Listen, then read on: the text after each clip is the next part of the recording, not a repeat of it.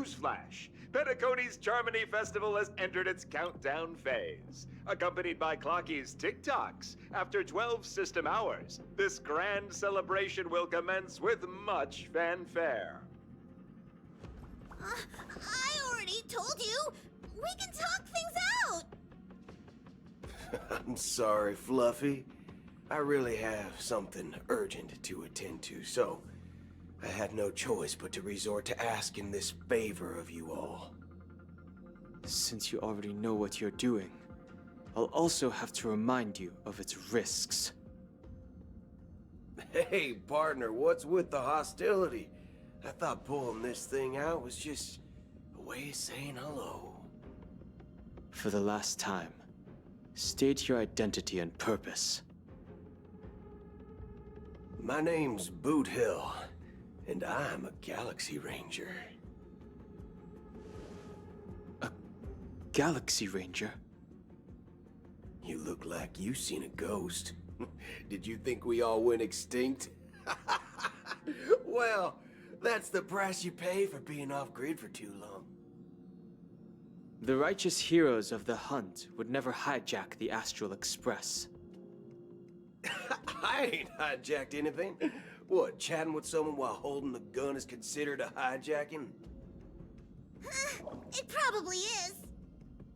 Pardon my frankness, but there are plenty of rumors in the cosmos regarding the Galaxy Ranger's current status, and none of them are pretty stories. I have a hard time believing you. Oh, this is hilarious. The tale that this bunch of fools spin is getting out of hand. There's even a bit about the Galaxy Rangers being turned into gibbons by Dr. Primitive, and they're in some valley screwing around on swings. Of course, I know you won't believe me, which is also why, similarly, I have a hard time believing that you're the real Nameless. See the bullets in this gun? 9mm, an eternal classic. I may need the Astral Express's help right now, but if you're an imposter just like that one, then this bullet might just end up in my head. I can't allow myself to be exposed to danger. That's just the way it goes, so you all have to first prove yourselves. Huh? Where are you going?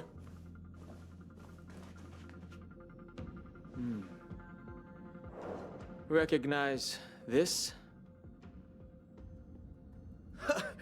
It's a model fudger. The Jade Abacus of Ally and Oath. The CN Joe really gave this to you guys? Model fudger? This is the Jade Abacus gifted to the Express by the Shenzhou Luofu's general, Jing Yuan. Its presence on board serves as the Shenzhou Alliance's official recognition of the Express. Is that enough? Not bad, kiddo. And across these sprawling stars, a gentle squeeze is all it takes to rustle up a whole legion of Cloud Knights. Now, I reckon that'd be one fudging sight to behold.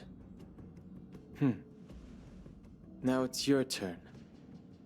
Been ages since the Galaxy Rangers had the spotlight shown on them.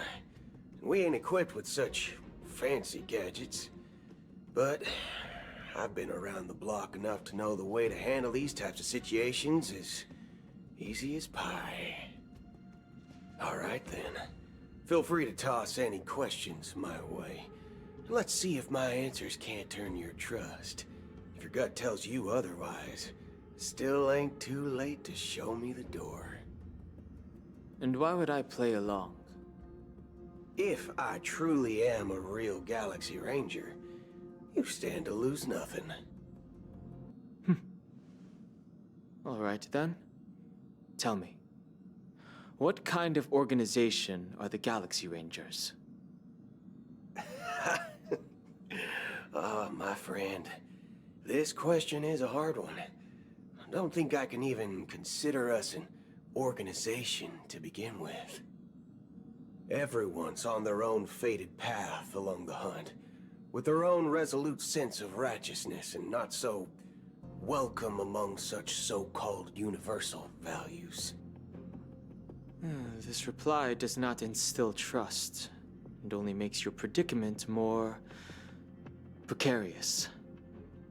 I'm guessing you're gonna ask about some form of shared faith, right? But us Galaxy Rangers don't need that sort of thing. What brings us together is a shared bottom line. Never bully the weak. Never kill the innocent. These oaths aren't some lofty beliefs, but the fundamental bottom line that one must never cross as a person. As Galaxy Rangers, we strictly adhere to the bottom line. When someone crosses them, the hunt's vengeance will surely come knocking. And in this moment, the other crucial meaning of bottom line comes into play. As long as you don't cross it, you're free to do whatever you please. You catch my drift?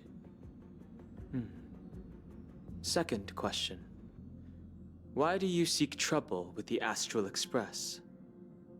I already said that I seek no trouble. I must go to Penacony for a matter. But I don't have an invite. And I can't even enter the family's hotel doors. If only I could borrow the Nameless's identity. The entire cosmos knows you're guest of the family. Aren't the Galaxy Rangers also esteemed guests? Oh, you've hit the nail on the head. This is why I'm here. It's fine if I tell you. The Rangers are pursuing an imposter. A son of a nice lady posing as one of us. She's on Penacony right now. My informant is a memo keeper. She's the same as all mimetic organisms, appearing one moment and gone the next. She scares the fudge out of me. Still, she gave me some vital info. That Galaxy Ranger imposter. Who is it? Is that the third question? Is it a hard question? It isn't. Just that you might not believe me. That person calls herself Acheron. And according to our informant, she could be an emanator of nihility. That's impossible. That's what I said. Don't worry. When I first received the news, I had the exact same reaction as you. IX never gives anyone so much as a first glance, and that's perfectly normal. What reason would they have to bequeath strength unto mortals? Then you must know that emanators can also conceal their own identities, which, for many people, it's better that way. Otherwise, there'd be wanton bloodshed across the cosmos, or even, perhaps, turning their back on the path they're supposed to follow. I had the good fortune of running into an elation emanator. Its appearance was no different than that of those clowns. If it weren't through sheer luck that I got it drunk, I would have never known of its eminent status. Even in the purest hunt, you'll find the Xianzhou Alliance under the spotlight and Galaxy Rangers lurking in the shadows. Paths are inevitably concepts created by people and exist in planes beyond our understanding. To reckon that nihility emanators don't exist, well, maybe we just ain't nihilistic enough. So, do you understand now? Your companions are in danger, and it's pretty harrowing. If you don't want to believe me, you'd best send a message to them, but I'd advise you to move fast. We don't know what's happening in the dreamscape or how much of what the memo keeper said is true. And that Acheron, who knows what she intends to do.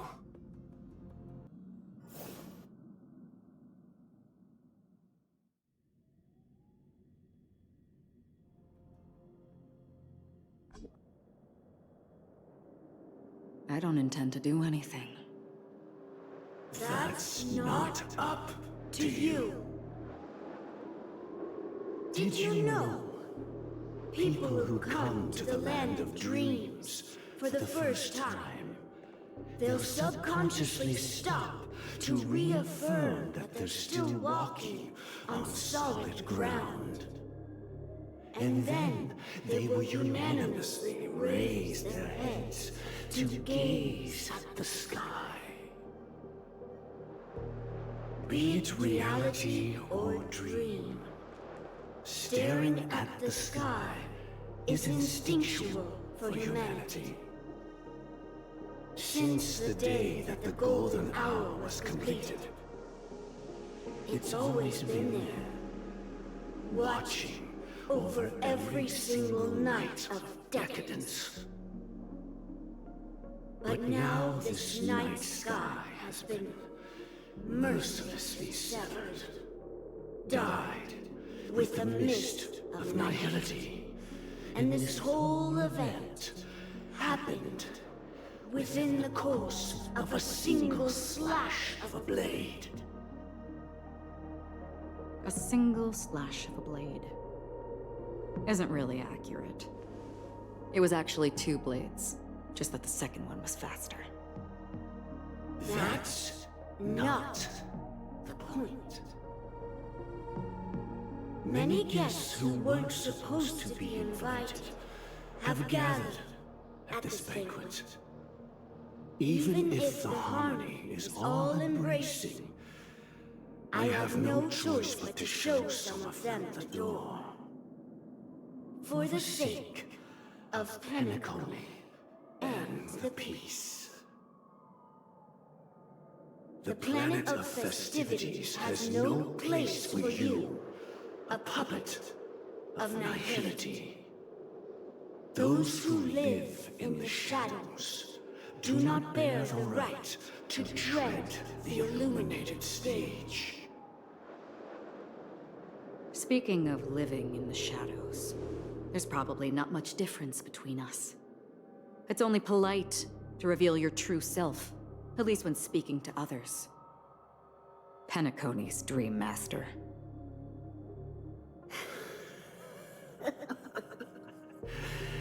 That's just another reason that you can't stay.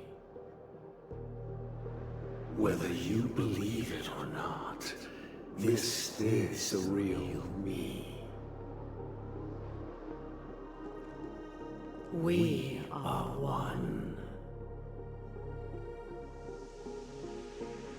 Is this the unity that the family espouses? My mortal shell has long since dissipated.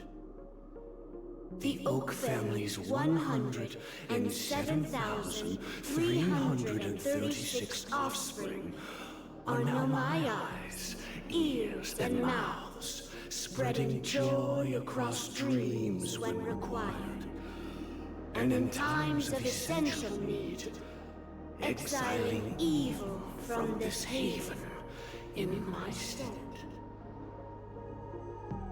From the sound of it, it seems like you're asking me to leave Penacony. I am glad that you're an understanding one. Alas, I'm not asking. If you think you can. Are you threatening me? I ended it with a period. It was a statement, not a threat.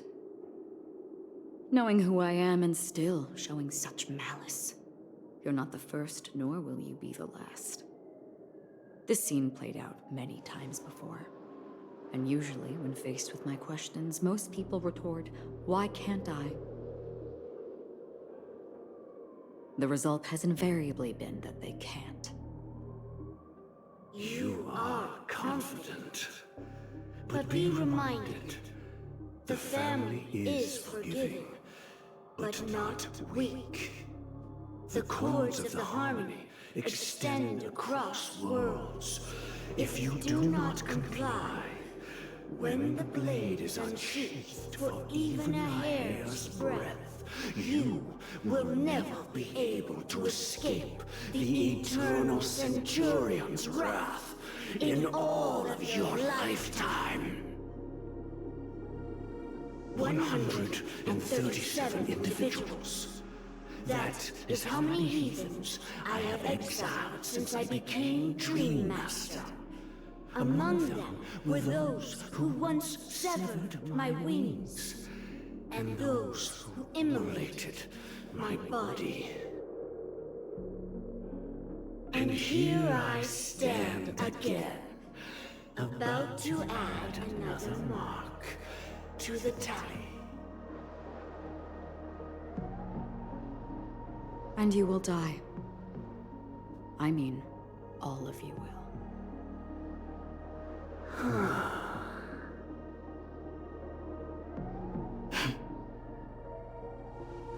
But that won't come to pass. I'll do as you ask. I'll leave. A wise choice. I wasn't aware there was a choice. To you, that surely is the only option. Please bear in mind, you and Pentacone are of different worlds. Those born on the far bank cannot seek solace across the river.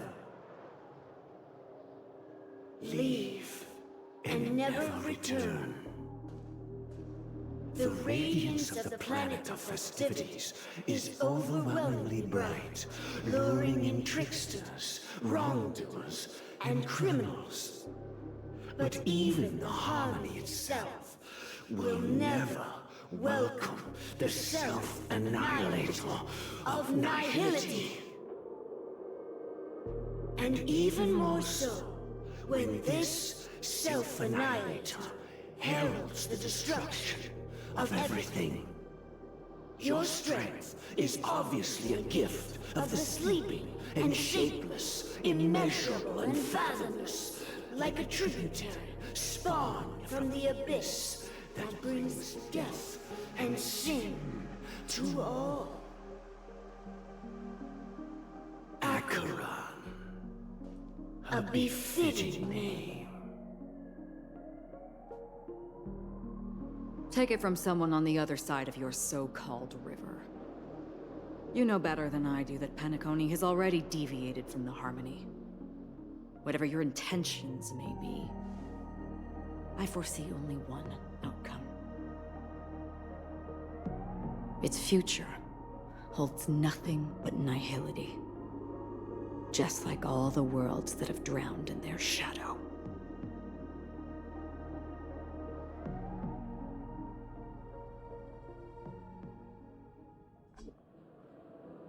Attention, please.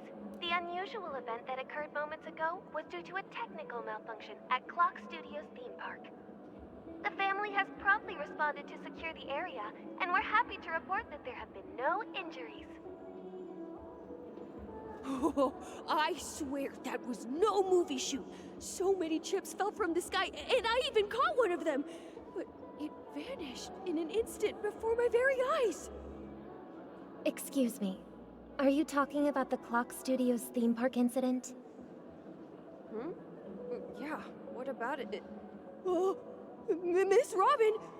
Am I seeing things right? No need to worry. I apologize for any inconvenience caused to your delightful dream journey.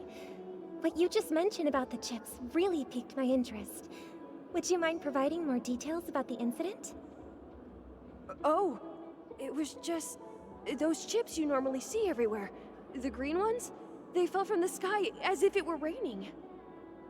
And then those chips simply disappeared. It appears to be the Dream Sim tech the Iris family has been developing. Huh? Miss Robin, you mean those chips were all part of a performance? But I really... Shh. This technology hasn't been made public yet. It was originally planned to debut at the Charmony Festival, but it seems it's been leaked. Can you help me keep this secret? The raining chips, We're supposed to be part of my act. Oh, I see. Then it all makes sense now. I'll do anything to help make the Charmony Festival a success. Thank you. As appreciation, I'd like to give you a token gift. Oh, this button is... Press it at just the right moment in the celebration, and there could be an unexpected treat in store for you. All right. It looks like there are other guests who are also confused. I'll have to excuse myself.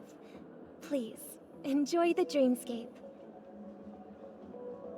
So many people talking about it. This commotion at the theme park definitely made waves.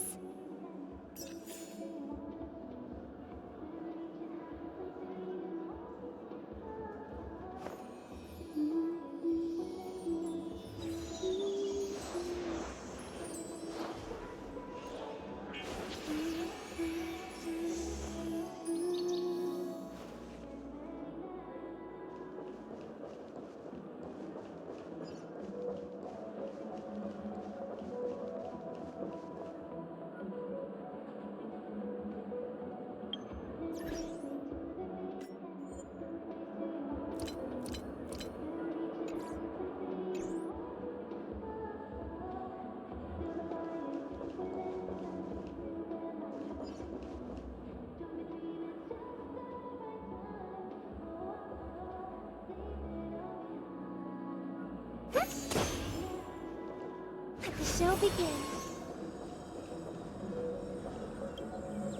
The family promised they would protect the guests within the dreamscape, but I witnessed a group of organic life forms making their way to the theme park. And soon after, a rip tore through the sky, and black rain started leaking out of the void. The family needs to provide a reasonable explanation, or I'll take my loved ones and return to reality. I thought the dreamscape was supposed to be a paradise. If it's not, then there's no point staying here. It appears the good sir has seen many great events. And it's true that an uninvited guest has unexpectedly entered the dreamscape. However, their target is not the ordinary guests, but the ambassadors of the IPC. The family will certainly ensure that the safety of the guests is of the highest importance. Miss Robin, I know the Bloodhound family has already sealed off the theme park and has control over the situation, but it won't resolve the problem. The family can try their best to protect their reputation, but as a guest, I don't wish to gamble with my life. But as you can see, sir, no innocent bystanders were affected in this incident. Perhaps the dreamscape is not as perfect as promised, but there's no place safer than dreams under the family's rule. I believe you know this better than I do. If this incident happened in real life, how many people would be able to walk away from it? I could stay here, but keep in mind, guests come to Penacony to enjoy the dreamscapes. They do not wish to be entangled in a conflict between the family and the IPC, so let's not have any more unnecessary incidents. Of course. With the Charmony Festival about to commence, we will spare no effort in our preparations. Rest assured. To express our apologies, the family has arranged this gift for the guests. Thank you for understanding.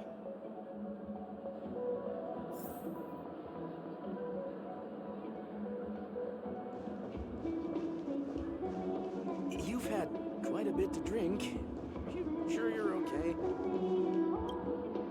Hello. May I ask what happened here? Nothing to be worried about.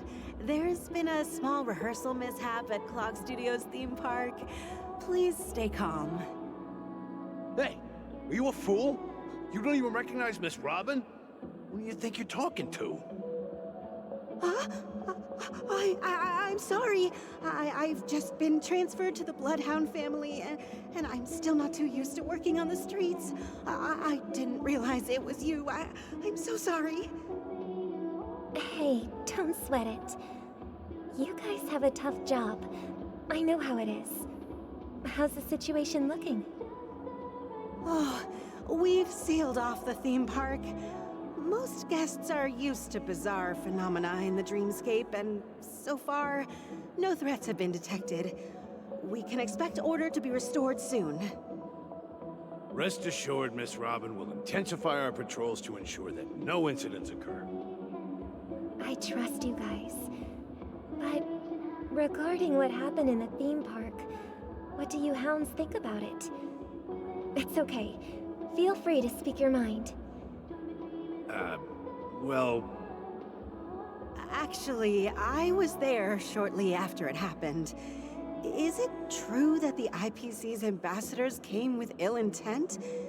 And that Galaxy Ranger who easily cut through the sky?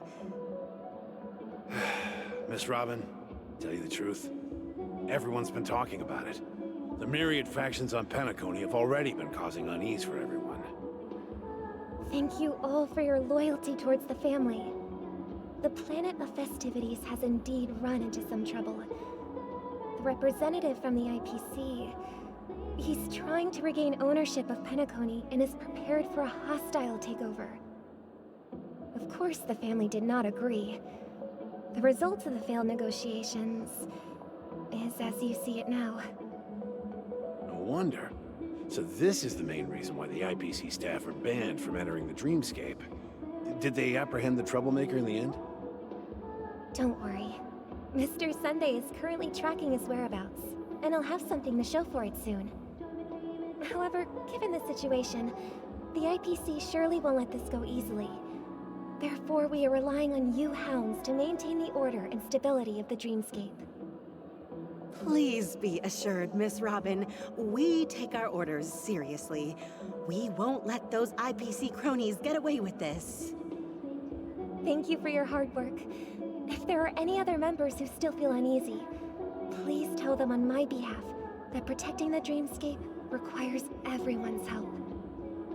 This is a small gift prepared by the Iris family for the guests. There's one for you too. Please, open it at the Charmony Festival for an unexpected surprise. I can't believe I received a gift from Miss Robin. It feels like I'm dreaming. Wait, I am in a dream. If trouble comes knocking on our door, we're not afraid to go to war. Rest assured, the dreamscape's peace will be protected by the Bloodhound family.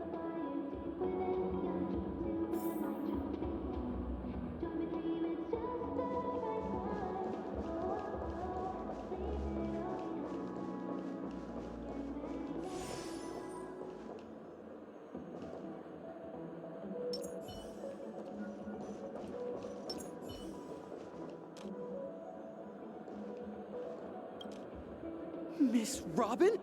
That's the renowned cosmic superstar, Miss Robin! I didn't expect to meet a fan here. I'm honored. Welcome to Penacony, a world filled with wonderful dreams. I can't believe I'm actually meeting the real Robin! Shouldn't you be preparing for the Charmony Festival? Preparation is important, but the ceremony is fundamentally about sharing the Great One's harmony with everyone. If there's a chance to sing with everyone, I will not refuse. Regarding the recent mishap, I understand it negatively impacted some of our guests. As a member of the family, it's only right for me to come forward and offer my apologies to everyone. But, are you sure it was actually a mishap? Everyone saw those chips descending like rain and the red light tearing through the sky. Claiming it was merely special effects seems a bit far-fetched. Plus, I met that generous gentleman. He looked really out of it and kept talking to himself. Is this also part of the performance? Everyone, please do not panic. I believe that the family will give everyone a satisfactory answer in due time. Even if you say so, Miss Robin, it's hard to believe. Some people just never listen, do they? It's never ending. It just goes on and on. I'm getting really tired of this. Miss Robin? Still, I suppose I should keep on helping everyone. I am the epitome of joy, kindness, and goodness, after all. Huh? What was I just doing? And, who might you be, miss? Here, take this, little guest. This gift has been specially prepared for you by the family. Make sure to take good care of it until the opening of the Charmony Festival. Then, when the show reaches its climax, press the button together with the others around you. You never know. Something very exciting might happen.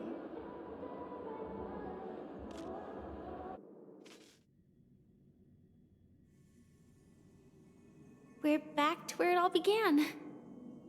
You entered the golden hour from this place. And it is also from here where you will enter the true Penacony. It is a pleasure to journey alongside you once more. But it's time I laid bare the entire truth before you. As you might have heard, I also go by another name. Stellaron Hunter Sam.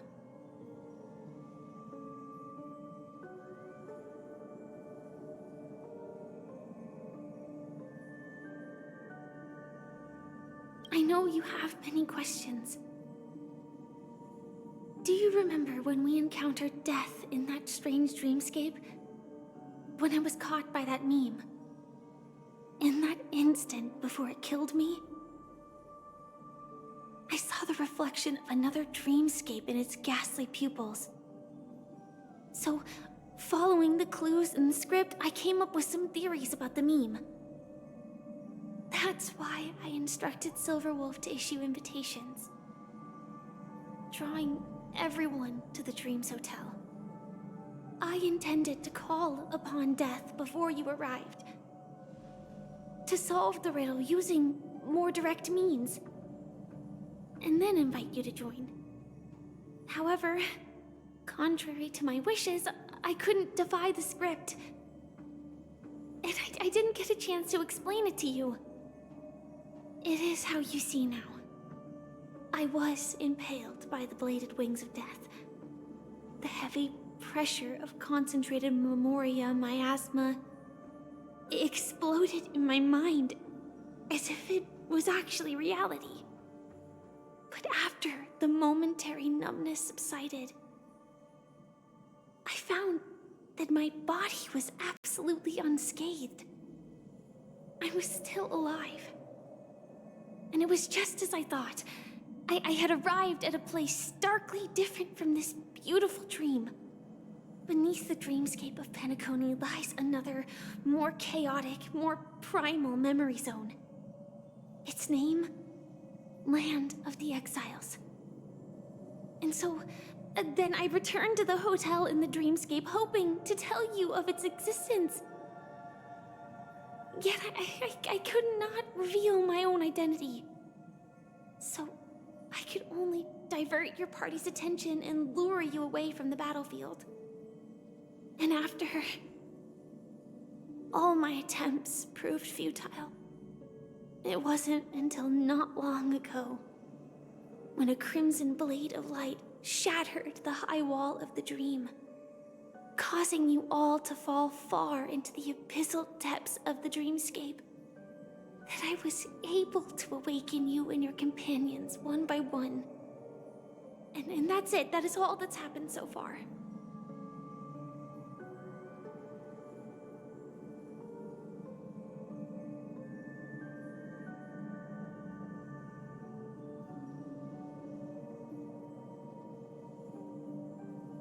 I know it's tough to believe all this without reservations. I just want to say, you are very close to the final answer. Just one more thing needs to be done. And then I can prove it to you. Now, place. Please close your eyes. Take a deep breath and visualize the dreamscape's outline in your heart. And remember, you must not open your eyes at all times. 3, 2, 1. Don't be afraid.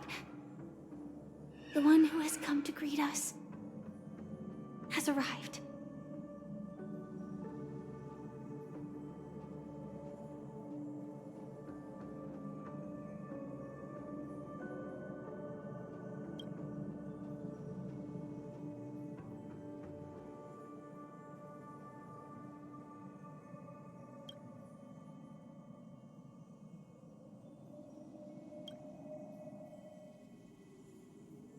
I never knew you could do this. Do you have a driver's license? I do. That is surprising. Why? Because this is Japella, the city of sins? No, it's nothing. I'm just thinking that you haven't slept in 20 system hours. Are you sure you're okay? I'm fine. I'll survive. Same goes for you. I'm not so sure about that. Slow down a bit. Infiltration is over. Feel free to activate Sam anytime you like. There's still some time before the next part of the script unfolds. Let me stay a little longer in this body.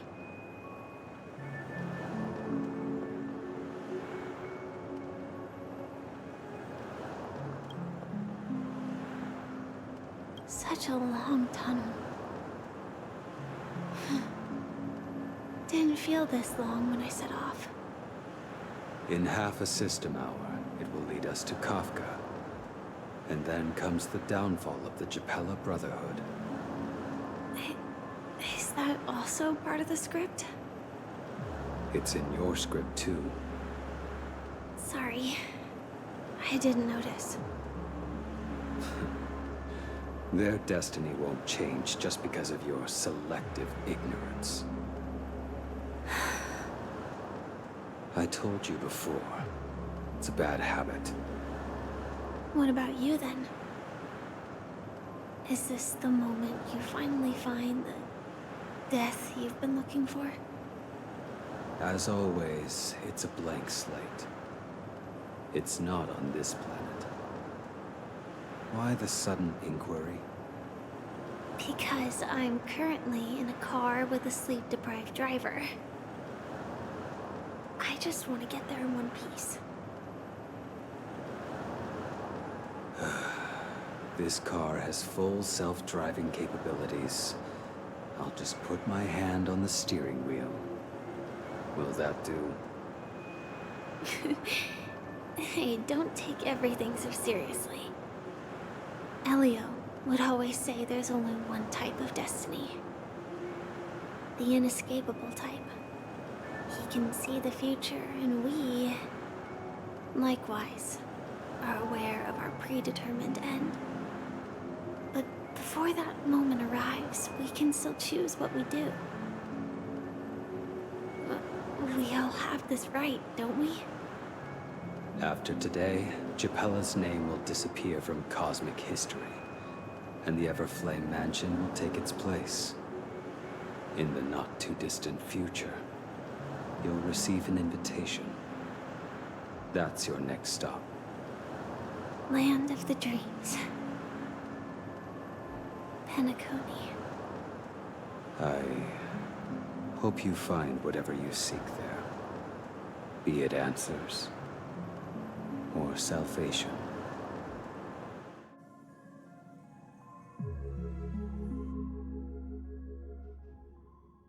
Yeah. Glad to see you're safe and sound.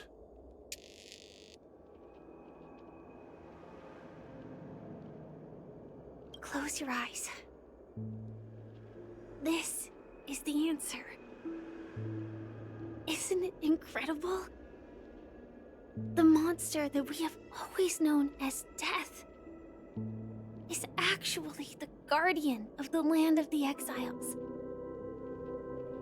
It abides by a certain rule, abducting people from their dreams and bringing them here. The question that has been perplexing us, does death really exist in the dreamscape, appears to be a cognitive trap. It was laid by those orchestrating events from the shadows to cover up the truth behind the disappearances and the existence of this fortress known as Dreamflux Reef. Every emergence of that meme is related to the Watchmaker. Since Dreamflux Reef is where it brings its captives, it's likely that many of our long-standing questions will be answered in this place. The atmosphere here is starkly different from the beautiful dream. There are no regulators here like the family. And they all look like they're mildly dazed. But from the whispers of the residents, they've heard a familiar name. Gallagher. It's that man again. Always in the right place at the right time. Though that does save us the trouble of looking for him. Himiko and March have already made a move. Get ready. We're about to set off.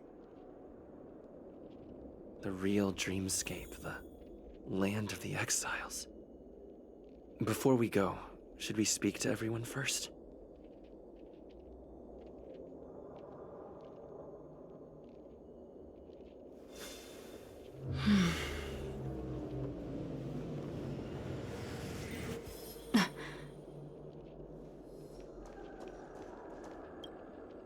I'm really sorry for waiting until now to tell you everything.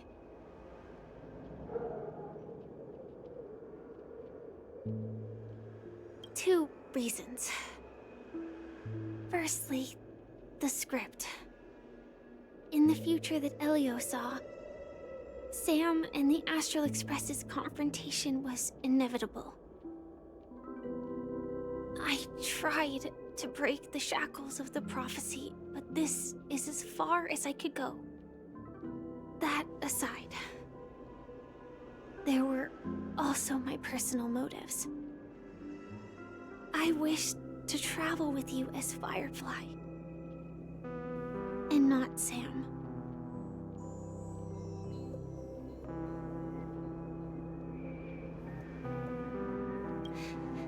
Thank you. Elio only gave me one instruction.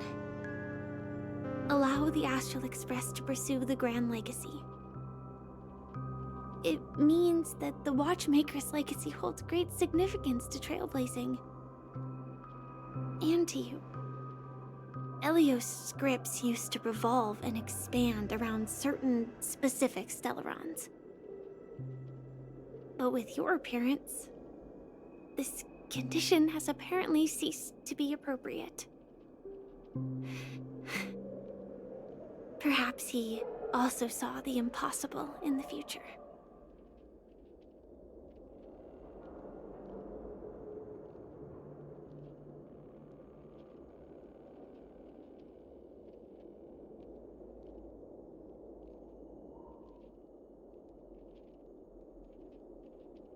Do you still remember that medical cabin I told you about? Well, that's Sam. It belongs to the Iron Cavalry of Glamoth's Firmament Frontline. A Firefly Type 4 Tactical Heavy Assault Mech. It is the cradle of my vitality. And the meaning of my birth. And for the longest time it was how I should have looked to the rest of the world. The timescale of Dreamflux Reef differs from reality, so we mustn't lower our guard. You're sensitive to Memoria. A slight misstep. And you could get lost in this memory zone.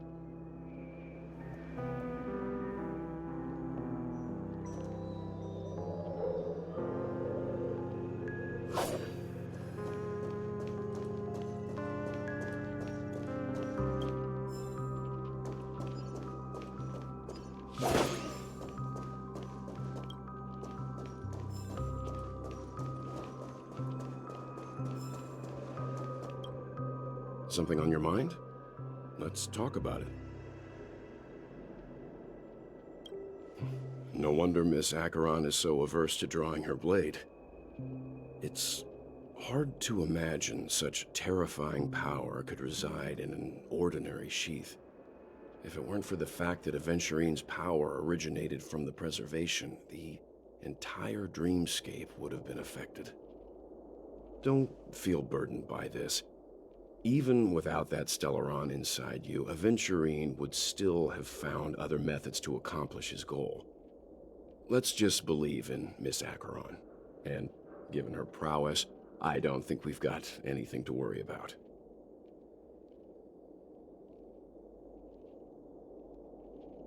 During your investigation, he shared a vital piece of information. Mikhail, the former watchmaker who collaborated with the family to construct the Penacony we're familiar with today, had a falling out with the family for specific reasons. But this is precisely where the problem lies. You were clearly investigating a murder, so then why, as a security officer, is he changing the subject to talk about his past with the watchmaker? And now, with Firefly mentioning his name again, it's hard not to be suspicious.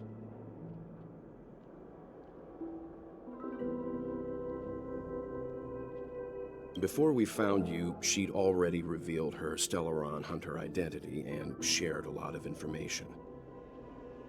Who would have thought that the Molten Knight's true identity was actually a young girl? For her, this is a secret that she cannot allow others to know. That being the case, I think we can believe she's willing to cooperate. But she didn't reveal all her secrets. I just can't shake the feeling that her situation is different from that of the typical dreamer. And I hope that doesn't lead to any dangerous predicaments.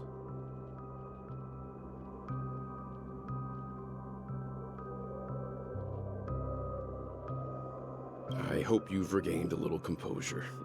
We'll move out when you're ready.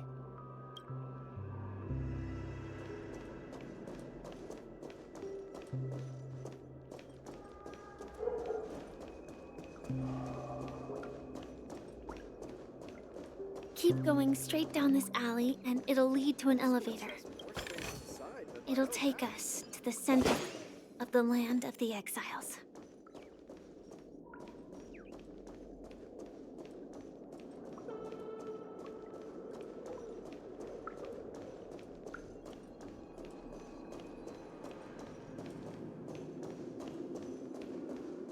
What a huge clock key. Looks like the watchmaker also left his mark on Dreamflux Reef.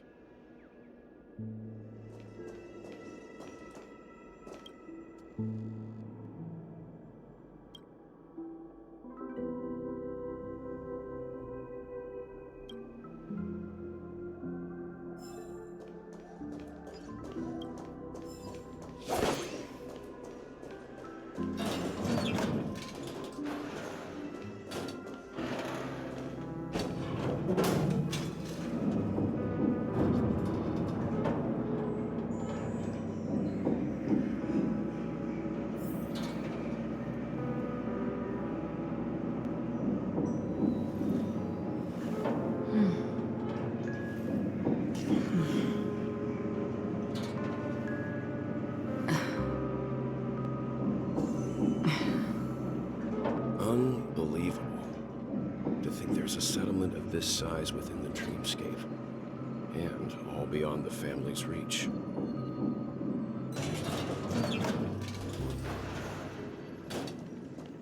The atmosphere in this fortress is pretty different from that in the beautiful dream.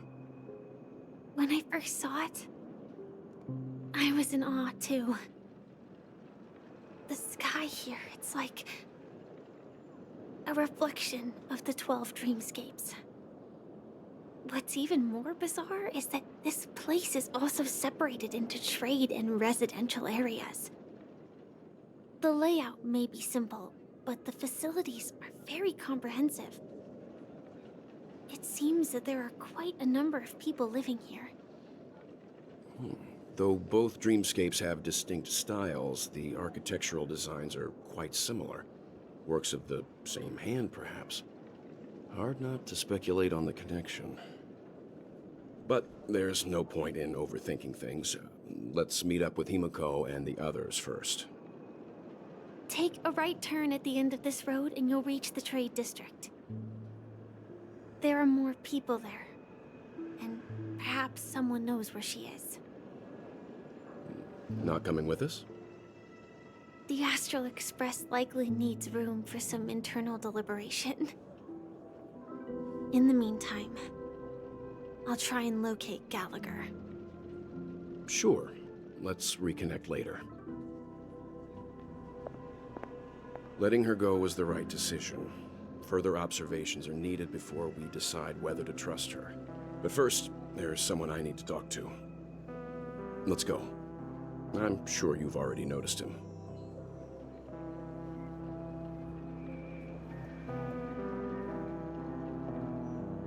He's right over there.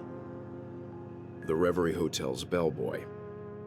How did he end up here? And right after Miss Acheron severed the beautiful dream.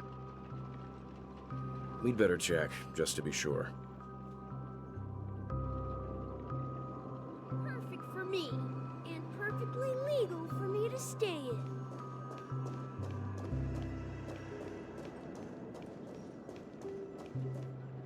Huh? You're the guest from before. We meet again! And a new friend. Forgot to introduce myself. I'm the hotel's bellboy, Misha. Hello, Misha. I'm Welt. We met in a dream. Oh, and who might this be? Tick-tock! Old friend and new friend! Let's high-five!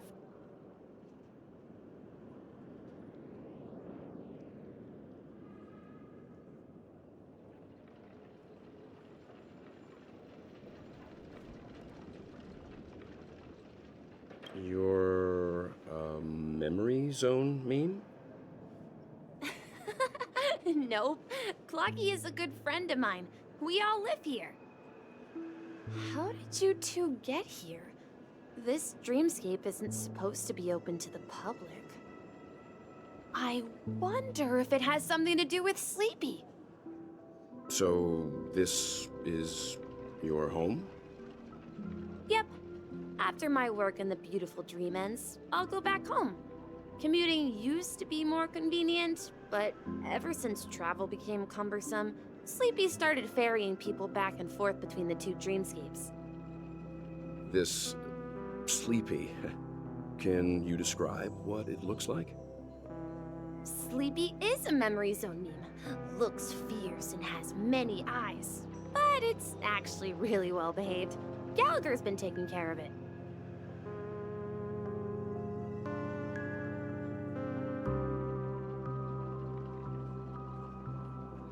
Based on the description, that meme is indisputably death. A nightmare for the family, but for the people who live here, well, that couldn't be further from the truth. Death? Not in a dream, surely. Sleepy's just a little aggressive, and sometimes messes up by fetching the wrong guess. But it would never hurt anyone. I see. Has it brought back any guests recently, say, in the last day or two? We're currently investigating a missing person case that occurred within the beautiful dream. I see. Then you'll have to speak with Gallagher. But he's currently busy hosting a visitor from the Oak family and specifically asked not to be disturbed. Mr. Yang, the person you're looking for, Is it Miss Robin? Just as I thought. Considering what happened with Miss Firefly, this doesn't come as a surprise. If you're looking for Miss Robin, I can lead the way. She told me that she'd be willing to meet with outside guests. If it's not too much trouble. Also, we're looking for our missing companions. A woman with red hair accompanied by a girl with pink hair. Have you seen them? Oh, I haven't. But please, rest assured. Dreamflux Reef is a small place, and it's not as bustling as the beautiful Dream, but its safety is unmatched. How about this? Since it's your first time here in Dreamflux Reef, I'll be your guide and help you find your companions. And then we can all go visit Miss Robin together. She's gone to Mrs. Grace's to visit the children. She won't be leaving anytime soon, so there should be enough time. All right then, we'll follow your plan. Well, we now know the answer to both murder cases that have caused such commotion in Penacony.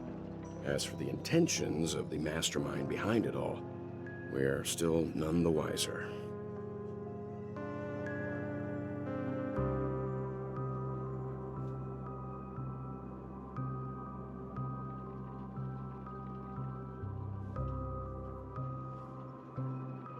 Yes, and I believe their relationship with Gallagher may run deep. Why else would they be so clandestine about their discussion? Regardless, we have to find Gallagher. Say, you mentioned before that you saw Clocky that only you could see, right?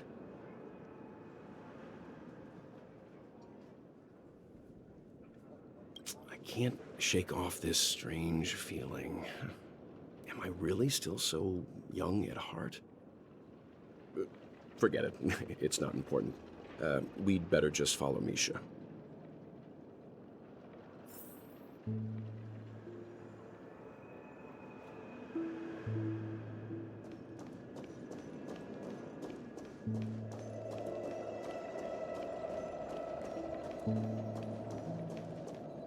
Everyone, look! From here, you can see the most spectacular view of Dreamflux Reef. A black hole? No. An accretion disk formed from consolidated memoria? Was Dreamflux Reef built on such unstable memoria? Oh, so Mr. Yang is also versed in memoria dynamics. I was just trying to figure out how to explain this huge hole to everyone. I bet you guys have a lot in common with Miss Kami.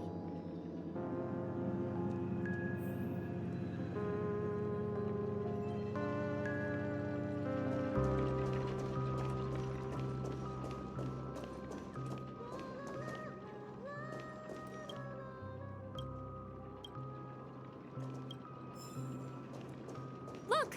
There she is! My calculations are finally done. In another 10 system hours, the above dream will swallow the dream below. My hypothesis was correct. This place will cease to exist as the dream devours everything. Who are you all, and why haven't you left yet? This place is about to disappear.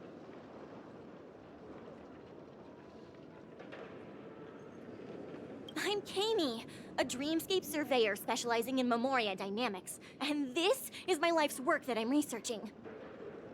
See that huge gaping hole?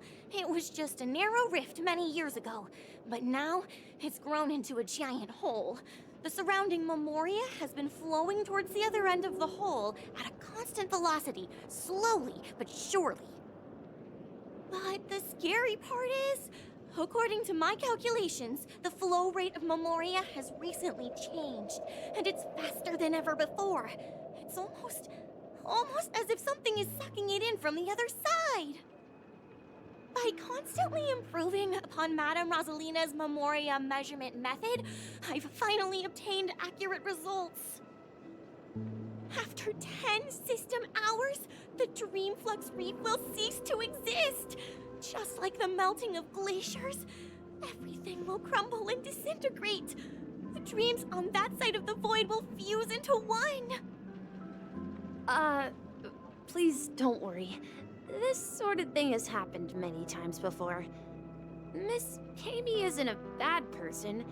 She's just a bit lost in her own world. She'll probably realize she's wrong soon enough. You don't say. There was something else that piqued my interest. Who is Madame Rosalina? Oh, do you know her too? Or are you also a fan of Memoria Dynamics? We're very interested in Madame Rosalina's achievements. Could you tell us a little more about them? Why, of course! She's an excellent scholar of Memoria Dynamics, and the first person to apply Memoria rate measurement methodology on interstellar travelers. Regrettably, due to the presence of the Garden of Recollection, ordinary people don't pay much attention to the nature of Memoria. She departed this world without much fame, leaving only a few thin journals behind. I came to Penacony to learn more about my idol, and went to great lengths to seek out Dreamflux Reef, all because this is her final resting place. Prodigies always meet their demise prematurely. If only Madame Rosalina had more time, she would have discovered a way to reverse the flow of Memoria. I felt it. The source is in the golden hour. There is a certain anomalous presence stirring the currents of the memory zone. I must uncover more concrete proof. I must convince everyone. Does the name Madame Rosalina sound familiar to you? That's right. It seems like she did a great deal of research and calculations in Dreamflux Reef before abruptly passing away. Miss Kami regularly mentions her. I hear Madame Rosalina passed away during the prison war. She could see the Penacony of today. Its people building homes in the memory zone. I bet she'd be really happy. Perhaps. Our destination is the commercial district. That's where the largest crowds gather in Dreamflux Reef. We might be able to find the others there.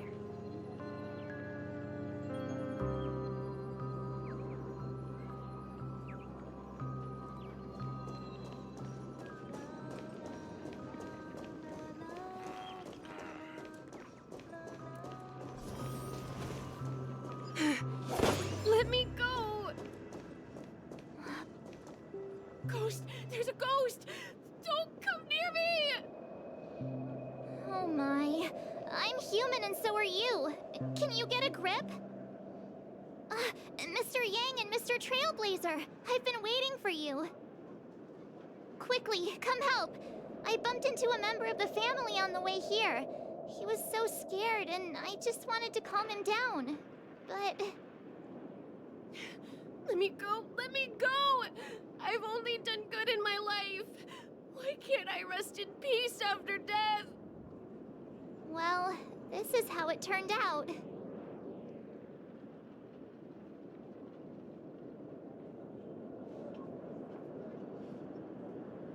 Me? A ghost?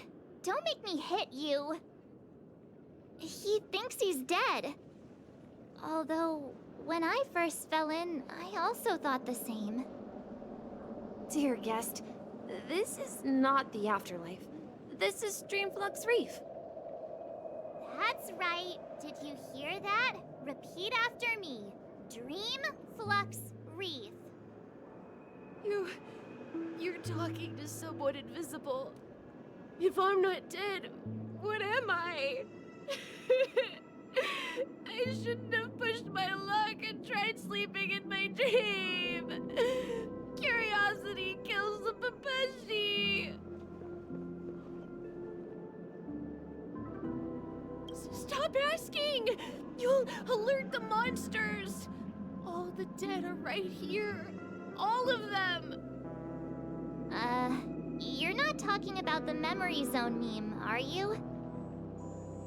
Don't say that name! It's all your fault.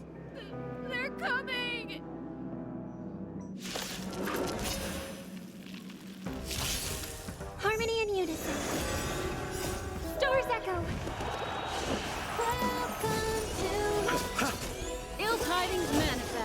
still waters of oblivion.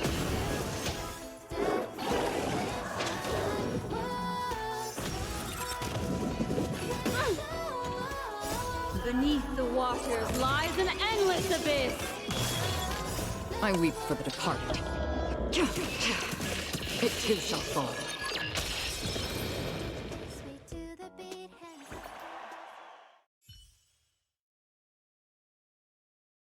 He passed out. His intense negative emotions attracted the nearby memory zone memes. I see. But why aren't the other people around here scared?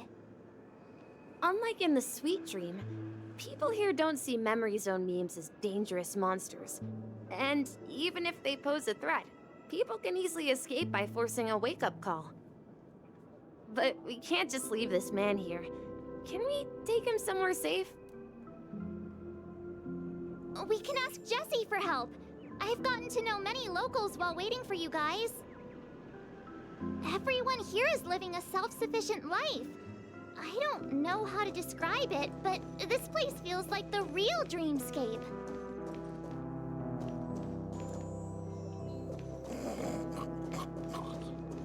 No, at this rate the family will be done for. Done for!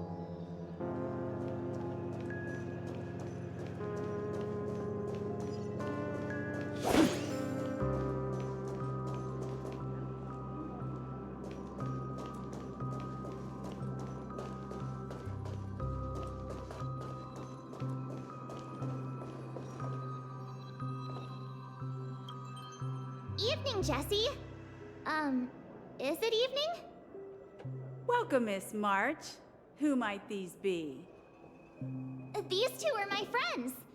As for the man lying on the ground, he's a scaredy cat who fainted from fright. I see. Another poor guy who accidentally ended up here. I'll take care of him. There have been a lot of new faces lately. Things must be tough in the beautiful dream. The few remaining havens of freedom in Asdana will soon face trouble. Do such things often happen here? Not really, but they're becoming more frequent now. Guess it's one of the signs of the Sweet Dreams collapse. This man has had quite the shock. Could you help me find a Halovian lady, March? Her songs can heal mental wounds. A Halovian lady? That must be Robin. She's also here in Dreamflux Reef. Huh? Robin? But I thought she... Oh, right. If Firefly is here safe and sound, then it means Robin must be okay too.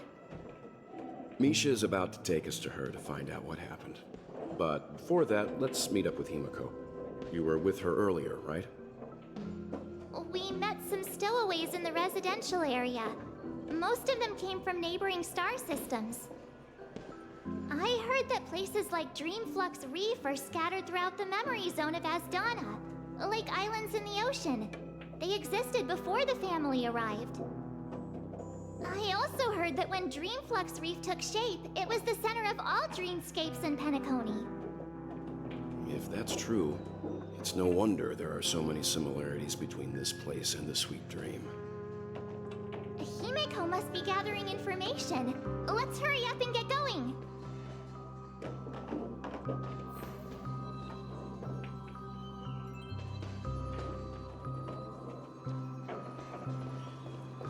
Let's see how you handle a stroke of genius.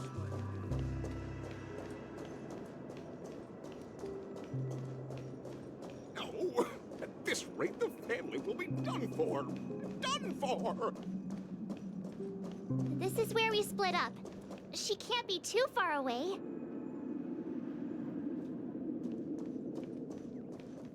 So that's how it is.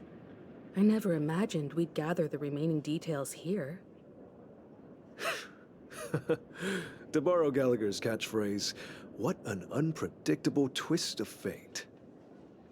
Himiko, here they are. Ah, perfect timing. Now that everyone's here, I'd like to introduce everyone to Micah, who's partly in charge of the Land of the Exiles. Micah, these are my companions. It's a pleasure. to meet the Nameless. You know us? I've been keeping an eye on you since the day you arrived in Penacony. We would have met under more appropriate circumstances if Dreamflux Reef hadn't been isolated from the 12 Dreamscapes. Please, allow me to formally introduce myself. I'm Micah, the Gravekeeper of Dreamflux Reef. Gravekeeper? Life in Dreamflux Reef is pretty liberating. Everyone here mostly keeps to themselves, without meddling in others' affairs. My daily task involves cleaning a few tombstones. You're too modest, Micah. When lost dream chasers stumble upon this place, you're the one who takes care of them, guiding them back to the sweet dream, or showing them how to survive the wild dream chaos. So, guardian of sorts. Were you talking to me, Mr. Yang?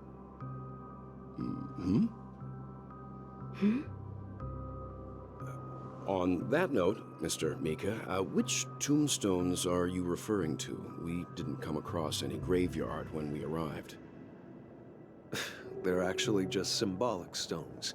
But since you're curious, Mr. Yang, I'll take you there. I have a feeling you might find something of interest there. But before that, you have an important guest joining you. An important guest? Who could it be? This way, please. The roads here in Dreamflux Reef are a bit run down, so watch your step.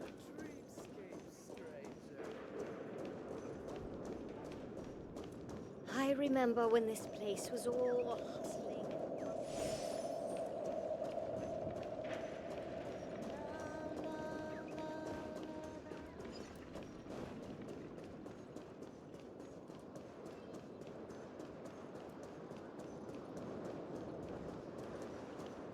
There she is. It really is her! Miss Robin!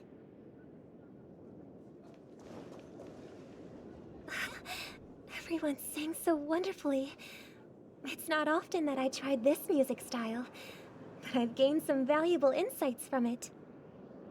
Oh, I can't thank you enough, Robin. Well, these kids have made incredible progress in only a few days. It was nothing, Grace.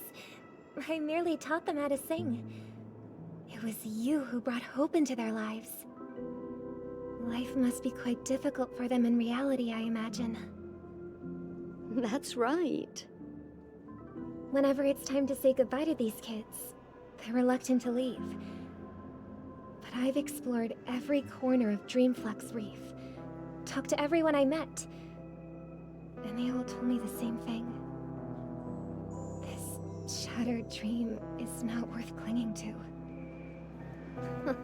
It seems you truly are a child of the Harmony.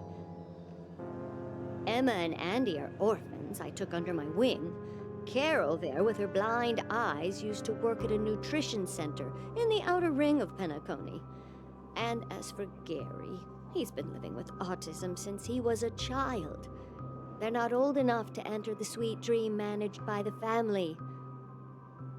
If we compare people to birds, these kids are like fledglings with impaired wings. But in this dream, well, they can fly freely. Even if they stumble along the way, well, they're still relying on their own strength.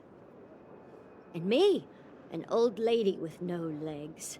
Well, without this dream, I couldn't even walk toward them. I'm glad that you found a new life here in Penacony. It's just... Don't worry, Robin. Dreams have their significance, but they aren't everything. Both the children and I understand this. No matter how long we fly through this dream, we will one day return to reality. But you know what? Emma and Gary aren't plagued by their insecurities anymore. No, and Carol is learning how to cope with her blindness. And Andy is livelier than ever. Well, even I've become more optimistic. You see, in dreams, we learn how to live. Once we return to reality, we learn how to survive. And should our feathers be damaged, then we share our wings with one another. There's no need to covet an illusory sky in dreams, because we have the right and the ability to fly towards a broader horizon. It's a relief to see you safe and sound, Miss Robin. It's nice to see you all again, Astral Express crew. I heard my disappearance caused quite the commotion out there. I'm really sorry about that. Since you're here, can we assume that you're fully aware of the situation in Penacony? Ever since I returned to Penacony, my voice started to change, until it gradually faded away. At first, I thought it was a temporary ailment, perhaps due to having been away too long. I thought maybe it just takes some time for my body to acclimate to the high concentration of Memoria and Asdana. But now it seems the root of the problem goes way beyond me. There are elements around me that don't align with the harmony. Losing my voice is just one of the signs of the Sweet Dreams collapse. The Sweet Dreams collapse. That memo keeper mentioned the same thing. So it's real. While I was away from Penacony, the boundaries of the 12 dreamscapes kept expanding outward. But whenever I mentioned the anomalies in my dreams, all the family heads refused to talk about it. Only my brother was willing to respond. Later, I discovered the secret letters from the IPC ambassador, which further convinced me that there are hidden secrets beneath the surface of Penacony. So, following the clues in the Oak family's dossiers, I found my way here. The land of the exiles, concealed by the family under the guise of death. A dream within a dream, where Penacony's past is buried. Hearing you speak, it sounds as if your voice has made somewhat of a recovery. I hate to admit it, but the harmony in this place resonates more broadly than within the Sweet Dream. It's regrettable, but the family has experienced betrayal. The traitor, or traitors, abandoned their original principles and, using the name of harmony, exploited people's weaknesses to turn Penacony into the planet of festivities, trapping everyone in the illusion of the Sweet Dream. This is not the strong defending the weak, but rather the strong exploiting the weak. A world without equality won't ever be favored by the harmony. And naturally, those voices blessed by them have lost the ability to sing. Could there be another force influencing the family's shift in philosophy, Miss Robin? Considering what happened with Acheron, it's difficult to conceive of another entity within the realm of the harmony capable of influencing everyone. Unless a power surpassing that of an emanator is involved. I'd heard about what happened to the Xianzhou Alliance, but as far as I'm aware, the family hasn't faced any such external interventions. Who knows? Perhaps I've just been away too long and missed something. Regardless, I cannot accept my home is moving towards the very opposite of what the harmony represents, while still claiming to uphold it. I must uncover the reason why Mikhail cut ties with the family, and who exactly it was who betrayed us all. Do you remember our arrangement, Mr. Micah? Well, here's my answer. I've decided to forgo my role, and never step foot on the Charmony Festival stage again.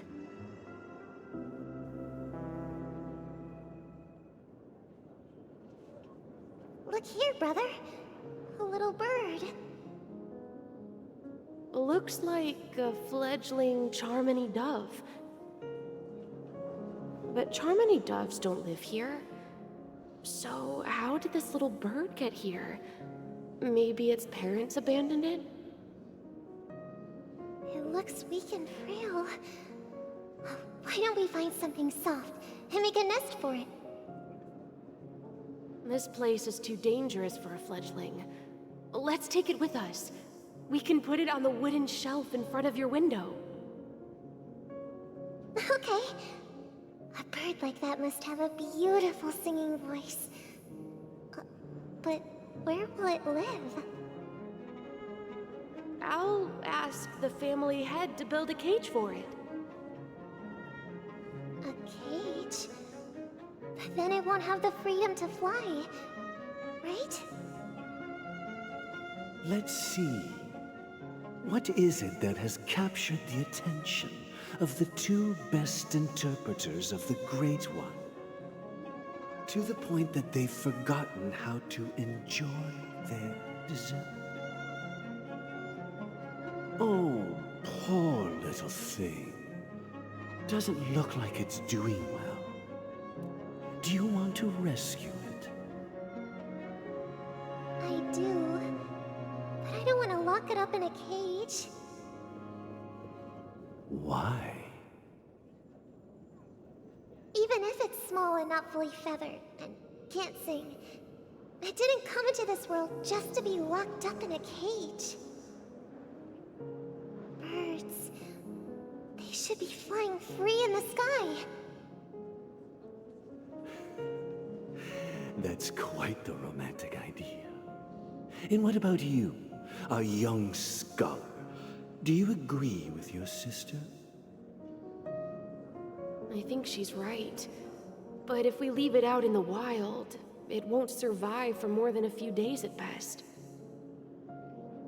Ah, I see. It seems our little scholar is still a bit unsure. Well, let me tell you youngsters a story. As you probably know, Charmony doves can fly through the air. When they fly really high, the friction caused by the flapping of their feathers against the atmosphere creates amazing lights, so that they look like shooting stars. We've seen this spectacle so many times that we think it's just something they can naturally do. But that's not the truth. Their radiant display is the result of countless struggles against nature over generations. Their ancestors were too weak to survive on the ground, so to escape predators, they started seeking new opportunities in the air. After countless attempts by many generations, one of them finally figured out how to fly. It soared into the sky and never looked back at the ground again. So, you mean birds aren't born to fly, but they find a way to do it through their determination, right? Well, that's an idealistic way of putting it. So, what are your thoughts, Sunday?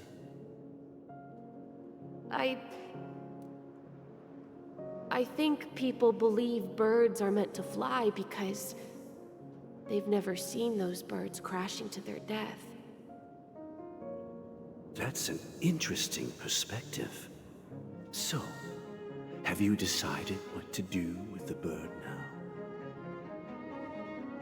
For now, I'll keep it in a cage until it can take care of itself because I want it to live, no matter what. Well said, kids. It seems each of you has found your own answer. Your insights are truly remarkable. And I hope they come true in their own way. We will take good care of it, won't we, brother? Yeah, but Mr. Gopherwood, there's one thing I don't quite understand. And what might that be, my son? What if this little Charmony dove never learns to fly in the end? I mean, if there are fledglings in this world that can never fly throughout their lives, Should we let them go back to the sky? Only to see them crash to the ground and die? Talking in your sleep, Birdie? Time to wake up.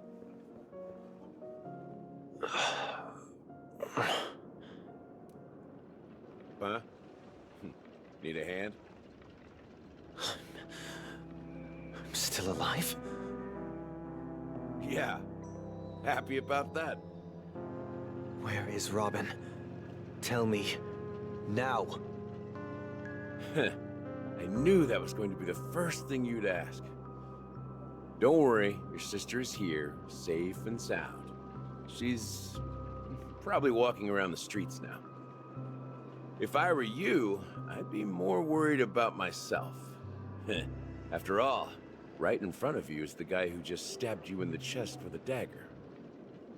If you wanted to kill me, you wouldn't give me the chance to speak. Just tell me your demands, lackey of the Watchmaker.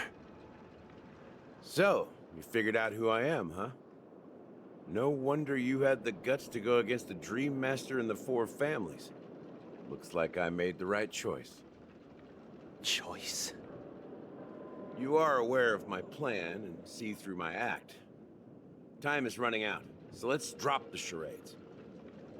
I'm suggesting we cooperate. Cooperate?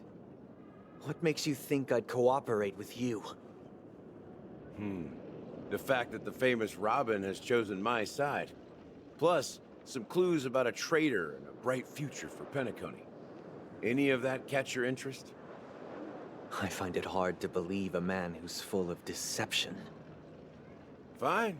You don't have to trust me. What you should trust is the sense of justice inside of you. Show me Robin first. All right, as you wish. Here she is.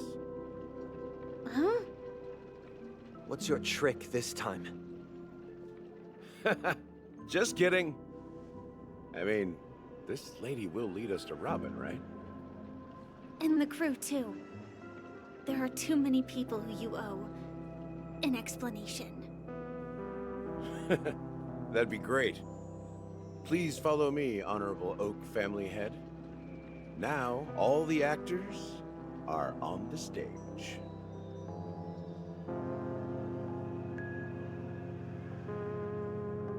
This is the monument I mentioned earlier.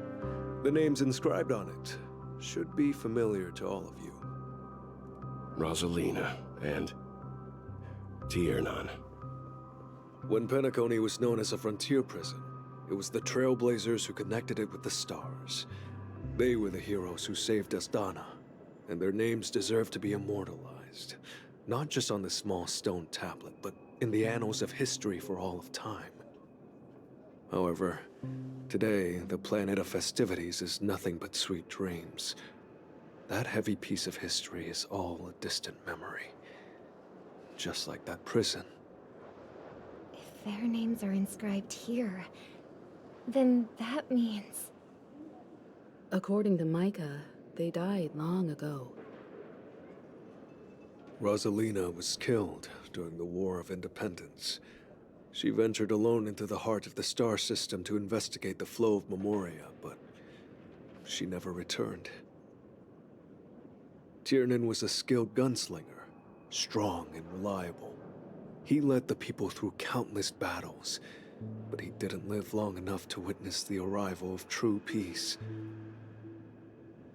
In the decade following the war, Penacony faced challenges internal and external. To protect Asdana, Tiernan took up the way of the Trailblaze and led the Lampmoth family to explore beyond the system, only to be surrounded and wiped out by the Swarm. Though I had expected as much, the tales of these heroes truly are sorrowful. True to the title of Trailblazer, they spent their lives venturing into the unknown. But what about this tablet? There are no names carved on it. When Dreamflux Reef was created, its owner was still alive. However, He insisted on erecting a monument for himself, saying that it will happen someday. Here we meet again. Everyone from the Astral Express. Robin.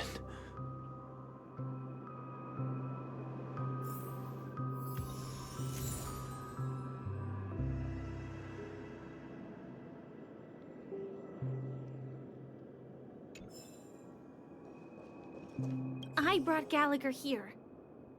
It's time to face the truth. Huh. The atmosphere sure is livened up with all these people in here. Well, I did my job. I gathered everyone here. Gallagher will explain the rest to you. Take care. Brother. There's no need for words. You're safe, and that's all that matters.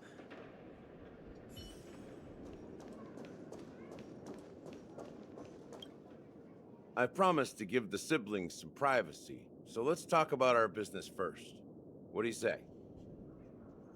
That sounds sensible enough.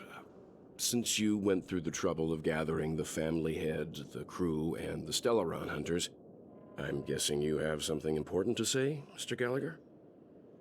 Oh? Is it that obvious? The look on your face is practically screaming, I'm the one behind all this. You're right, Mr. Yang. It is indeed time to come clean on everything.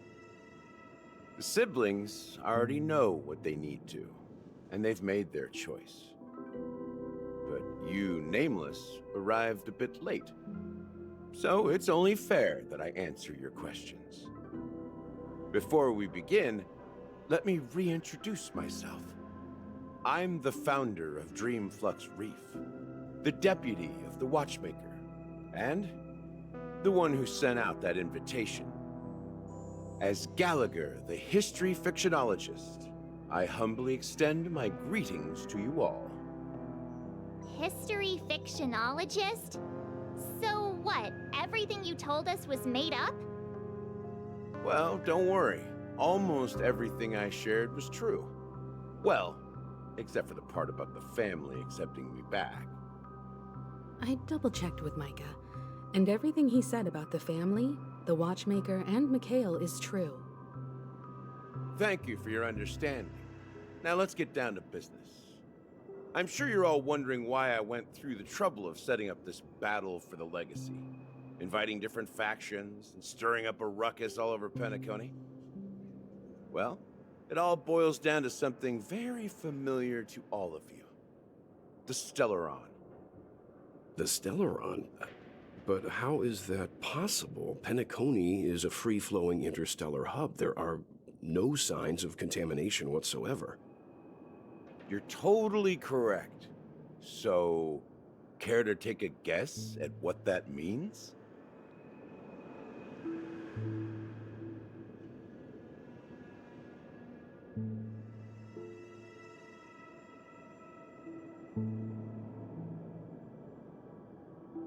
How keen. Well, what should I say? I expected nothing less from the person here who is the most familiar with Stellarons. The sweet dream doesn't come out of thin air. If you think of the memory zone as the sea, creating the land of the dreams is like filling that wild ocean with earth to make an island. To achieve this feat, without the help of an emanator of remembrance or enigmata, the only way is to use a Stellaron. And that's not something you can achieve with a simple wish. It requires vast quantities of knowledge, time, and manpower. I'm sure you get what I'm hinting at. In Azdana, the planet of festivities itself is a Stellaron disaster. The planet of festivities itself is a Stellaron disaster?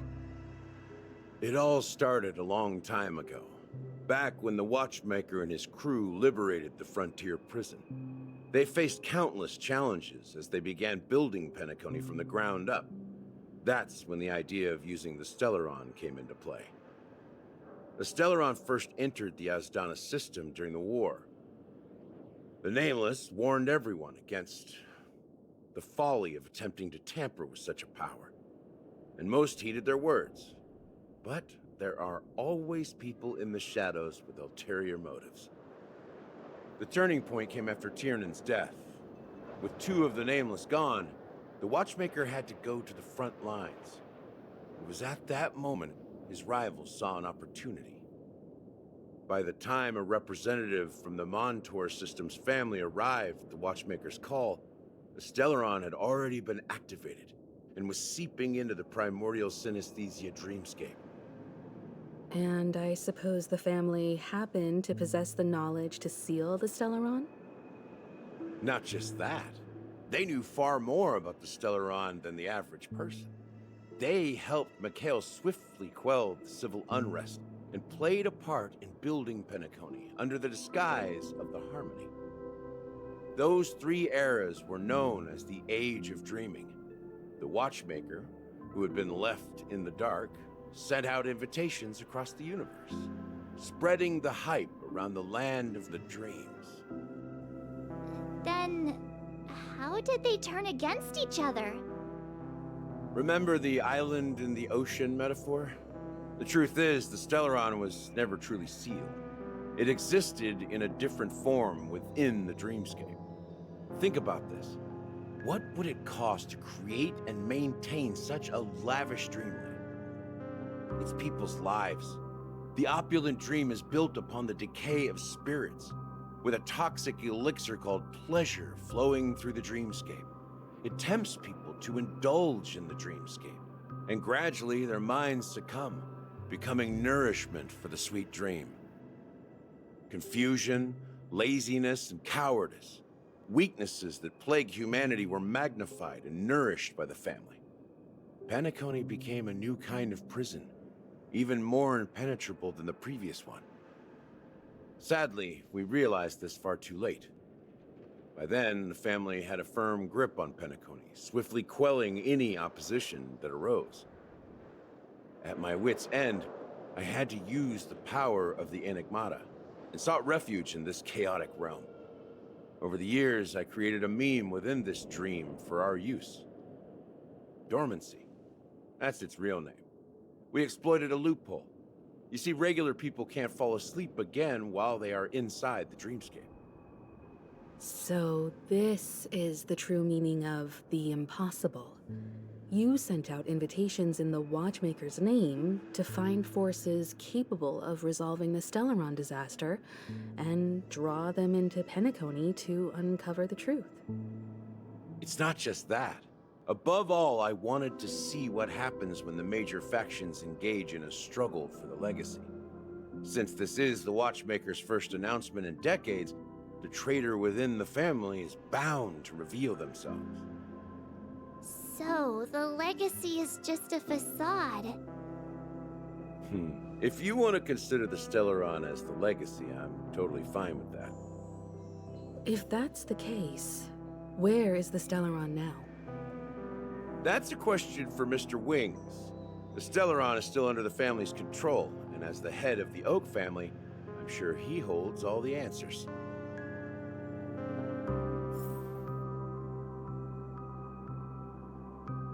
Go ahead. I'm sure Mr. Wings holds all the answers.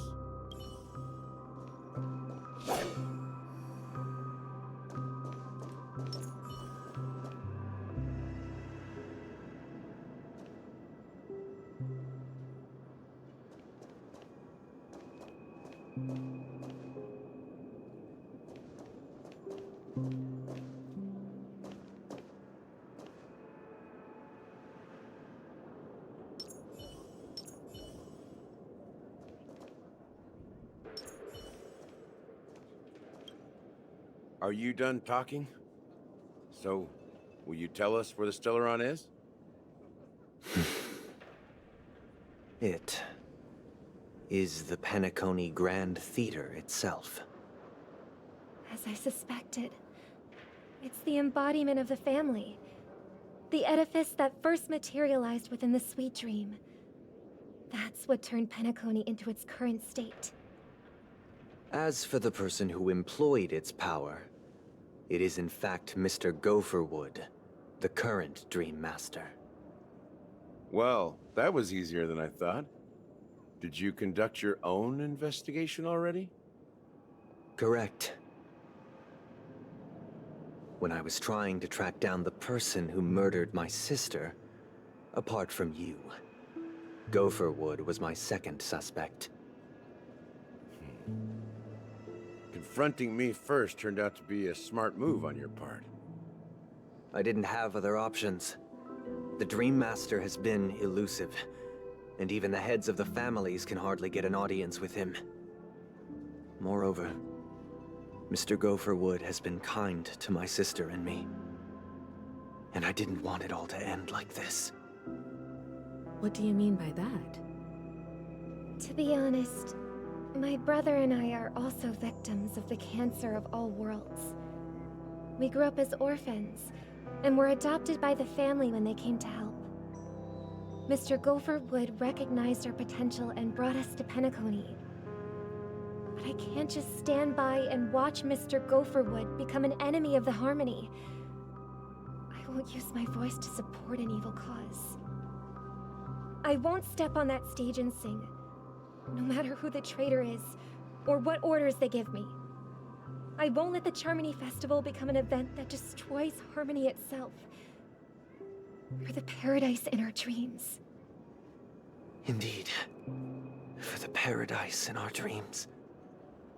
As the head of the Oak family, I'm responsible for ensuring Penacony's promising future.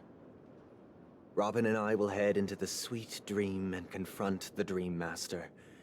And if it turns out that the family has truly strayed from the Harmony, I'll fight alongside you. We'll put the Charmony Festival on hold and make sure Mr. Gopherwood pays for his blood debt. The enemies you are about to face aren't like this old dog here, who can barely even bark.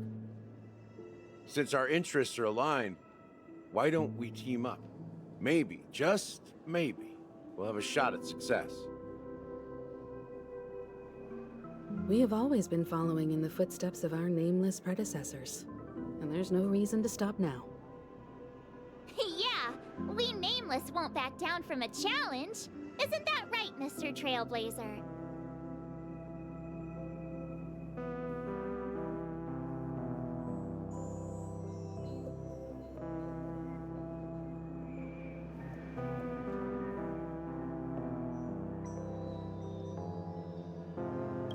Come on, don't crack jokes at such a serious moment. Rest assured, sitting on the sidelines isn't in our nature. Mr. Sunday, Miss Robin, I'm willing to accompany you on behalf of the Astral Express. Having a third party present should help with negotiations, and could make all the difference if things get ugly. Thank you, Mr. Yang. Thank you all very much. The Charmony Festival is about to start, and time is against us. We must hasten. Everyone, let's gather over here. We still need to make some preparations.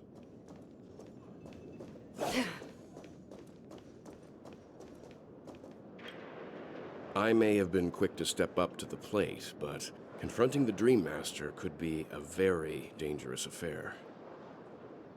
Huh? Even you're saying that, Mr. Yang? How powerful is that Dream Master? He's the leader of the families of Penacony, and he has the entire power of the Harmony behind him. Not to mention the Stellaron in his possession. We must proceed with great caution. Maybe you can just stay behind this time, Mr. Yang? No, that won't do. Even if we count Robin as an ally, something felt off about Mr. Sunday just now. Although, I can't quite put my finger on it. I have to make sure he won't turn against us when things start to get dicey. You're still carrying the keepsake the IPC envoy gave you, right? May I borrow it for a moment? Huh. I knew it.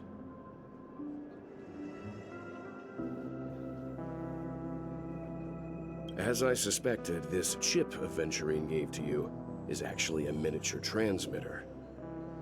If I'm right, he intends to use it to track your location or contact you when needed. As it so happens, this may actually be of some use in the current situation. Aventurine? Is he still alive? And what does he have to do with our mission to confront the Dream Master? Remember what I said earlier? Working with the IPC is a way to keep the family in check. If negotiations go south and the family show their true colors by going after the Stellaron, I'll use this transmitter to send a message to the IPC. It'll be just the opportunity the IPC ambassador was hoping for. The only question mark in all of this is Aventurine's current status. But the IPC is always listening, especially senior strategic investment department heads like him. Getting the message across shouldn't be a problem. Good luck to you, Welt. Well, you take care too. If anything goes wrong, don't worry about me. Just make sure to seal the Stellaron. Spoken like a true hero. Even if the Dream Master is innocent, the family's corruption runs deep. I won't make the same mistake Mikhail did. Let's wish him the best of luck. Don't you have something else to tell us, Gallagher? Why would you say so? Before we departed, the conductor asked us to inquire about the 3 nameless in Penacony. We've already collected intel about Rosalina and Tiernan, so the only one left is Legwork. If I'm not mistaken, we've already met him somewhere, haven't we? It's not enough to say meet, but the answer is pretty obvious. After all, I've hinted at it in quite an evident way. I've been watching over you ever since I received the reply from the Astral Express, and I've seen the great effort you all put into linking different realms together across the cosmos. And now, after getting this far all in one piece, you have truly proven yourselves. Miss Himiko, were you the one who repaired the Express and got it sailing through the cosmos again? Yes. And you two, young Nameless, you have very interesting life stories and extraordinary skills.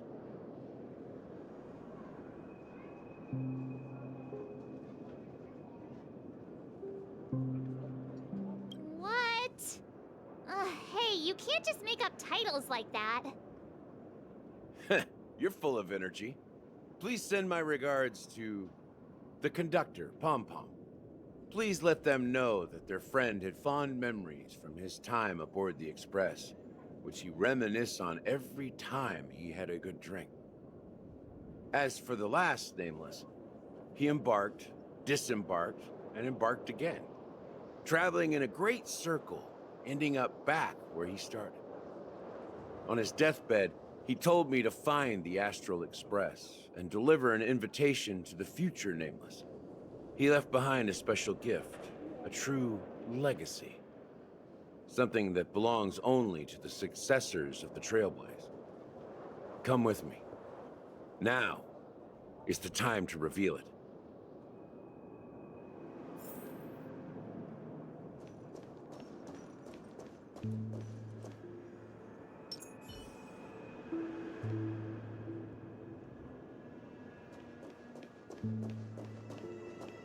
Let the show begin.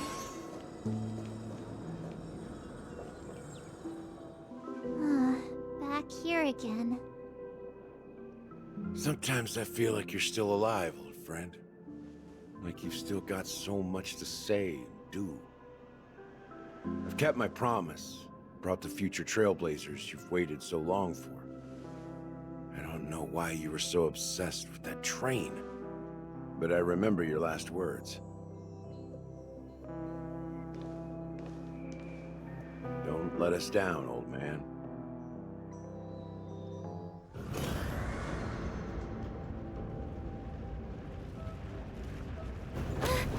What's happening?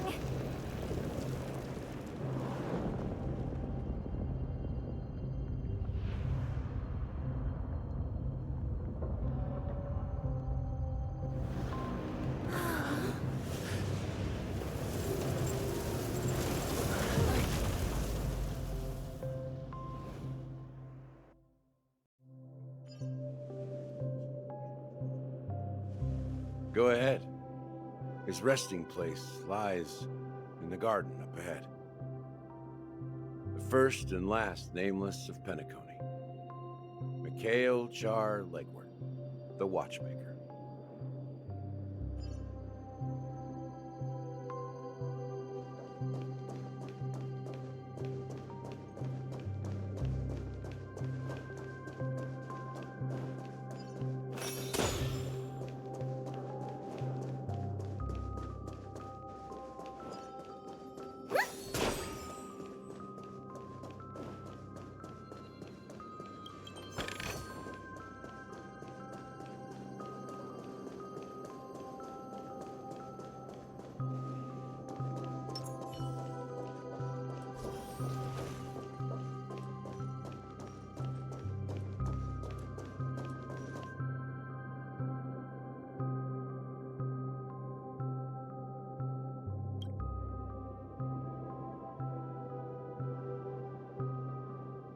Sure enough, the Watchmaker is the third nameless.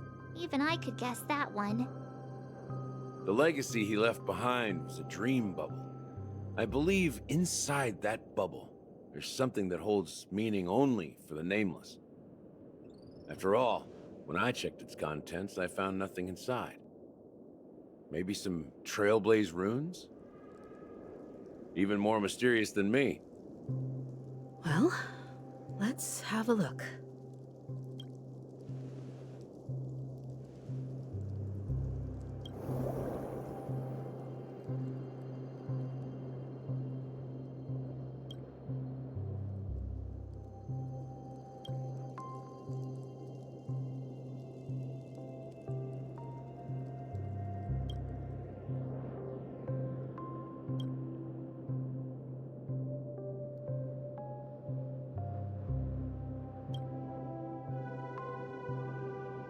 Wait, what's going on? Seriously? There's nothing inside this dream bubble? How could a dream bubble be empty? Just as I suspected. That old man always had this strange belief in the nameless and the Trailblaze. And I never understood where he got that confidence from. Especially since he never managed to get in touch with the Express while he was alive. I could never figure out what was going on in that old man's head. But this empty dream bubble is so typical of him. He was always full of weird fantasies and incomprehensible romanticism. That mischievous old man. Well, I didn't expect him to leave anything concrete behind anyway. Don't think that's the case, Gallagher. I'm sure Mikhail has left us the most precious thing of all. Don't start getting all philosophical on me, all right? Just as Mikhail believes in the nameless of the future, we unconditionally believe in the nameless of the past. How could they leave with regrets for the future when they were ready to dedicate their lives to the land they loved? There must be something contained in this dream bubble. It's just we haven't figured it out yet.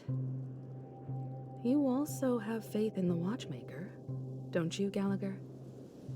Well, I'm a follower of the Enigmata. My philosophy forbids me to have faith in anything. That's why I understand what faith means in the path of Trailblaze. And I also want to know what he left behind. I'll leave it to you guys then. Can I borrow your pet? I need to make a trip back to Golden Hour and check something at the Dreamscape sales store. It's for Mikhail, and for the future of Penacony.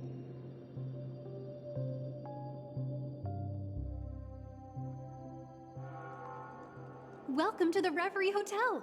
How may I help you? Greetings. We're the Nameless from the Astral Express, and we'd like to check in. The Astral Express? But I thought... Yes, my companion's already checked in. My name is Dan Hung. and I believe my personal information is recorded in your system. I see, but your companion said you wouldn't be coming due to a change of plans. Now the plans have changed again. And you are... Me? I'm Pom Pom, a new nameless who's also with the Astral Express. He's my fellow trailblazer. We responded to the family's invitation before he boarded the express, so he wasn't registered in your system. Is it possible to accommodate him as well? Oh, I see. Another one of the Nameless had a similar situation. Seems like a lot of people are joining the Trailblaze these days. Since there's a precedent, it shouldn't be a problem. Just give me a second to contact your companions. I'm sorry, dear guests, but it seems I'm unable to reach the other members of the Astral Express. What do you mean by unable to reach them? My apologies. This is the first time I've encountered a situation like this. However, the system indicates that those guests are still in the dreamscape. How about this? Give me their room number, and we'll go check on them ourselves. I'm afraid that's not possible. I need to verify both of your identities before I can share any guest information. How about you just wake up someone? Let's say, Welt? I'm sorry, but there are strict rules regarding forced awakening. It cannot be done without the proper clearance. So nothing works, huh? What's your solution then? Are you saying we sleep here? At the reception? Please be patient. We need to contact your companions in order to confirm your identities. And now it seems you need to confirm our identities before you can contact our companions. It seems so. Oh, fudge. Look, nothing personal, but if you can't handle this, go find someone else who can, okay? Please calm down, dear guests. I do recall that Mr. Sunday, the Oak family head, personally handled this issue earlier. Oh, please wait a moment while I contact him. I don't think she's trying to give us a hard time. She really just doesn't know what to do. I have a bad feeling about this. You tried to contact them on the Express earlier, but they didn't respond. Something doesn't seem right. I need to leave for a moment. You can stay here with the receptionist. Sure thing. Just don't keep me waiting forever. Don Home seems pretty worried about his companions. I should give him some space. Stressing out about it won't help anything.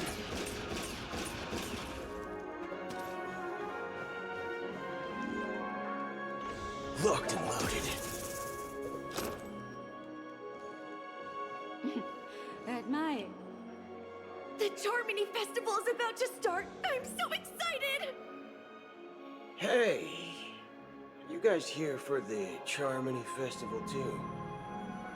Well, I didn't come all the way here specially for the festival. Honestly, I don't really even know what it's about. But I heard it's a lot of fun! Well, back in my homeworld, Anaria, we have festivals like that all the time. My dad threw me a birthday party one time that was just as extravagant as the Charmony Festival. Oh, come on! The Charmony Festival is a once-in-an-Amber-era event! How can a birthday party compare? Well, you never know, right? Maybe on her world, birthdays only happen once in Amber Era. Anyway, let's forget about that. Have you heard about the, unsettling things happening in the dreamscape? Unsettling things? What could possibly go wrong? It better not ruin the Charmony Festival! I've been looking forward to it! Relax. With a big event like this, there's bound to be lots of gossip and rumors. Don't worry. If anything does happen, the family will be on top of it. Oh, that's a relief. I didn't come all this way to see the festival go down the drain. Well, looks like I won't get any fudging clues out of these two. They're clueless.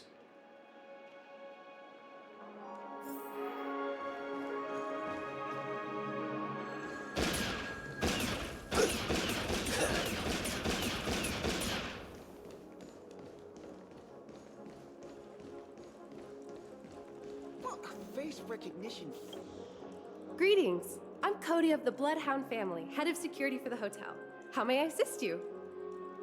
Hello. So, there's something I wanted to ask about.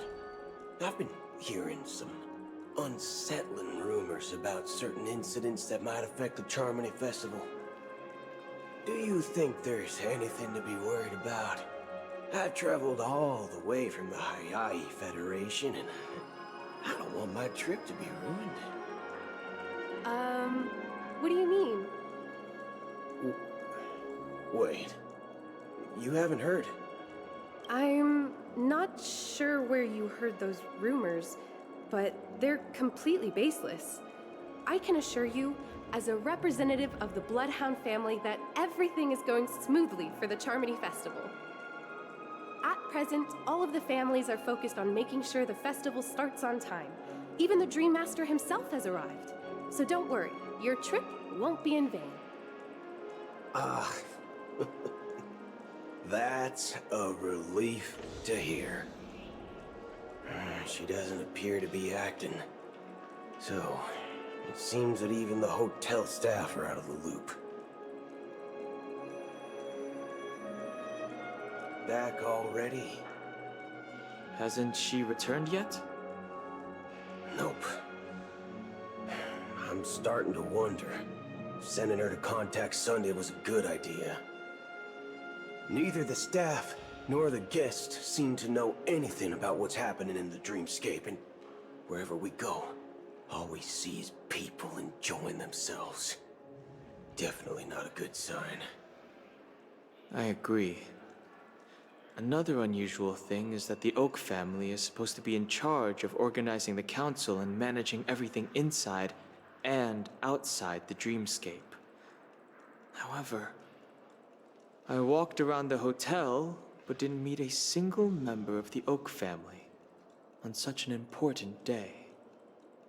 Well, I'll be forked. If I remember correctly, the head of the Oak family is that Sunday guy, right? We shouldn't linger here too long.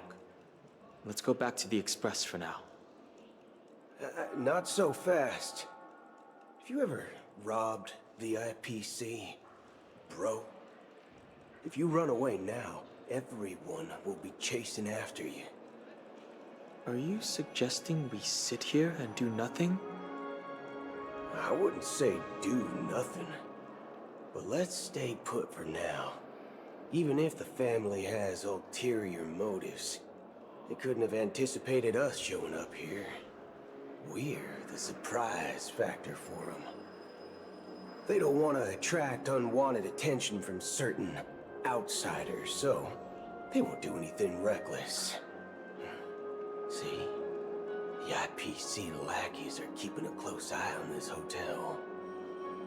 If I were a family member, I'd find an official excuse and keep the surprise factors here. If we just wait here, that would be like walking into their trap. Of course, we don't need to walk into their trap. I gave a backup plan to the memo keeper. If it turns out we won't be allowed to enter the dreamscape, she'll order a drink for me in the VIP lounge at the hotel. In reality... a secret signal. That's right.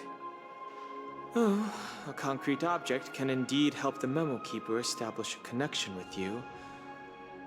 But Boot Hill, if you have more backup plans in the future, I hope you'll let me know in advance. I'm sorry. But it's one of my quirks. I have too many unreliable friends. And if I reveal that I have backup plans, things can go awry. And that would leave all backup plans completely useless. How do we get into the VIP lounge?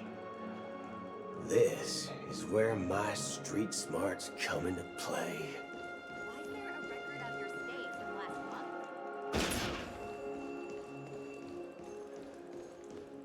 You can actually book a stay on credit, and the interest is surprisingly low. You're the lobby manager, right? Yes, I am. How may I assist you? We're the Nameless from the Astral Express. We wanted to check in, but there's something wrong with your system. The lady at the front desk said she would contact the manager, but now she's nowhere to be found. Now, we've been waiting here forever, without any food or water. What the fork, man? Is this how the family treats its guests? Is this your idea of street smarts? Starting an altercation? It's called standing up for your rights. I apologize for the inconvenience. Please wait while we try to contact Mr. Sunday. I'll arrange 2 premium seats in the VIP lounge so you can rest there while you wait. See? Just like that. Just don't call yourself Nameless next time. Wow, this bar's something else. Certainly worthy of the Planet of Festivities. 1-piece soul glad, shaken, not stirred. Good evening, gentlemen. Hey, I have an order for a bottle of Hasdana's White Oak. Can you help us find it? Hasdana's White Oak? I think there might be a misunderstanding. We don't serve that here. Oh, no way. Are you sure you're not mistaken? If someone had reserved such a beverage, I would definitely remember it. It sells for hundreds of thousands of credits per bottle, after all. I couldn't afford to cover for such an item if it were broken or lost. That's strange. Well, could it be that the memo keeper couldn't afford it? Then what should we do now? Oh, no need to rush. Let's grab some drinks first. Maybe I arrived too early and she hasn't come yet. Now, let's see what kind of juice malts you all have here. Well, give me a glass of Heenum Valley, 40 years. I'll have it neat. No ice. Well, that's the most expensive one on the list. You have a taste for the finer things. It's on the house, anyway. What can I get for you? Anything you recommend is fine. Then I would recommend today's special, Glass Village. It's classic Soul Glad mixed with Laboom juice. It's refreshing and suits your cool demeanor. Just 1 minute. This flavor. Dynamite barbecue with rocket fuel. Ooh, really hits the spot. Truly the finest sherry cask-aged malt juice in the cosmos. Dynamite barbecue with rocket fuel. Is that really something that humans enjoy? Hey, this guy doesn't know anything at all. As long as you're satisfied, dear guests, please enjoy. Let's give the memo keeper another half-system hour. If she doesn't show up, we'll need to come up with a new plan. In the meantime, let's take stock of the situation. What do you think? The situation is unclear. Something must have happened on the planet of festivities, but the public is unaware of it. Someone in a position of power within the family must be covering it up. It's unusual for the followers of the Harmony to invite other factions, let alone the IPC and the Masked Fools. If what you said about the Emanator of the Nihility is true, the situation in Penacony is a little complicated, to say the least. Actually, there's something else I'm concerned about. Regarding Acheron. As you know, the faction that follows the path of the Hunt are some of the most dangerous folks in the cosmos to mess with. I mean, who in the right mind would impersonate the Xianzhou Alliance or the Galaxy Rangers? It's like asking for a death wish. Isn't there a saying among the Xianzhou people that the Rainbow Sect lets their luck's arrow do all the beating? Talking. Do all the talking. Well, you know what I mean. Even though the Galaxy Rangers have been out of sight for years, we've been keeping an eye on this region. Even the dumbest criminals know better than to mess with the Annihilation Gang, much less the Rangers. But that Acheron lady, she doesn't seem like a lunatic at all. On the contrary, she's highly logical and organized. She knows exactly when to hold back and when to strike without mercy. And you believe that someone like her would have an ulterior motive for impersonating a Galaxy Ranger? I'm not entirely sure, but I do have my suspicions. Maybe she knows a Galaxy Ranger, or perhaps she's trying to lure us out for some reason, which I can't figure out. Anyway, what worries me more are the anomalies within the family. They've summoned followers from various paths for the festival. No matter how generous such a gesture is, this move seems highly unusual. Unless the invitations weren't sent by them. If that's the case, it's even more intriguing that the family insists on organizing the Charmony Festival, despite the chaos. Maybe it's Shipei the Harmony pulling the strings. We find it beyond human understanding because it wasn't arranged by humans at all. People do stupid things out of irrational impulses. They abandon their principles when self-interest is involved. They believe in things they know they shouldn't, and fudge, they even break their own rules. But Eons don't. They stick to their determined path and never turn back, even if they reach a dead end. You think Shipei's will is behind all this? It may not necessarily be Shipei, but there's definitely some higher entity involved. I know it may sound pessimistic, but if human free will were reliable, why would we even need Galaxy Rangers? It's much simpler when you boil it down to the eons and paths. Like how Lon always follows the path of the Hunt, or how the Express stays true to the Trailblaze despite Akavili's disappearance. But in my opinion, Akavili's fall holds significance for the Nameless. Oh, so you're saying the Nameless now have to take responsibility for their own choices because their absolutely right leader is gone? Exactly. I believe the purpose of the journey isn't just about following a path that's always considered absolutely right. It's more about doing your best to choose the right path for yourself among countless possibilities, even with limited insight and judgment. I don't know what you've been through, but I agree that people must take responsibility for their choices, because no one else can do it for them. That's why the Galaxy Rangers need to uncover the imposter and figure out her true intentions. Just in case. I have a backup plan if the Memo Keeper doesn't show up. This is my final backup plan. I promise. You sure have a lot of cards up your sleeve. Well, going back to my old career would make things a lot easier. By the way, when you were walking around the hotel, did you happen to see any important-looking guests? What's your plan? It's simple.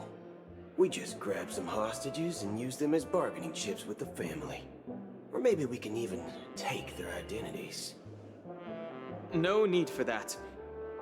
We'll return to the Express now. Wait. Are you getting scared? Draw your weapon. Let's make a big scene. Are you leaving, esteemed guests? Would you like to cancel that Asdana's White Oak you just ordered? Huh? Asdana's White Oak? But didn't you just say... Ha ha. Looks like you are a bit intoxicated, esteemed guests. You ordered a bottle of Asdana's White Oak just a moment ago. Looks like your memo keeper friend has finally arrived. Oh, right. Sorry, my memory's not the best. You know, too many modifications and all. Anyway, let me check. Well, fork me. It says Donna's White Oak, all right. And there's a note. I'll be waiting for you on the Astral Express. No mistake. That's her message to you. She knew the hotel wasn't safe, so she suggested we find another place. Well, looks like we took a detour, but now it's back to the Astral Express. So, what are we waiting for? Let's go.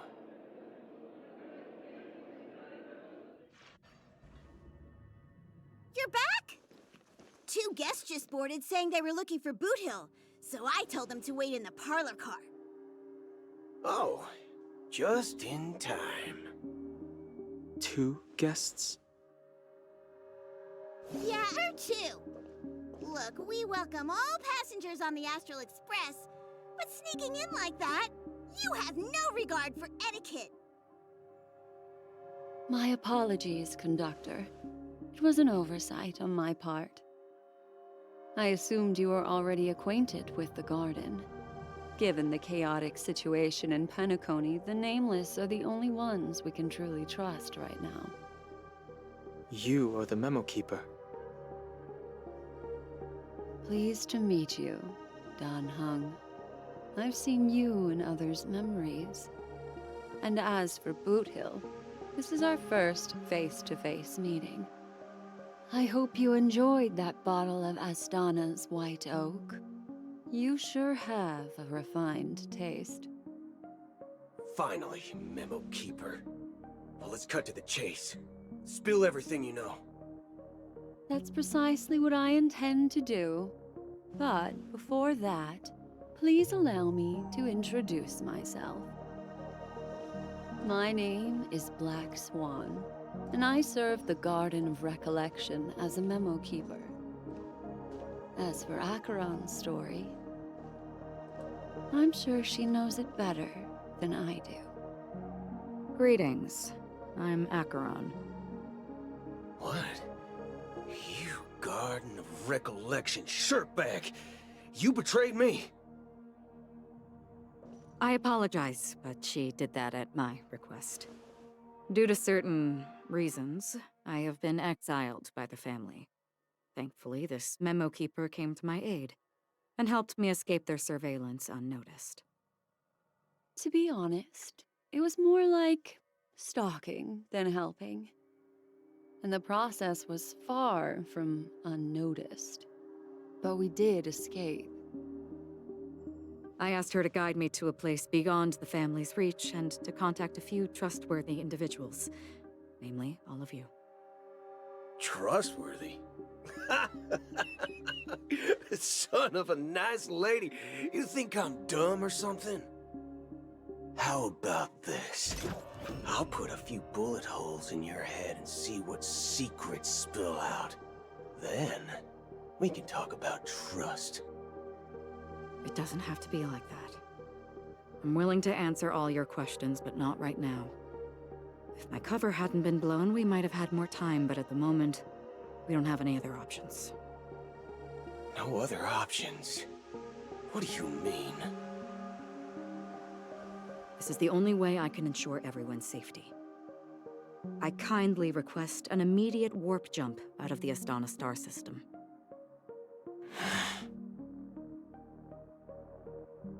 This passenger is requesting...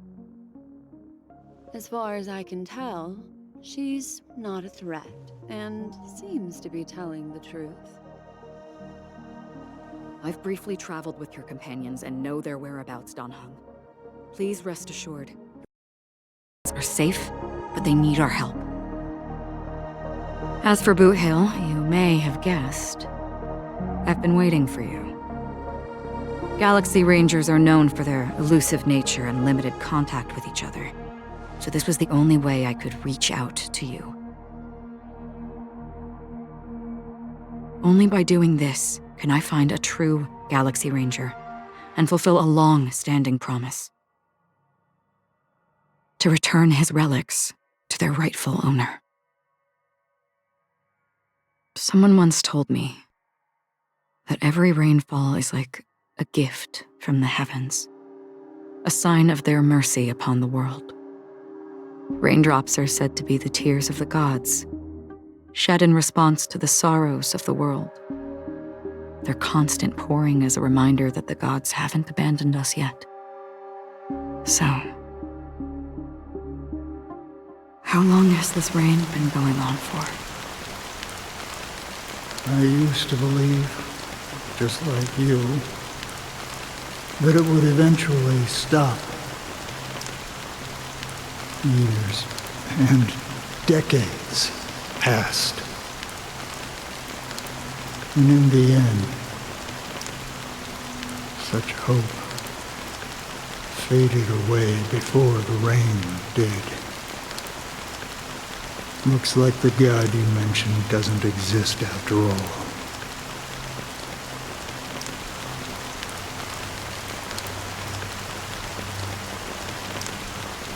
Well, let me share a story with you. Mortals who walk the paths are like sailors on a vast ocean, leaving behind a trail that creates countless ripples of possibilities. These ripples last longer than the fleeting lifetimes of humans. And for some, their presence leaves such a strong mark that it's reflected in the waves. Like those shadows on the ocean. Sin-thirsters, the obsessions of the Pathstriders. They emerge from the depths of IX, seeing themselves as masters of their own destiny, unknowingly repeated the actions of their past lives. They emerge from the nihility and head toward it, leading purposeless lives. However, these hollow phantoms, they were once my dear companions. A group of Galaxy Rangers. Are you watching over them? Watching over them? No. I'm guiding them toward transcendence. It was a brutal war. A crusade that shook the universe. The universe witnessed the fall of Zulo, the Lord Ravager, but it came at a price.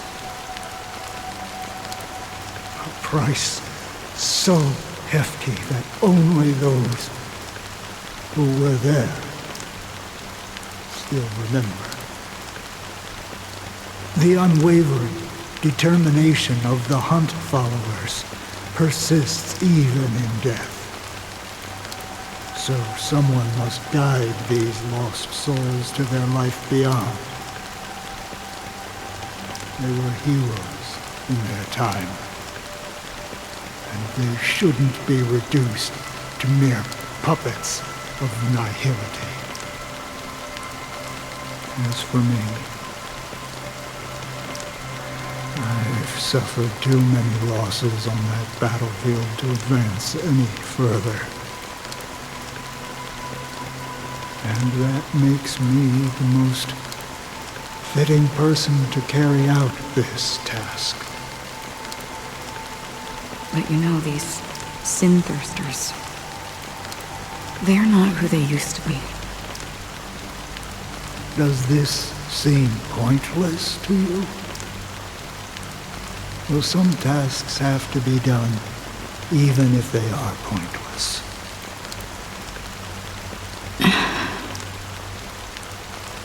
I can help you. For what? For the meaning of the nihility. That's what I've been seeking. I see. After all, this realm is off limits to ordinary souls, right? Thank you, stranger.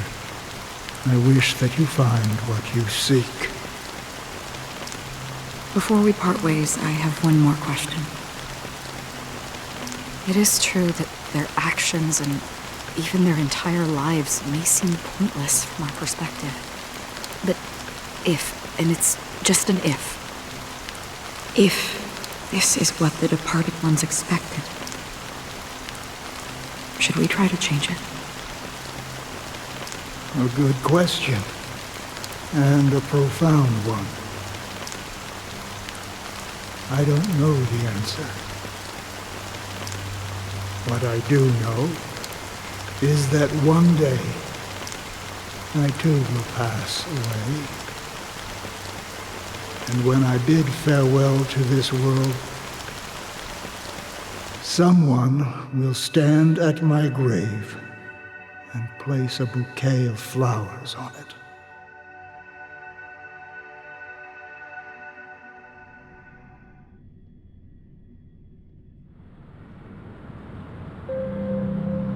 When I appeared as a child, my speech, mindset, and soul reflected immaturity and innocence. As I grew into adulthood, I left behind my childlike side.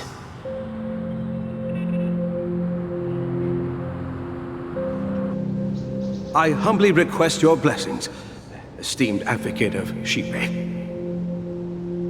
Come to me, my kinship. I have sought their presence with us. As you wish. I have faithfully served the Alfalfa family for nearly a decade, promoting the path of the harmony to the best of my ability. However, I made a mistake yesterday. While I was preparing dinner for the family head, I accidentally dropped a prepared dish on the floor. Out of laziness, I lied and claimed that everything was ready. Although the head has dismissed me as punishment, it has been tough to sleep with the guilt still gnawing at me, as I worried that the seeds of evilness may have taken root in my soul. So, I confess to you now, to seek atonement for my sins. Do you sincerely repent and vow to change your ways? Yes. Have you examined your soul and confessed all your sins? Oh, yes.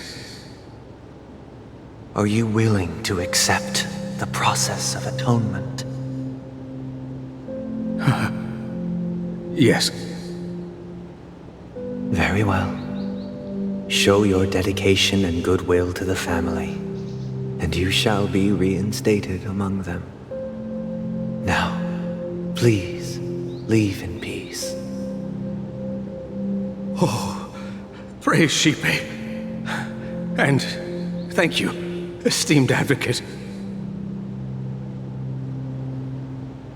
Next, please step forward.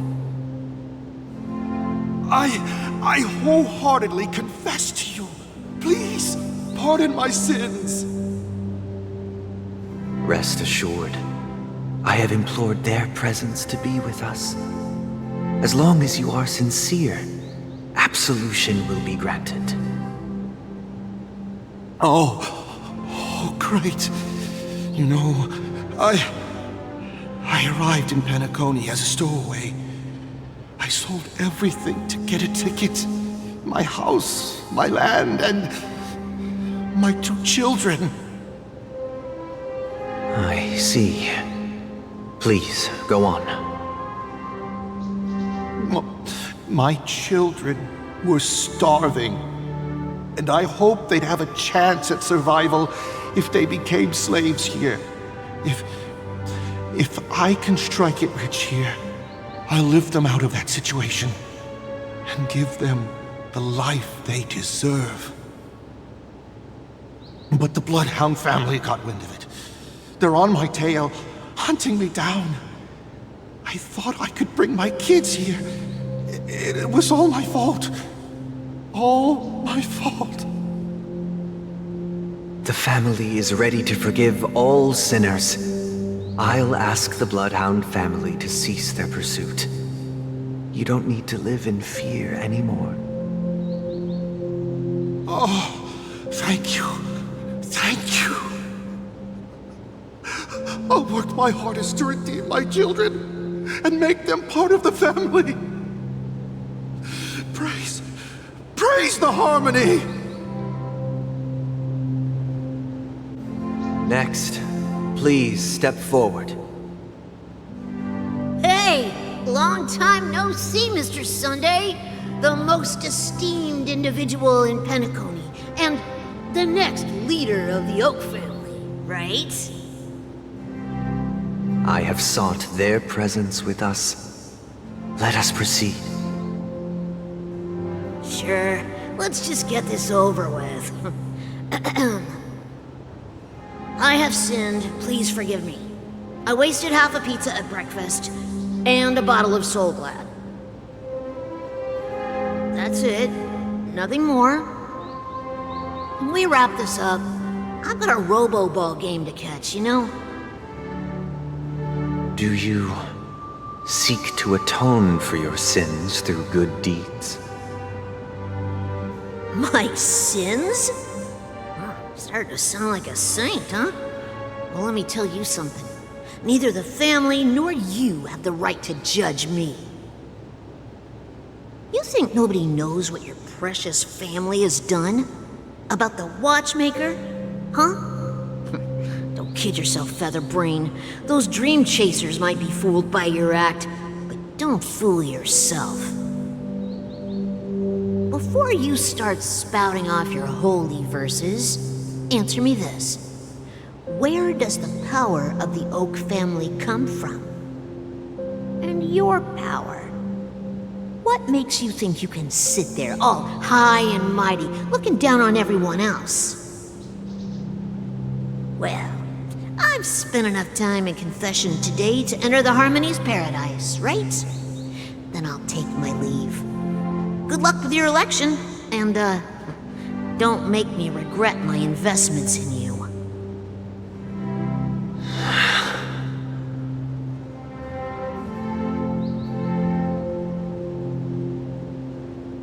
Oh, revered triple-faced soul, hear my doubts. Who can judge the strong when their power hides their crimes?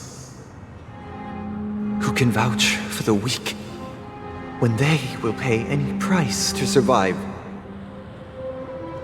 Who can comfort the purest souls when even they get led astray? If the strong defending the weak is truly the foundation of paradise, then who is responsible for the suffering and anguish in this wretched world?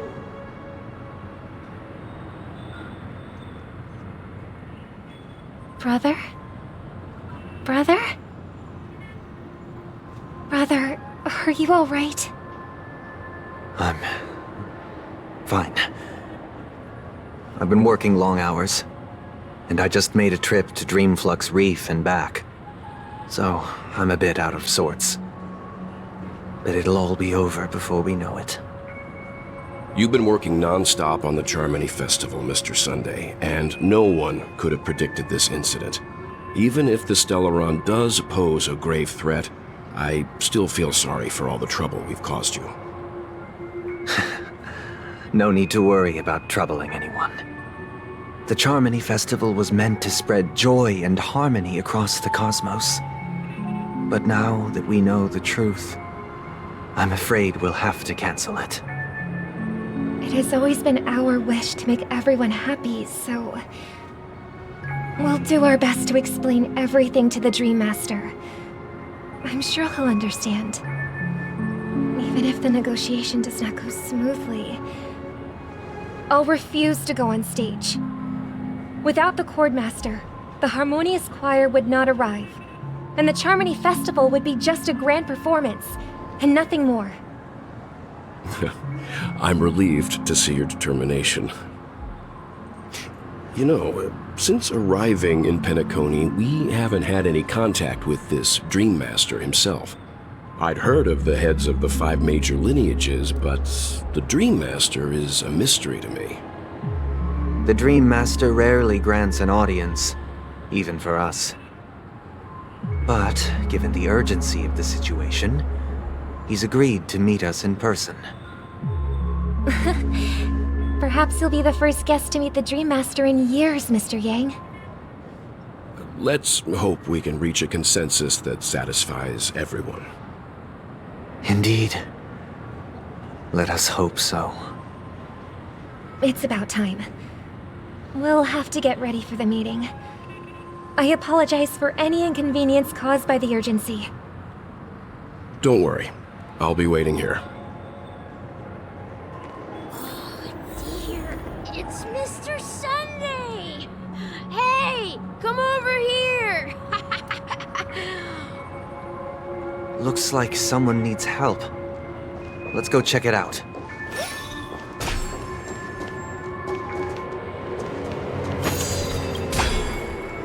Mr. Sunday. Hey there! Okay, see the moon in the sky? It's about the size of the cap on my Soul Glad bottle. If I just reached out my hand, I could grab the moon, couldn't I? The moon? You mean the Grand Theater? Yeah. Look at me. I've been away from home for too long. I must be missing that moon. But it's no big deal. The Grand Theater here looks much better than the moon back home. It's just magnificent. They told me not to sell everything I had just to come to Penacony. How short-sighted. Selling everything you had? Why would you go to such lengths? Why? Can't you see? Life back home is miserable. It's not really living at all. It's better to be here at Penacony. No pain, no worries about tomorrow, just sweet dreams. You can do whatever you want. That's what I call living. Yeah, now this is the life. Is this truly living? Huh? What did you say, young lady? I didn't quite catch that. Oh, it's nothing, sir. You see, the traffic on Glock's Avenue can be dangerous.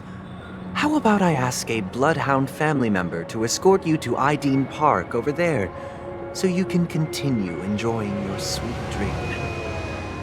Ah, yeah, that's a great idea. Wow, no wonder you were the leader of this sweet dream. You're totally a lifesaver. See you around, Mr. Sunday, and it was nice chatting with you.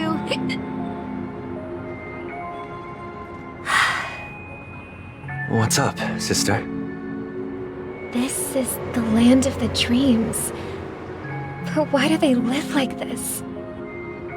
The man we ran into, he doesn't seem happy at all.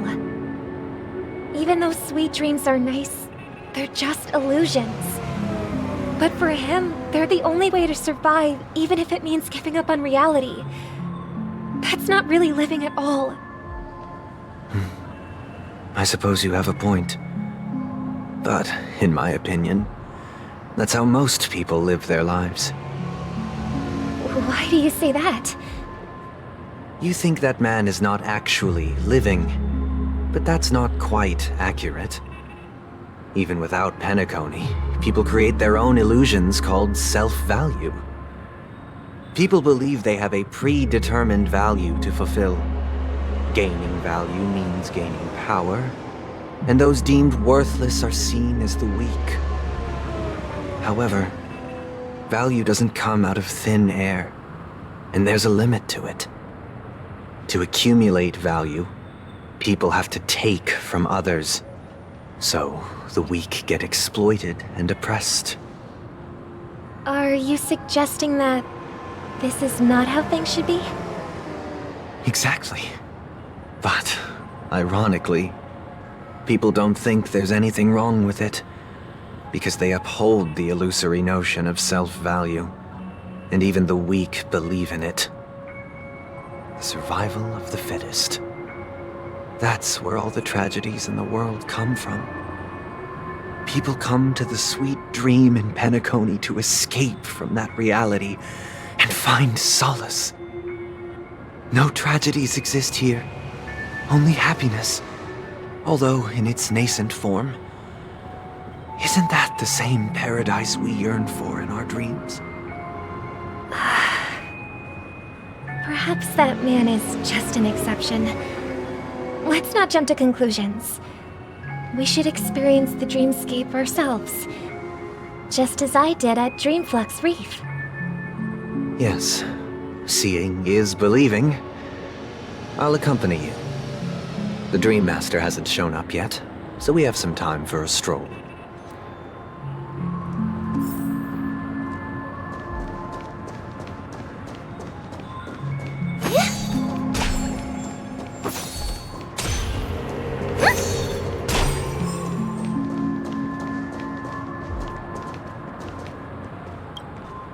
Glad to meet you again, Robin.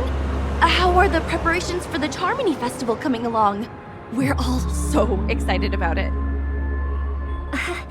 It's going smoothly. Thanks for making the trip to join the festival. You're too kind, Robin.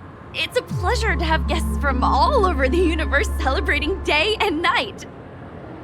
I can't stand being lonely or bored, so this jubilant dreamscape is perfect for me. But if this went on forever, would it get boring too? Nah, not at all. Who would get tired of having so much fun? Every day, you get to wear fancy clothes, explore all sorts of dream bubbles, indulge in delicious food without gaining weight, and you never get old or sick. As long as you can afford a room, this place is the ultimate paradise. But you know that only a few things can be brought back from the dreamscape to reality, right? That's exactly why I don't plan on bringing anything back. Just enjoying the dream itself is good enough for me. I mean, I'm not one of those long-living species. I only have around 60 or 70 years in this lifetime, and there's so much to worry about. Being happy here is pure bliss. Only in this sweet dream can I truly feel like I'm in control of my life and fate. Who would want to go back to reality after experiencing this bliss? I see. I genuinely wish you all the happiness in the world. And I wish you a fantastic performance, Robin! I'm off to the Blue Hour for the ball. See you later.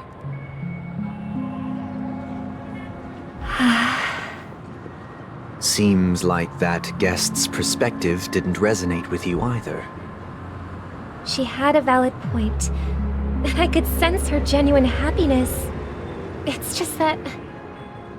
What you're trying to say is, she thinks she's in control of her life.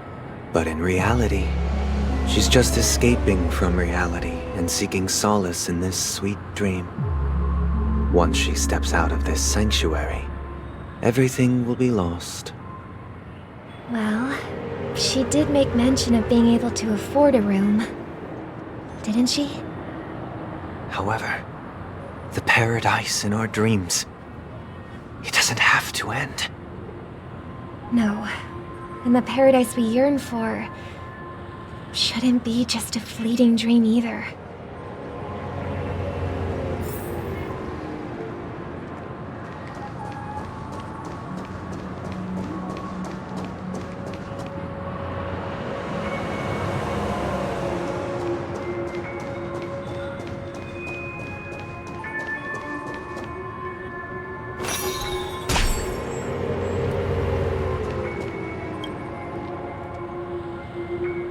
The scenery in this dreamscape is truly breathtaking, isn't it? Oh, Robin. Can't believe I'm meeting you in person here. What an honor. You're right. Even though time stands still in this dreamscape, it always feels fresh. I find something new every time. A philosophical mind. I hope I'm not intruding. Oh, not at all, no. With little time left, I yearn for meaningful conversations, especially with someone as esteemed as you. Do you mind if we chat? It's my pleasure. No need to be formal. Just speak your mind.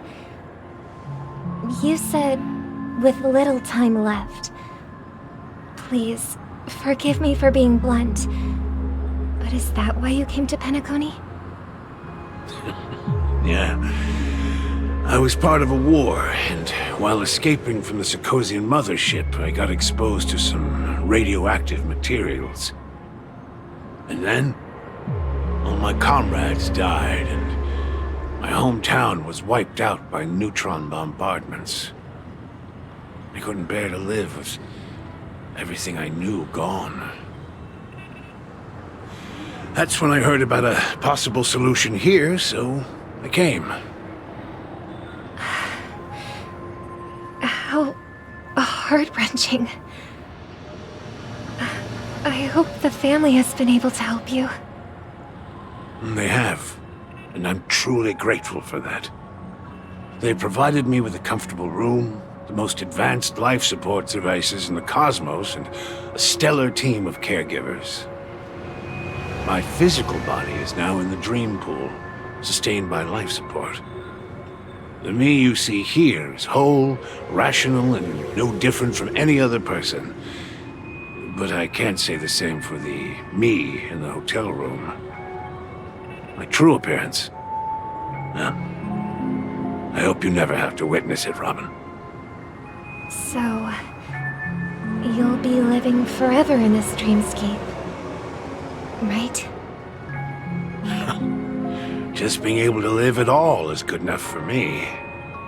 Whether it's in this dreamscape or not, well, I don't really have much say in the matter. My world has been torn apart, and my life could end any second.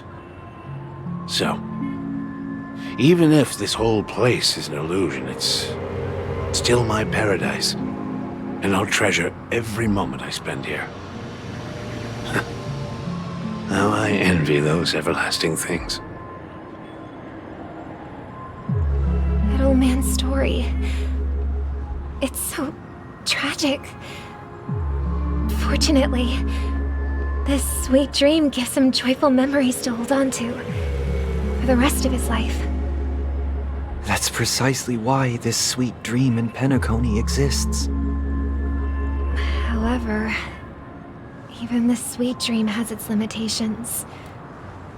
While it provides solace to the disillusioned, it can't completely eliminate pain in reality.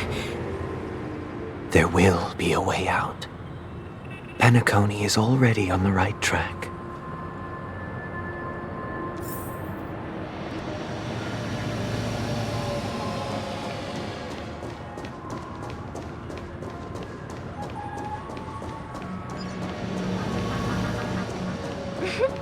Look what we have here.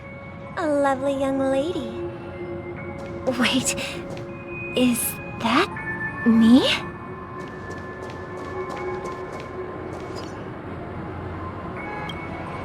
Brother, what a surprise to see you again.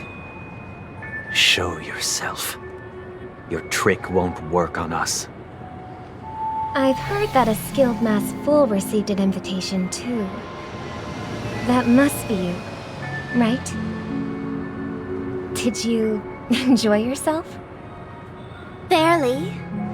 The people here are way too gullible.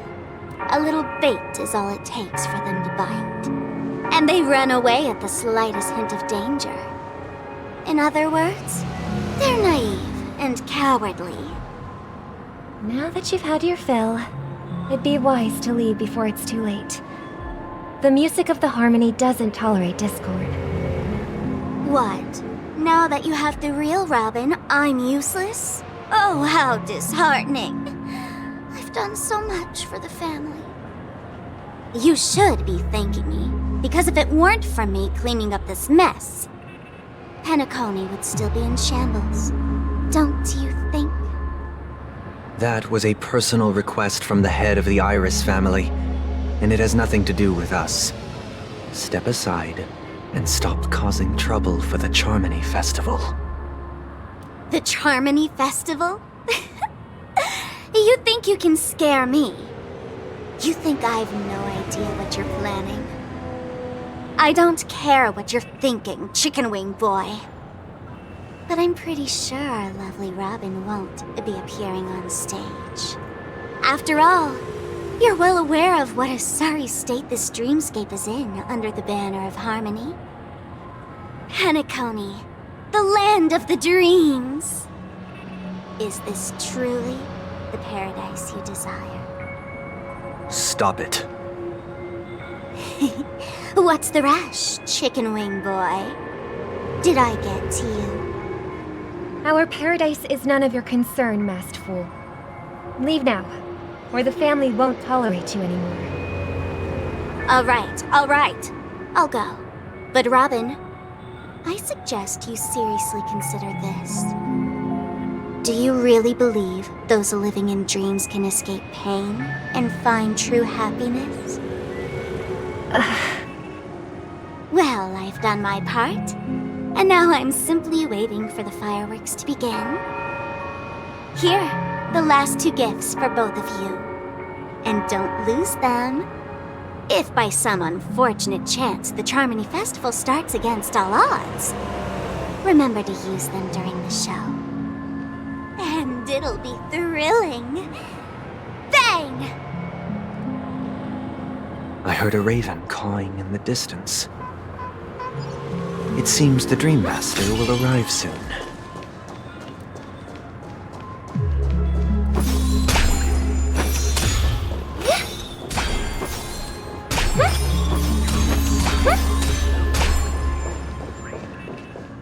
Let's wait here for the Dream Master to arrive.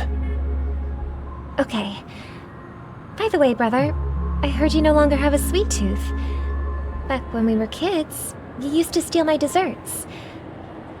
Seems like a lot has changed during my absence. What exactly happened? Well, someone has to stay awake even in this sweet dream. But that someone doesn't have to be you, or anyone in particular. You're carrying too much on your shoulders, brother. The paradise in our dreams... It shouldn't be like this. Penacony is nothing more than a dream. It can't erase the worries and pain of reality, or bring true happiness. It only offers an escape from reality. Nothing more. Remember the old man we met earlier? Without this dream, he might have completely lost himself. That might be true, but... even without Penacony, he could have chosen another path. As far as I know, the Intelligentsia Guild has been promoting their rehabilitation techniques for a long time now. That path may have been more ordinary and challenging, but now he is receiving hospice care in a comatose state, and his fate is sealed. Is Penacony granting these people a future? Or is it taking it away from them? Well, don't forget this. Not everyone really has a future. The future for humanity is like the sky for birds. People mistakenly believe that flight is inherent to birds because they've never witnessed those birds crashing to their death. Do you remember how we took in that little Charmony dove when we were young? Yeah. We took care of it. Provided food and water, groomed its feathers. And later, when I decided to leave Penacony, I opened the cage and set it free. Well, I didn't mention what happened to it in my letters because I didn't want to upset you. Shortly after you left, it crashed to its death right in front of your window. I had surmised as much. I knew you wouldn't have avoided mentioning the bird for no reason. Despite that unfortunate outcome, I still believe it was the right decision. Birds aren't meant to spend their lives in cages. They belong in the sky, even if they can't fly. But here's the thing. If there are birds in this world that can never fly, can we really assert that they belong in the sky? Are you implying that the same goes for humans too? Let's take the Astral Express as an example. The Nameless made tremendous efforts to bridge worlds, gaining fame across the universe. However, only a few extraordinary individuals can endure such a perilous journey. That's because the pursuit of the Trailblaze exceeds the capabilities of ordinary humans. Otherwise, why would this path be filled with broken rails, an abandoned express, and even a fallen Eon? That's just sophistry.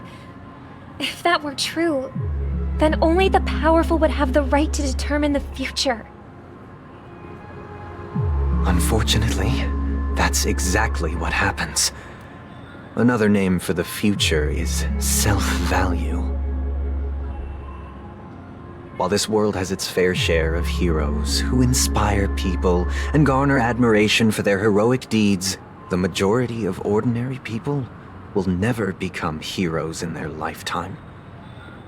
Some are born weak and vulnerable. Some find themselves trapped in unfortunate circumstances. Some fall victim to malice and cowardice. When it comes to survival, everyone is equal. And the weak can only watch as their value gets constantly diminished by external forces. That's why we should care for the weak and support them as if their suffering were our own. That's what the Odes of Harmony have always taught us. While the Harmony holds noble aspirations, the strong will always be strong, and the weak will always be weak. Even in this carefree dream. Human nature contains greatness, but it also harbors inherent weaknesses that can't be eradicated. In the end, if people can't even secure their own survival, they won't care about the illusory future of equality. As long as the law of survival of the fittest prevails, there will always be fledglings crashing to their death. But if people don't live for the future, do they merely exist for survival? If even you, my brother, don't believe that the harmony will save the weak, then which eon can make our dreams come true?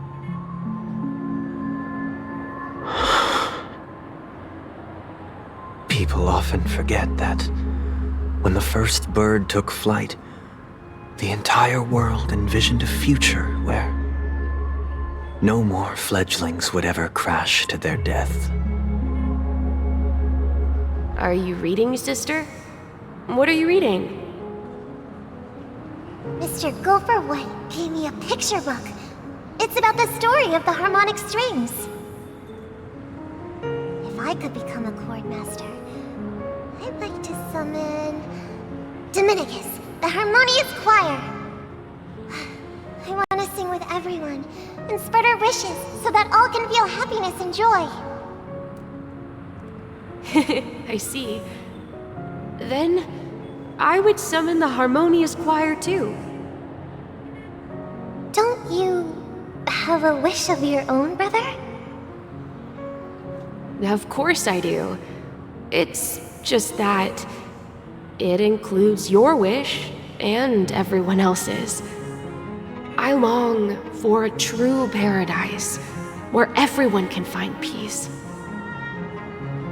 Then, let's build a stage there and invite everyone to our performance so that both our wishes come true through the power of the harmonious choir.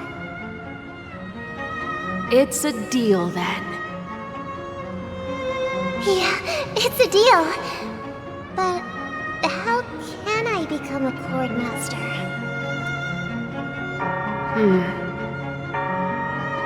Maybe you will have to become a star first.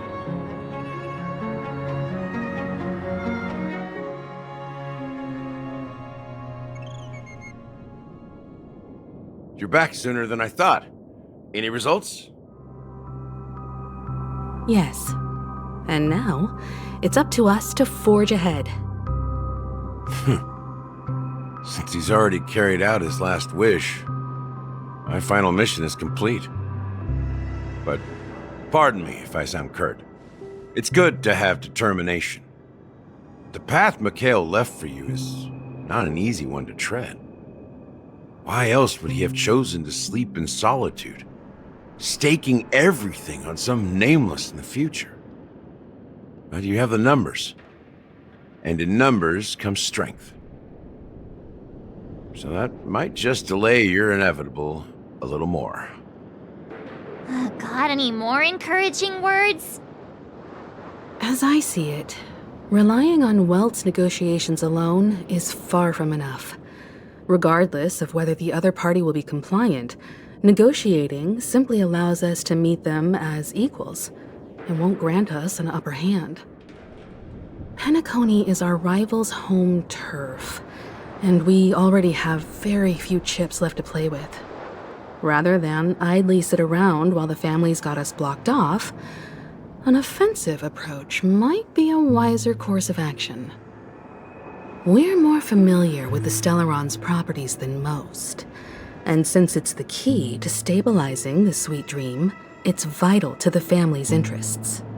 By attacking their core interests, they're bound to retaliate hastily. And as the saying goes, haste makes waste. That's right.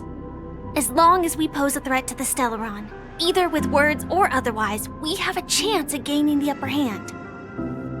But the problem is, on the eve of the Charmony Festival opening, how exactly are we going to get close to the theater? Family security will be airtight, and if we brute force it, even if we succeed, it's too risky. So, no one's gonna say anything? Then I'll raise my hand. I know the answer to this question.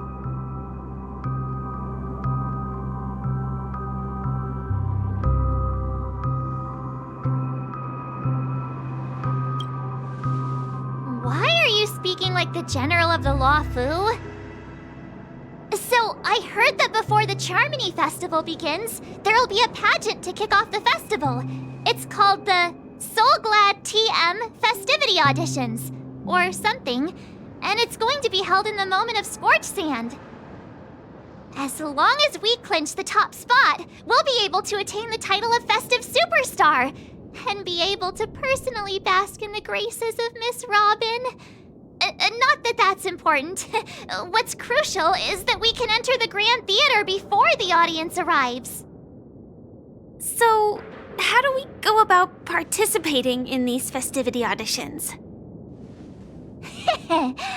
I've already procured special invite tickets from Miss Robin's fan club. To tell you the truth, I had been preparing to join the auditions all along.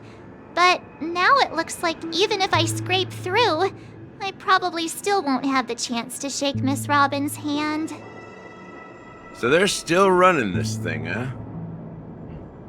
It was originally just a publicity stunt, set up by Mikhail to drum up attention. But it looks like it might be worth a shot.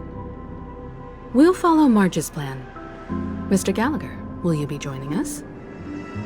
I'm afraid I won't have the time. As a virtual character, I've already completed my final mission.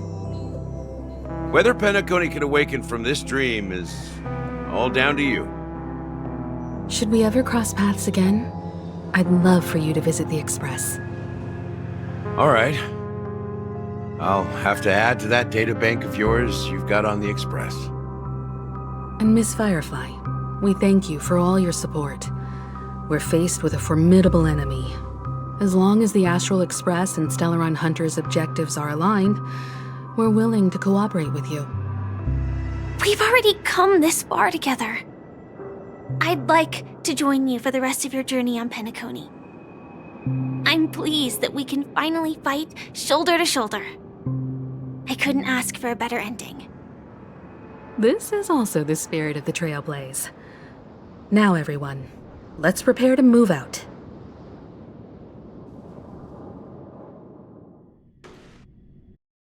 Ladies and gentlemen, welcome to Scorch Sand Hall. This is where challengers thrive and dream chasers shine, all under the watchful eye of the entire universe. If you have ambition, dream, and the drive, dear friend, the next superstar of Penacony's Charmony Festival could be you! Oh, wow! They've really outdone themselves! Oh, I'm starting to get excited! Behold! Here come 4 friends with spirits high and full of steel! Are you aspiring to be the superstars of the festival? Is he talking about us? Yes, you! There's no doubt about it. I see you have all the potential of a superstar in you! Excuse me, you 4. What are you hoping to get out of all this? As the last group of contestants, how confident are you in overcoming all of the challenges? Would you be open to a brief exclusive interview with us? It'll be quick. Your journey is long and fraught with peril, yet under a sky blanketed by banners, you vie for the crown. The sword and rose! Protect the beauty! The beauty, the beauty! Magnificent and majestic! A knight's head is hard as steel. Brother Lance's focus is stubborn as a heel. We don't all have to be winners, but if we don't have fun, we'd all be sinners. People are pouring in. It kinda feels like all sorts of baddies are showing up. Let's get in there quickly and enter the competition.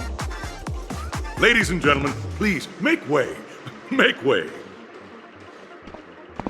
Coming towards us now is one of Penacony's top 10 wealthiest tycoons, and the soul-glad business empire's founder, Mr. Ideed. Allow me to introduce myself. I'm the director of Soulglad's factory, Ideen Lena. My 4 friends, introduce yourselves to the audience across the cosmos. Hello, everybody. I'm Himiko, a nameless from the Astral Express, and these are my companions. Don't you guys need to hide your identities? Can't hide it anyways. Penacony is plastered with our posters. And because the Astral Express is so well known, the family won't dare to make any rash moves.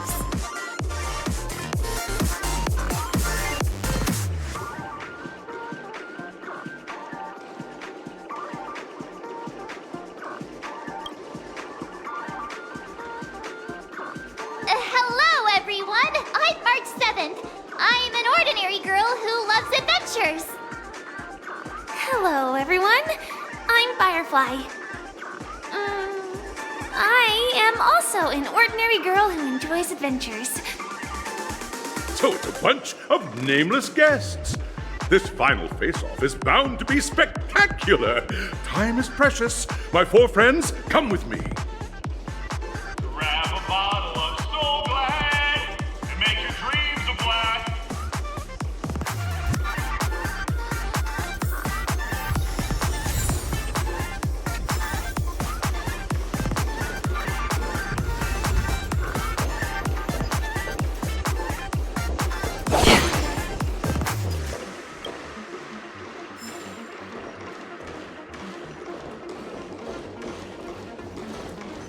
This place is buzzing. That's right. This venue is a miniature representation of that time known as the era filled with boundless possibilities.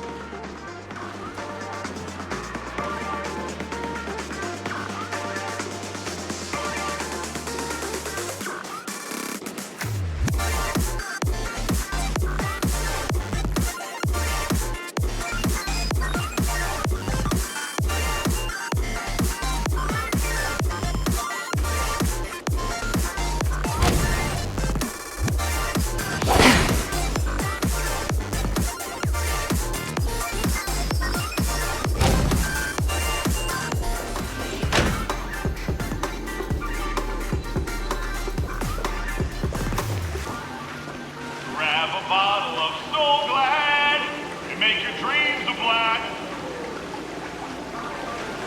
Nameless, your arrival reminds me of the grand occasion when Penacony was first established. I was still a young, bright-eyed lad back then, lured here by the watchmaker's ads, full of zeal and ready to make my first fortune in life. Once, during a particularly grueling day, I passed out and was resuscitated by a drink from Mr. Sousa. That sweet taste has since been etched in my mind, and that was what drove me to create the Soulglad that we all know and love today.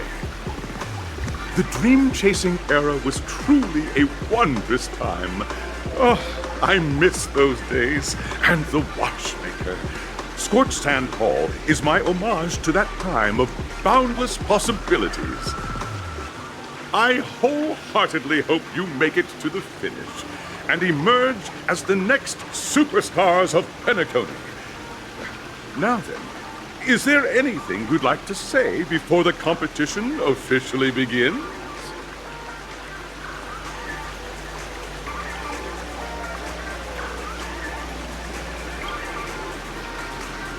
Ha! That's the trailblazing spirit. How about you, Miss March? Hello, everyone! Next up, get ready for the Mega March 7th Adventure, where I'm going to break the speedrun world record! Trailblazing into the uncharted and challenging the limits. That's Miss March 7th for you. How about Miss Firefly? I hope that by the end of this journey, everyone will have achieved the outcome that they hoped for. Ah, a wonderful wish!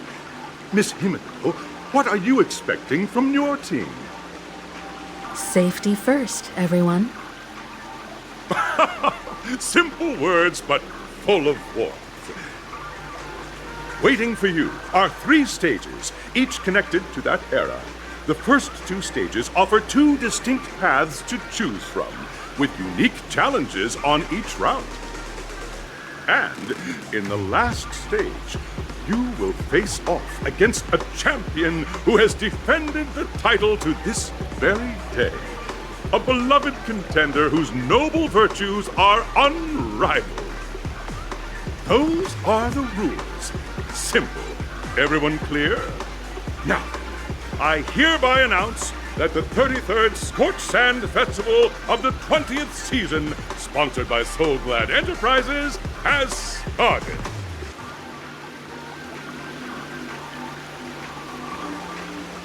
Everyone, as the Charmony Festival is drawing closer, we must reach the end as quickly as possible. Factoring in efficiency and safety, splitting up into 2 groups is the best choice. March and I haven't known Miss Firefly for too long and aren't overly familiar with her. It'd probably be better if the 2 of you paired up. Fine by me. Let's do it. All right. I don't have a problem with that.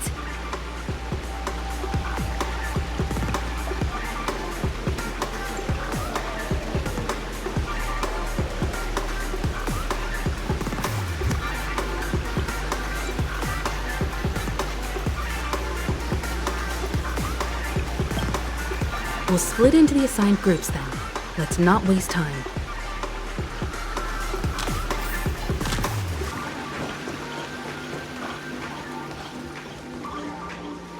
Welcome to the first stage of Soul Glad Enterprises' 33rd Scorched Sand Festival of the 20th season, Dream Play Fantasia! In this stage, you can choose between 2 challenges, the School of Acting or School of Action. In the School of Acting challenge, you have to complete 3 performances from 3 scripts and move the panel judges. In the School of Action challenge, you have to defeat 3 groups of enemies convincingly and reach the end. Now, make your choice.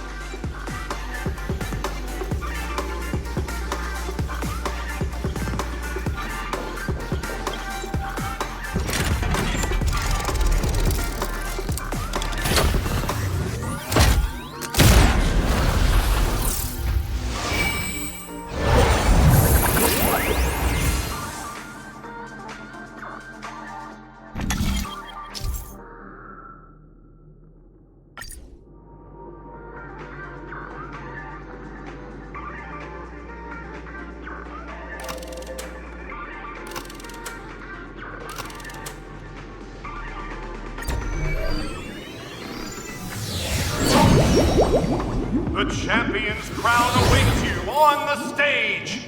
Welcome to the Arena of Action Stars. Please make your way to the stage and vanquish those malevolent scoundrels with your dazzling fighting techniques. The title of Penacony's next big action star awaits you. Competitors, allow me to introduce the rules of this challenge to you. There are a total of 3 stages up ahead, each with their own challenges. The enemies you will contend against are antagonists from the film Once Upon a Time in Dreams. Defeat them swiftly and decisively to set a new record. It's worth mentioning that the fastest time for this stage was achieved by a contestant with fiery red hair. Astoundingly, he overcame all enemies across the 3 stages in only 5 minutes. Time is of the essence. Let's make this quick.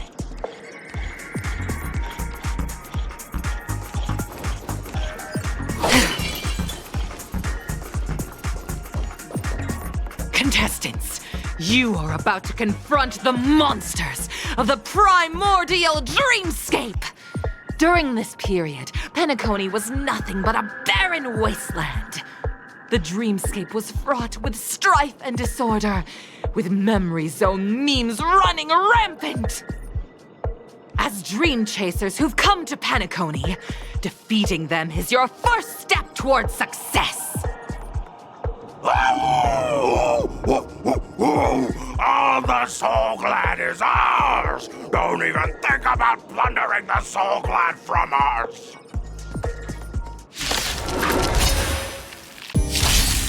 Harmony and unison. Ill tidings manifest.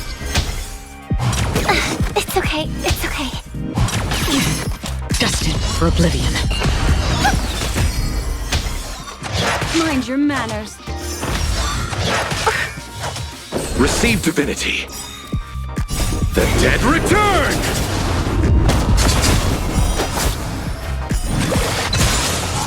I weep for the departed. It too shall fall.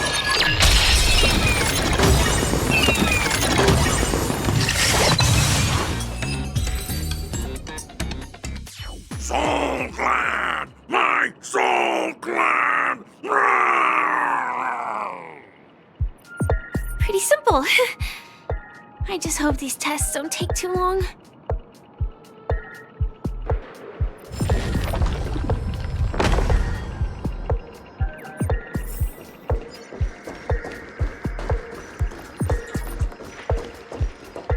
Congratulations on becoming the first group of Dream Chasers! Answering the call from the Watchmaker, you are disappointed to learn that Penacony isn't paved with gold. Resigned to your current plight, you start from the hierarchical dredges, biding your time for a chance at success. Just as you're about to give up, a downpour sparks a business idea. You enter the umbrella business! But just as things are looking up, you encounter a competitor. Defeat them and emerge victorious from this trade war. Why is our opponent Soul Glad? Because this is Soul Glad Enterprises' 33rd festivity auditions of the 20th season! Isn't this just product placement? To safeguard the integrity of Soul Glad, I will soar high into the sky and become its shiniest star. Whoosh!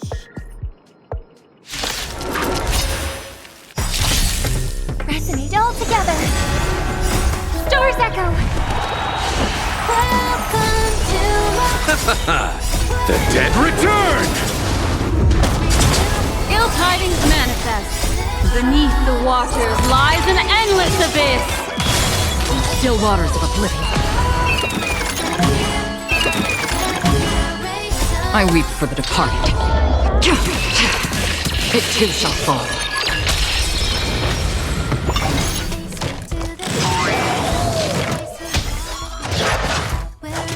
Bloom. Repay. The dead return! Destined for oblivion.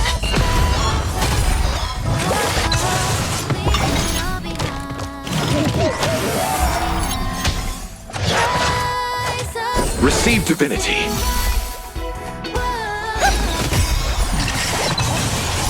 Stars echo. Welcome to Ill fate descends. Still waters of oblivion. The world kisses me with pain, and I provide with Soul Glad in return. Whoosh!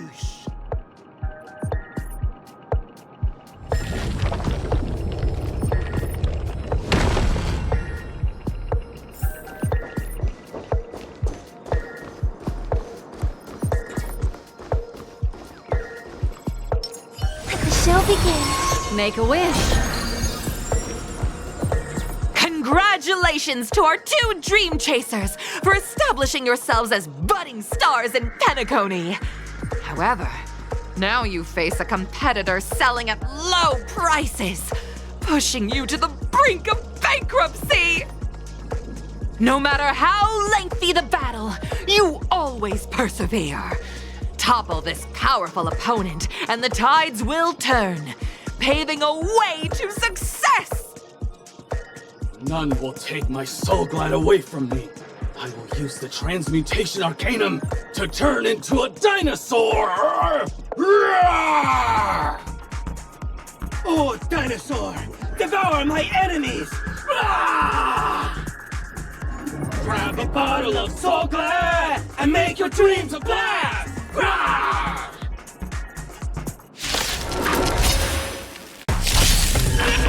Let's all together. The dead return! Ill tidings manifest. Beneath the waters lies an endless abyss. I weep for the departed. It too shall fall.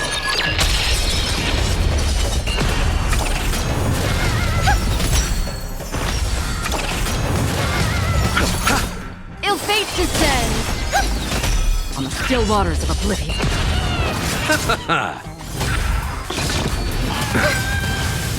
Harmony and unison. Stars echo. Welcome to Ill tidings manifest.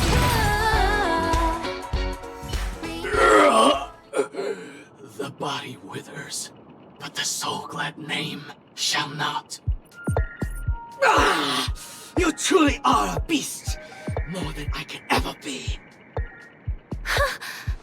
That should do it! Okay. Let's go. Mr. Yang is waiting for us. Isn't this fight way off from the actual storyline? Transforming into a dinosaur isn't imaginative enough for you? This is the sort of magic only seen on Penacony. Anyway, let's get back on track. Where were we? Oh, that's right. After an extended battle, you finally emerged victorious! But the companion who journeyed to Penacony with you chose to leave, having lost all hope.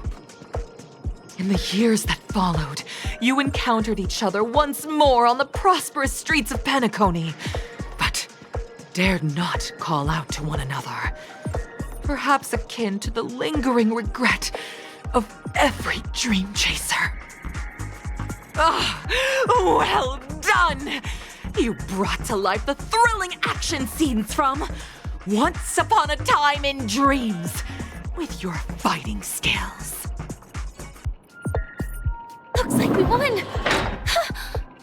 Let's hurry up and get to the next stage.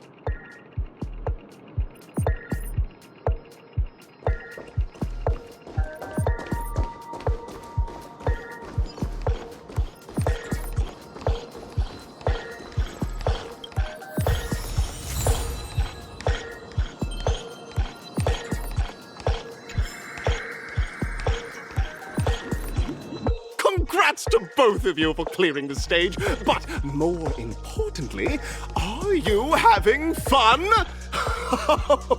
Fun is more important than success. Look at the time!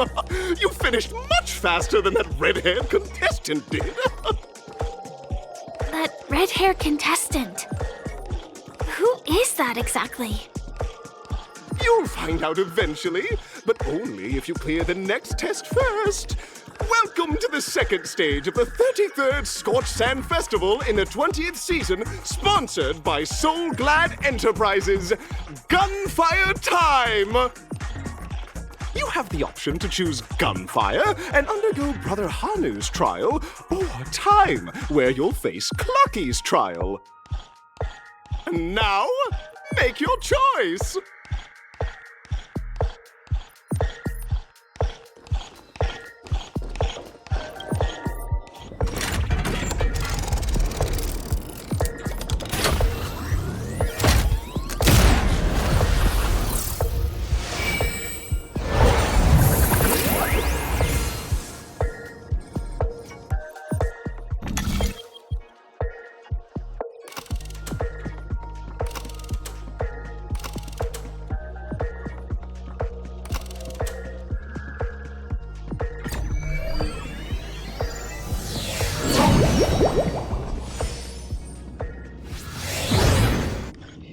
Dear friends, welcome to the enchanting universe created by the Watchmaker. Awaiting you is the morally dubious yet ever charming character from the animated Clocky series, Hanu! It is said that these cartoon characters were inspired by the Watchmaker's own experiences. According to research by Clocky scholars, the original Hanu of reality shared a deep friendship with the Watchmaker, akin to comrades in arms. Enter into the world of Hanu via the TV by the entrance and partake in an enchanting and suspenseful story with him. Good luck in there!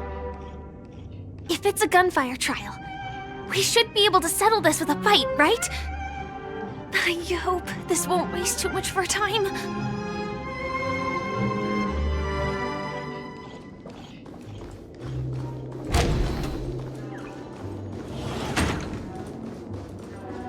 Ready? 1, 2, 3.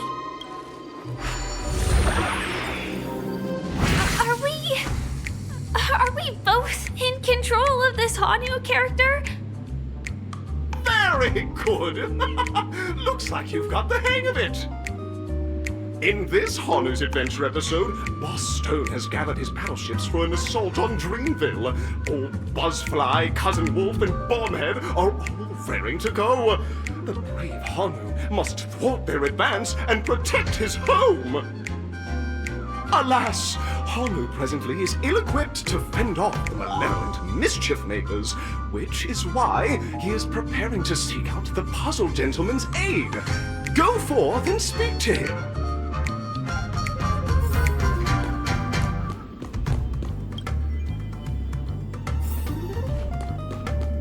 Oh, brave Hanu, you look like you could really use some... Long time no see, Hanu. You look pretty stressed out. How about an intense and thrilling game of Dream Jigsaw to blow off some steam?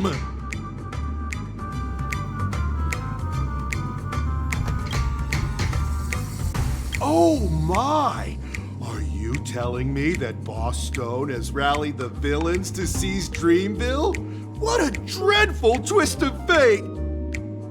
Listen closely, Hanu. I'm aware you're in need of a suitable weapon. And I also know there's one just upstairs. But you know what? You'll have to play an exhilarating round of Dream Jigsaw first. No Jigsaw, no moving forward. Now scurry along, Hanu, but tread carefully. Two ne'er-do-wells are also eyeing those jigsaw pieces. Either outsmart them with the quick knockout, or ensure they don't catch you in the act. I can't wait to see you finish the dream jigsaw. Best of luck, Hanu. Let's stay alert and make sure those monsters... It appears we can't climb the stairs and our... Look up there! If we can push that thing down, do you think that would do the trick?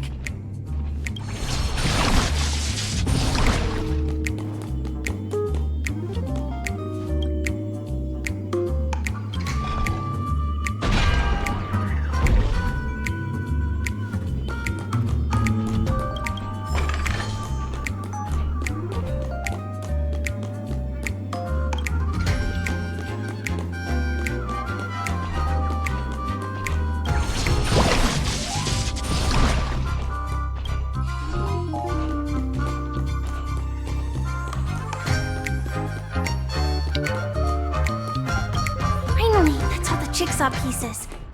Let's hurry back.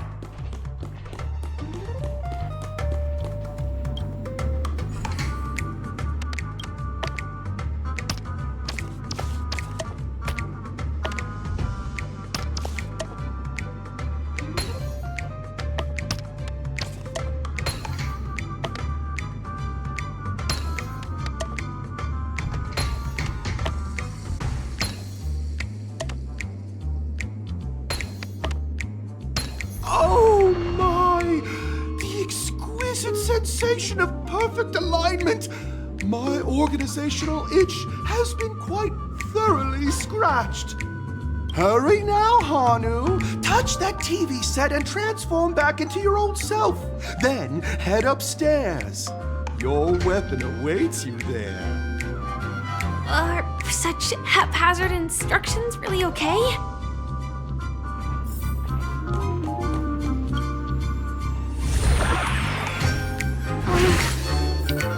Disconnecting from that thing so suddenly has left me feeling slightly disoriented.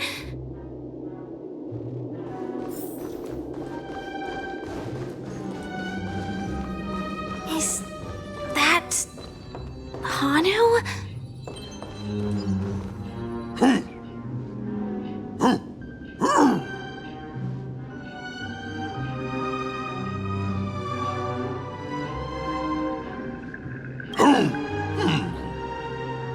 What exactly is he talking about?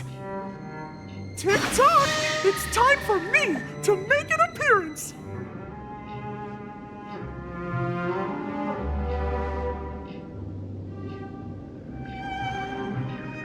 Clocky?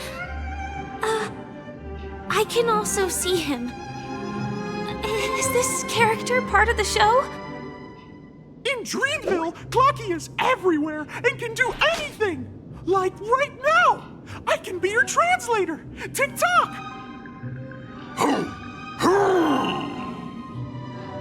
Hanu says, battle! We must do battle!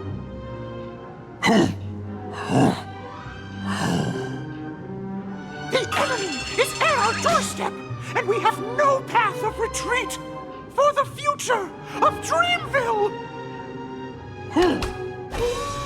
Touch that suspicious-looking TV right now! So they just jumped inside that TV. Sheesh.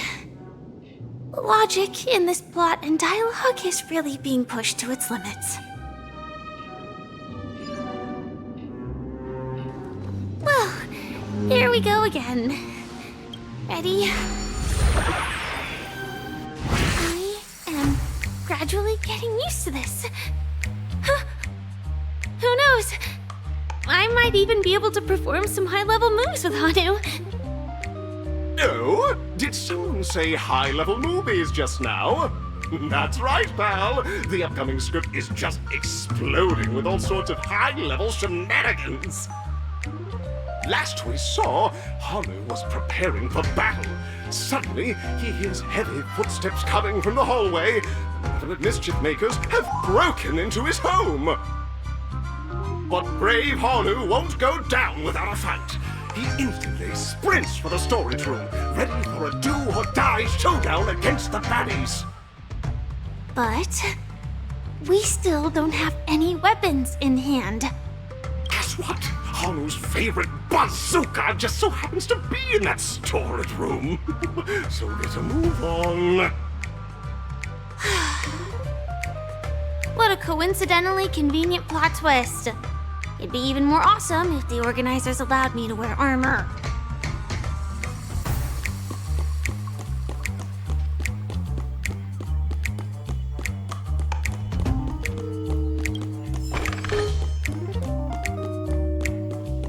The storage room. It's behind the shelves, right?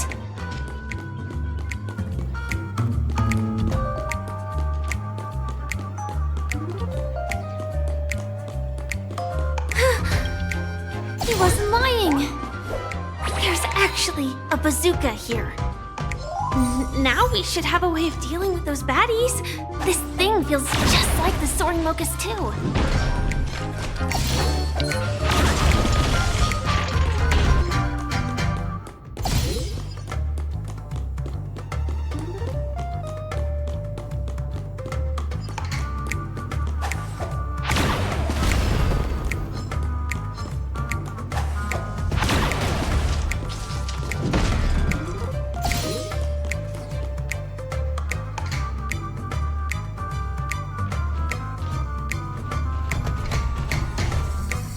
Careful. It looks like we've got more company. Get ready to fire!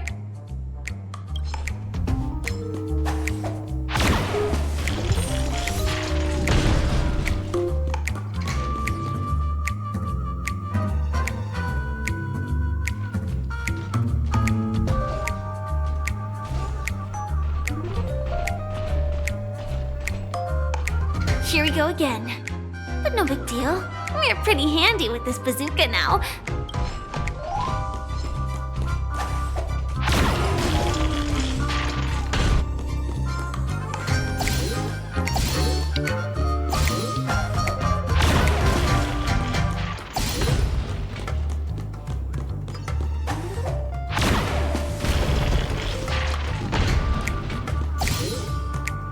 Should be all of them, right?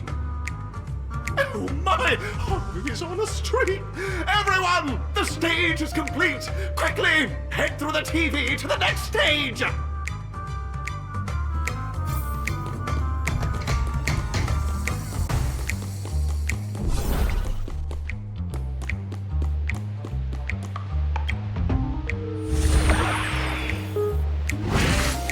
Well, that's that. But it is gonna be hard to let go of this bazooka. Never mind. Let's hurry over to the next stage.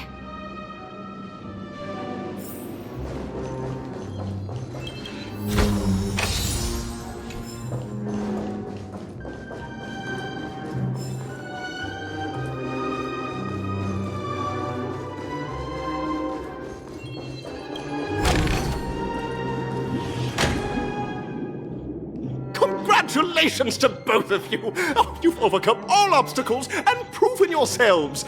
But, unfortunately, there is only one who can be Penacony's festive superstar. In the final stage, you will face the defending champion. If you fail, you will lose the opportunity to become the festive superstar. Welcome to the 33rd Scorched Sand Festival's third stage in the 20th season, sponsored by Soulglad Enterprises' Superstar Showdown!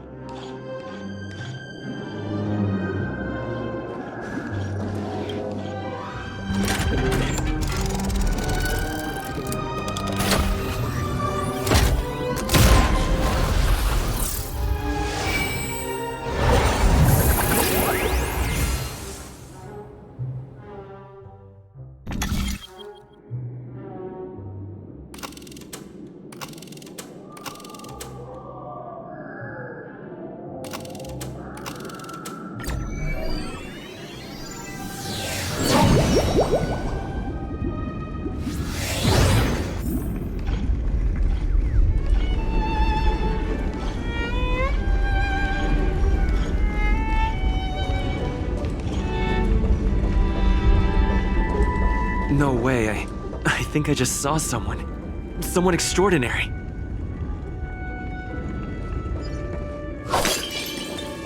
Let the show begin. Make a wish. Let's wait and see. Theme of old blades.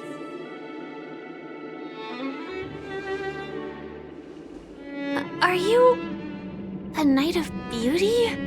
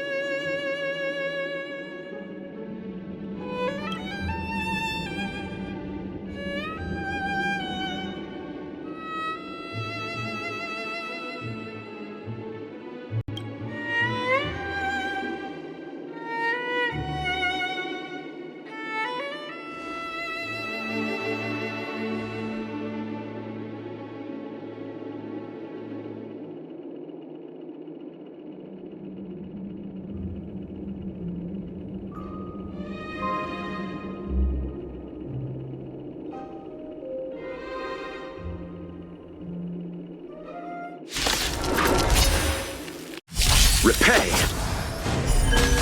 Dangerous thoughts. Harmony and unison. I'll see you all. Eternals, the dead Return! The flesh wound! Behold, this symbol of Kyo. Ill tidings manifest. I weep for the departed. It too shall fall. Memories beneath the waters lies an endless abyss. Still waters of oblivion. I hope for an end to strife in the world. Rise to the challenge.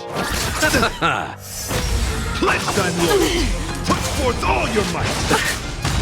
Bloom. Don't worry, it's just destiny isn't chosen. Ill fate descends. May song bring us victory. Resonate all together. Tonight, stars echo. No more times. Destined for oblivion. You chose the wrong enemy. Eternal The dead return! The flesh wound. Ill tidings manifest. Bear witness till the duel commence. I'll see you off. Ill fate descends. Another journey begins. I weep for the departed. It too shall fall.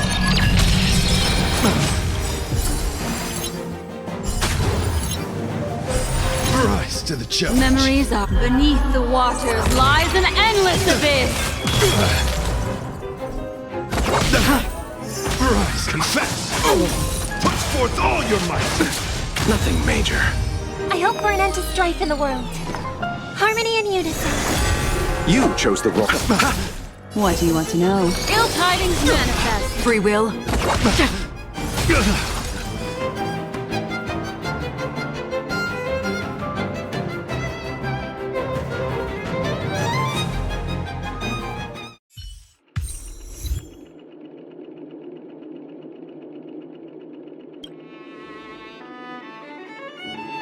We don't have much time. May fate allow us to meet again, Night of Beauty. In that case, let's make our way to the end. Penacony's really thronging with talent. I hope we make it in time.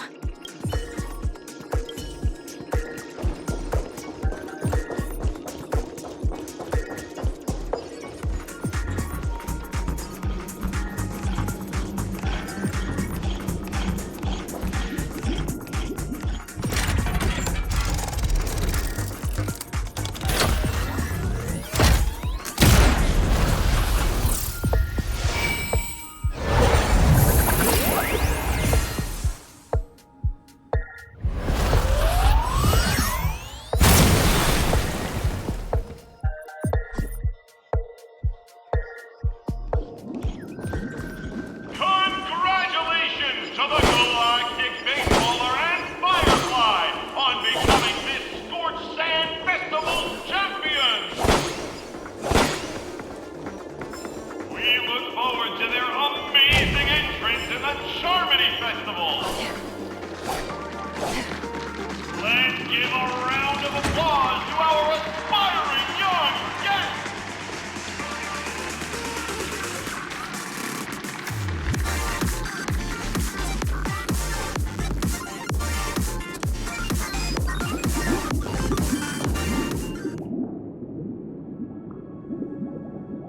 Congratulations to the both of you on becoming the festive superstars of this year's Charmony Festival.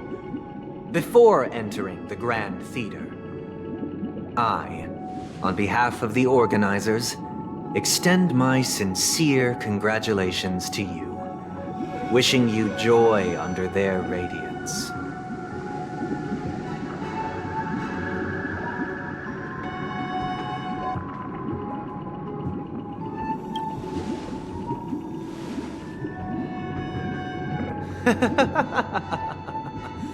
Your endeavors are worthy of extra recognition, and I've taken steps to ensure that.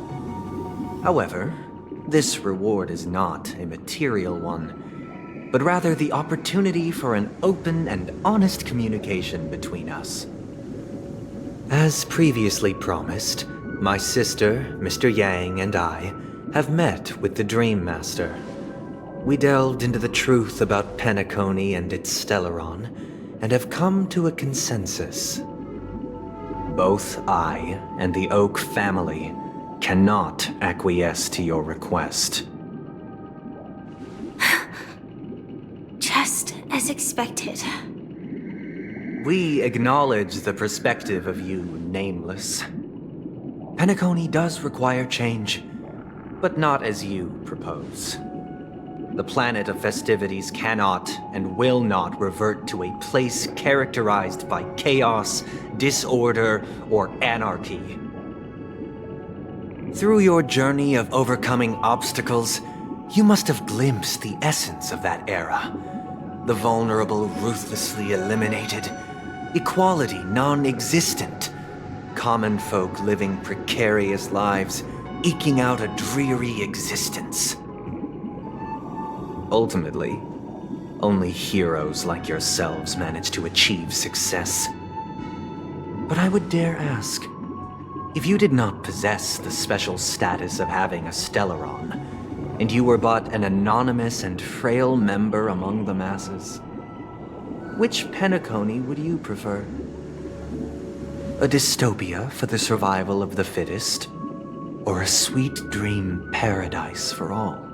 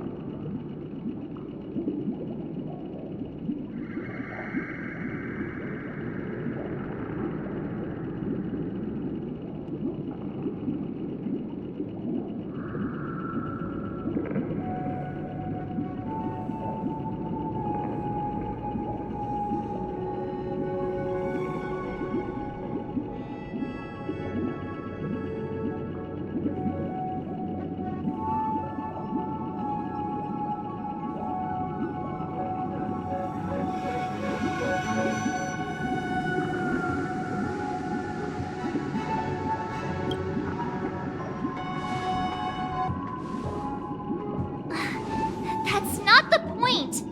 Don't let him mislead you! Mr. Sunday, even if the members of the Oak family can't fully agree on what to do about the Stellaron, now's not exactly the time to be holding an extensive discourse about Penacony's past and future, is it?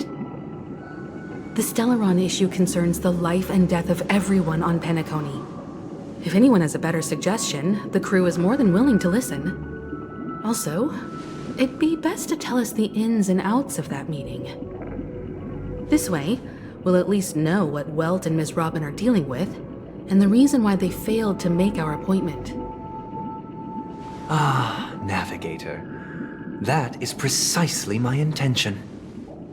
With all present, let's begin by discussing the details of that meeting. Let's talk about our tribulations and choices, our ideals and beliefs, and our final course of action. The only path to take.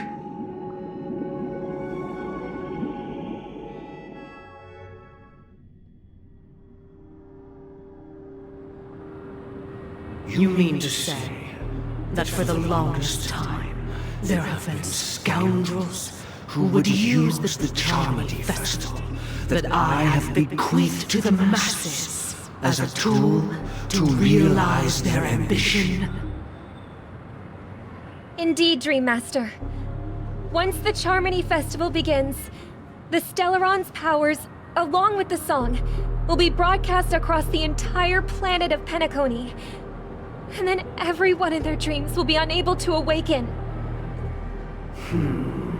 This is indeed surprising to me. The dreamscape is maintained by the collective effort of the 5 families. If someone were to use the Charmony Festival to recklessly disseminate the power of the Stellaron, this individual must hold a position of great authority. Do you have any suspects? I'd like to ask, did you really not know of the Stellaron's existence? I would have never thought that this nameless would point the spear at me. Quite astonishing indeed. If I have offended, the Astral Express extends its sincere apologies. But the current circumstances are dire and leave no room for meticulous inquiry. We're doing this out of concern for the Dreamscape's safety. So, if you could, please alleviate our concerns. Dream Master, it's just to prove that the Charmony Festival has nothing to do with the Stellaron. If we're being overly cautious, I will return to the stage to offer tribute in song, just per the arrangement.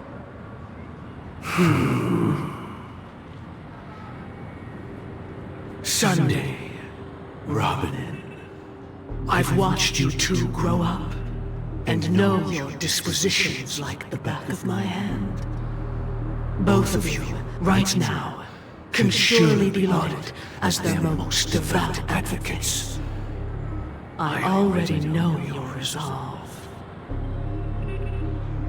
The magnitude of this matter is enormous, and cannot be taken lightly. Since Mr. Yang has asked with such earnestness, I will personally respond in kind. If there is a need, the entire Oak family will be mobilized to heed your call. Someday, might I ask you to beseech them to cast their light unto me, and question me in their stead, so that no lies may be concealed? I will do as you command.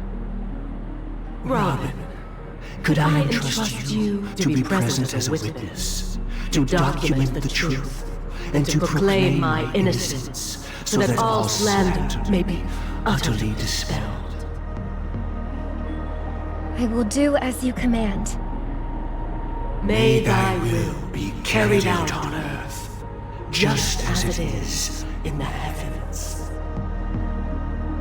Oh, triple-faced soul, please sear his tongue and palms with a hot iron, so that he will not be able to fabricate lies and make false vows. Let us begin. There is nothing else to prepare. Understood. Question. Have you devoted your life to your god, never worshipping other gods? Naturally. Do you love your god as you do yourself, always heeding their admonishments? Naturally. Have you strayed from the path expected by your god, betraying their name? Never. Have you ever been inordinate with your asks of your god, coveting more than the foundation of the creation itself? Never. Then, a final question. Do you swear to fulfill all vows, past, present, and future? With the Eon as my witness, if I do not deliver on my words, or if I renege on my vows, may I be cursed in accordance with divine law. They have seen your faith, and have endorsed your faith. With this, it can be evidenced... Just a moment. What is it, Mr. Yang? I have another question I hope to have answered. To my understanding, the family's harmony and prosperity have never relied on so-called divine laws. The god you both mentioned, are they truly Shipe? Mr. Yang should know that those belonging to the family toil together as if they were kin, embracing solidarity and unity under their light. All duplicity is laid bare before the harmony. Such a delicate and complex symphony. Which other god could perfectly harmonize this, if not for the Great One, Shibe? Perfectly harmonized. Therein lies the problem. It isn't an outsider lurking in the shadows who changed the harmony, but a dissonance that has surreptitiously emerged from within this very symphony itself. In the distant past, there existed an Eon. With one flick of the wrist, they crafted the laws of the cosmos. Their followers formed the Beyond the Sky Choir, spreading solemn and reverent hymns throughout the universe. Later, they fell. The route traversed by this Eon clashed with the harmony, ultimately being absorbed and fused into it. The chorus that once reverberated across worlds fell silent, and when it echoed anew, it was transformed into the hymn of harmony. Though an Eon may perish, paths with no masters still linger. In the all-forgiving harmony, echoes of bygone dissonance may subtly arise. Mr. Yang. Being overly astute can be a detriment. Especially when you find yourself alone and without allies. So this is how it is. For the sake of our grand cause someday, please afford these two an opportunity to rest. What?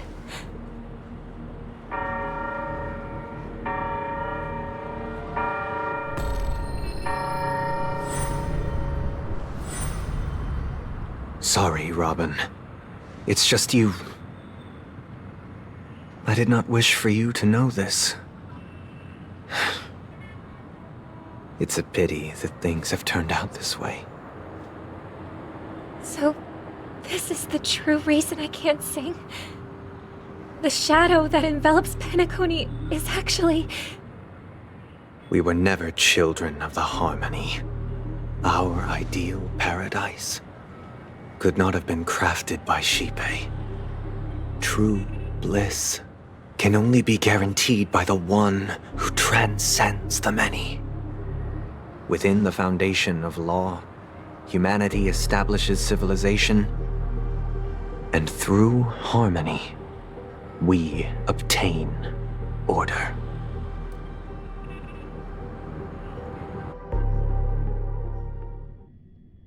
Unbelievable. To think that there would be remnants of the Order on Penacony. What have you done with Mr. Yang and Miss Robin? Don't worry. I just gave them some time alone to ponder their fates. You should know that these actions make you an enemy of the Astral Express. Should we need to stand against the Nameless, it would only be myself and the Oak family involved. But we haven't reached that point yet, have we? Your efforts for the justice of Penacony are evident to everyone, and have been widely observed.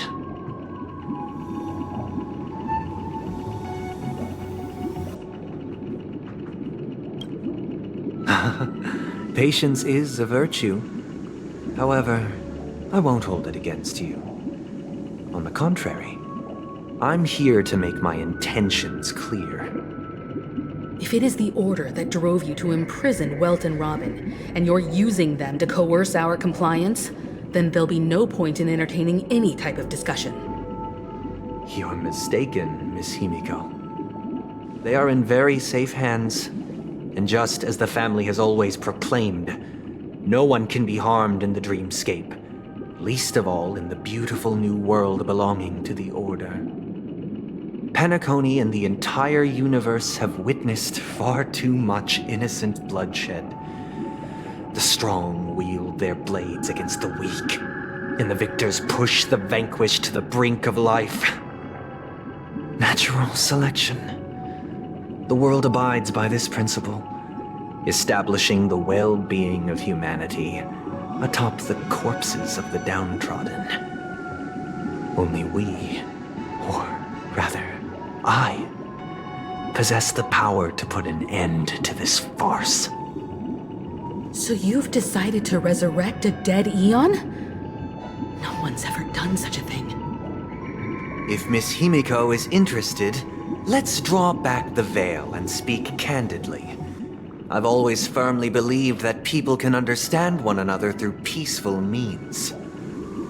I'm willing to divulge the unembellished truth as to the intentions of the Order's Pathstriders, so that you will make better judgment for the Astral Express, for Penacony, and for this stretch of the universe. Words can hardly do justice to the beauty of that ideal. So, come with me, everyone. Let us retrace our steps and see once again where this road leads. Huh? Where'd he go? Welcome. This isn't any location in Penacony's dreamscape. It's my inner world. The reason the scenery before you remains unchanged is because your consciousness has drawn on similar concepts to fill in the gaps.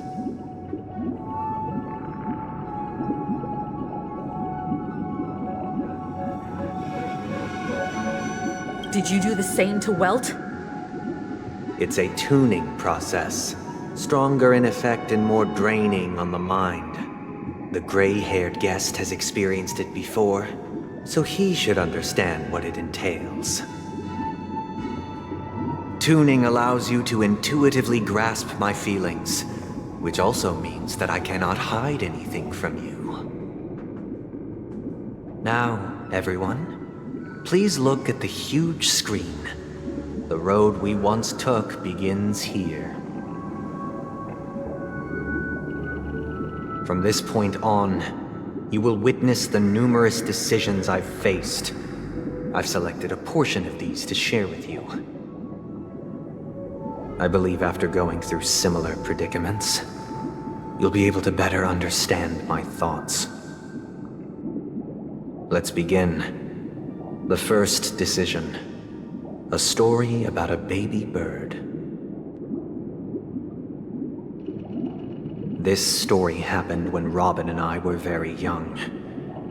We were victims of the Stellaron disaster, and the family's Mr. Gopher Wood, who would later become the Dream Master of Penacony, saw that we siblings had no one to turn to and took us in.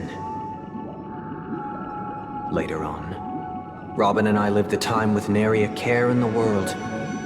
One day, after dinner, while my younger sister and I were lounging about in Mr. Gopher Wood's yard, we spotted a fledgling Charmony dove all on its own. That baby bird was tiny. It didn't even have all of its feathers, and it couldn't sing. When we found it, it was already on its last breath, having fallen into a shrub, probably abandoned by its parents. We decided to build a nest for it right there and then. However, thinking back, that winter was unusually cold, with fierce winds at night in the yard, not to mention the many poisonous bugs and wild beasts in the vicinity. It was clear that if we left the fledgling in the yard, it stood no chance of surviving until spring. So, I suggested we take it inside, place it on the shelf by the window, and asked the adults to fashion a cage for it. We decided that when it regained its strength enough to spread its wings, we would release it back into the wild. The tragic part, something that we'd never considered, was that this bird's fate had already been determined long before this moment.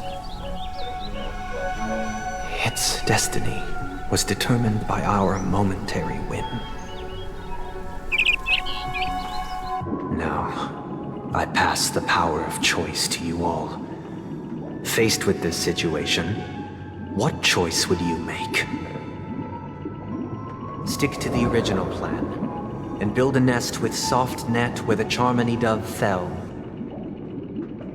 Or build a cage for it, and feed it, giving it the utmost care from within the warmth of a home. I eagerly await your answer.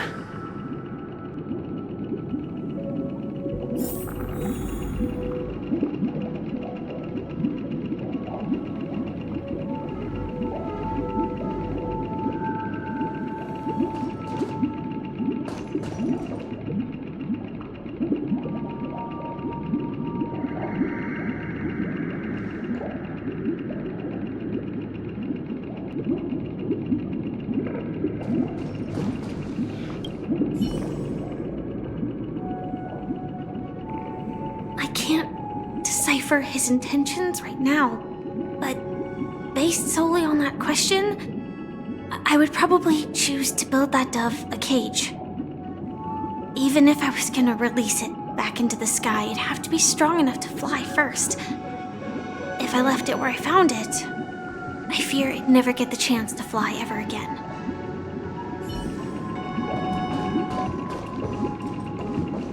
It looks like he really has no intention of imprisoning us. If it's just a quiz, I suppose it's fine to humor him. Back to the question. I would personally choose to build the little Charmony dove a cage. No special reason. I do think that a fledgling should have the right to fly into the sky. But if it can't even live to that point, then there's nothing to talk about to begin with.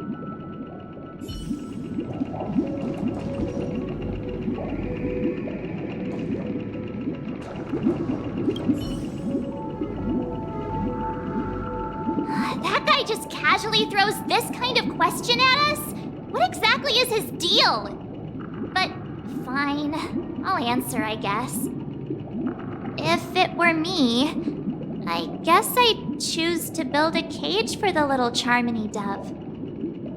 After all, leaving it there, it's bound to get hurt by wild animals or something. And that'd just be too sad.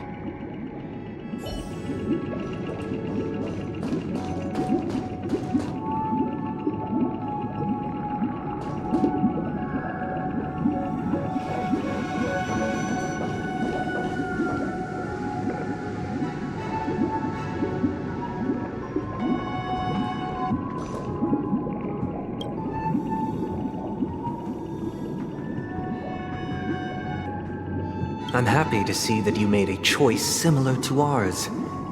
If your mind is made up, let me reveal the outcome of this choice. We passionately nursed it back to health, preparing only the best food for it every day. We even preened its feathers. Later, on the day that Robin left Penacony, we opened the cage door and let it fly back into the sky. I watched it for a long while by the window, probably about 3 or so days. In those 3 long days, the little Charmony dove tried again and again to spread its wings to fly into the sky, but fell to the ground, only to keep trying. Finally, on the 137th attempt, it succeeded. But its attempt did not go perfectly. After flying unsteadily for a while, it fell to the ground, unable to grasp the direction of the air currents. The fall shattered its wings. It writhed helplessly in my embrace. But it was all for naught, finally succumbing to a painful demise. And in that instant, our tender care, our given love and hopes, they all became the inevitable push that sent it to its death.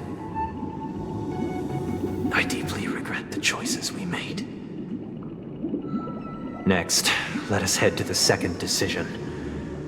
This time, it's the story of a dream chaser.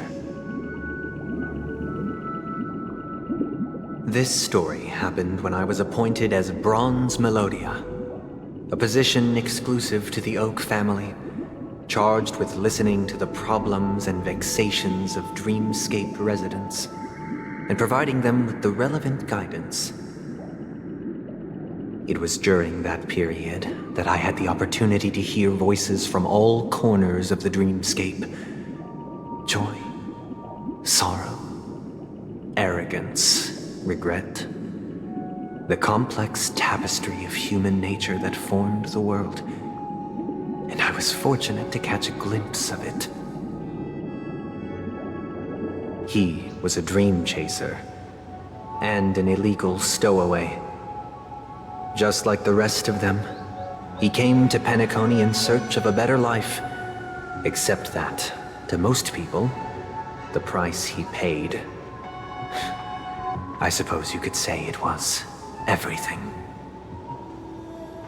He told me I sold everything I could at home. The house, the land, even his 2 children. He said he could not afford to raise them, and that at least they could eat if they lived as slaves. He had a plan in place. He would buy back his children once he had made his fortune, and enjoy Penacony's beautiful dream with them. Alas, his plan to smuggle himself was somewhat clumsy, and he was sniffed out by those pig-headed hounds. After hearing the Dream Chaser's story, I immediately appealed to the Bloodhound family to cease their pursuit. That way, at least he could live peacefully. But I was still too naive to the ways of the world. I did not anticipate that what I thought was a kind gesture would later lead to dire consequences. I'll tell you the outcome soon. For now, I'd like you all to make a choice. Will you do as I did, and try to convince the Bloodhound family to stop their pursuit, so that the Dream Chaser may live peacefully and realize his wishes? Or will you remain silent, leaving him to languish while the hounds are hot on his heels, until his inevitable judgment arrives? I look forward to everyone's decisions. Who knows? Perhaps they might even alter the outcome of this tragedy.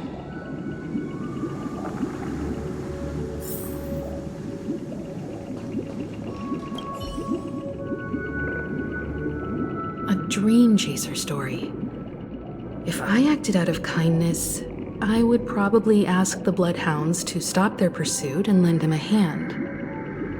But what cruel repercussion would this choice result in?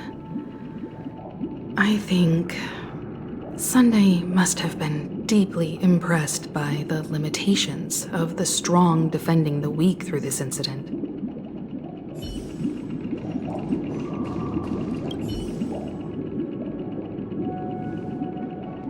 This question... Surely it has some connection to the baby bird story. And this connection is precisely the breakthrough Sunday aims to use to persuade us. I'd probably choose to ask the Bloodhounds to cease their pursuit.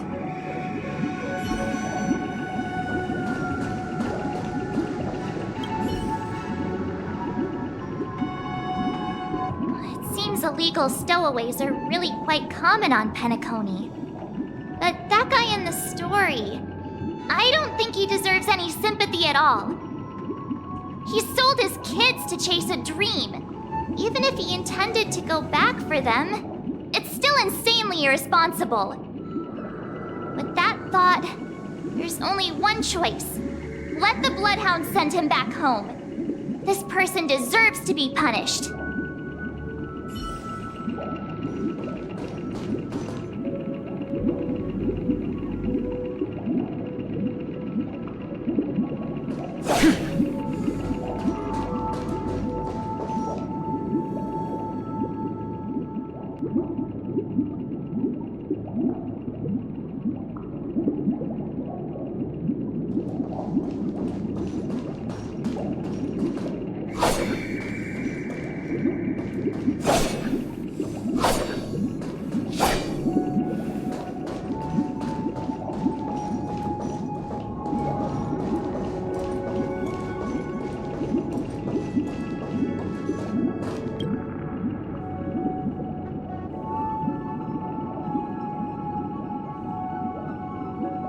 I'm honored to witness you arriving at the same decision. Out of respect, I'll share with you the dire consequences that my choice back then brought about. First, the outcome. He attained major success. After avoiding capture, he ran a business for a few years, very quickly making a name for himself, elevating his status. He might not have become a tycoon like old Audie, but he was considered a character of excellent repute. Now then, did he realize the wish he set out to achieve? No. The last time I saw him was in the real world, where the hounds were going to permanently exile him, and I was the accompanying Bronze Melodia. The mission was simple. Listen to the criminal's repentance. He told me the reason he was in this predicament was because he conspired to usurp the head of the Alfalfa family. When I asked him about his 2 children, he instead responded with a question. What children? In the end, my heart aligned with the harmony, and the good deed I dared to undertake held no value, turning instead into a wrongdoing. It created a lamentable oppressor and countless oppressed individuals.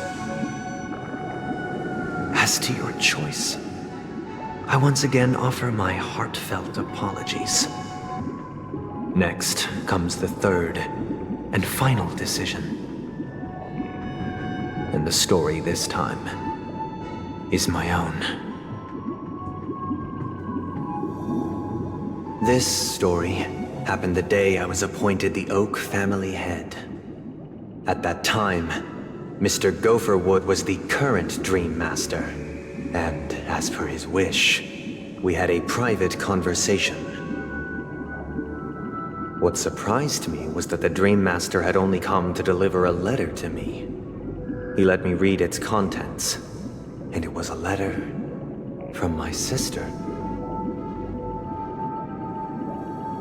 The letter contained the usual pleasantries, anecdotes from her travels, nothing out of the ordinary. Just as I started wondering how this letter related to our discussion, the Dream Master began to speak. Do you know who wrote this letter? My sister, of course. But why would you personally visit me to hand me a letter from my sister containing mere trivialities? To help you grasp the full scope of this issue. Do you know where Robin is at this moment? From what the letter indicates, she must be in Caspelina 8, correct? She's touring there right now. Correct. Has she mentioned anything about a stray bullet? A stray bullet? What? A war has broken out on that planet. It is because of this very reason that Robin chose this destination. To spread the word of the Harmony, and to save the lives of that planet she personally made for the front lines. She hoped to ease the people's suffering with song, and was willing to brave mortal danger to deliver the IPC's medical supplies. Unfortunately, stray bullets show no such compassion. Is she all right? If the operation was successful, she should probably be recovering in the field hospital. By the eon above, the bullet struck her neck directly, yet possibly as a reward for her consistent deeds of harmony, it didn't hit any vital arteries. Once you've attended to your outstanding tasks, it'd be advisable to write her back as soon as possible. Those damned savages! I'll pack my bags right away. My gratitude for bringing this to my attention, Mr. Gopherwood. Now you understand why she always wears such elaborate neck ornaments, don't you? How could this happen? Miss Robin! It's all in the past, so please don't worry. I share this in the meager hope that you will understand the harmony's limitations and predicament. As grandiose as the strong defending the weak sounds, many times, it is nothing more than wishful thinking. Likewise, I've prepared one last question, one last choice. But rest assured, this choice will not have any grave consequences. Because this is merely a figment of imagination, a nightmare that has haunted me through countless nights. If you ever had the opportunity to make a choice like I did, would you still support Robin's journey on the path of harmony?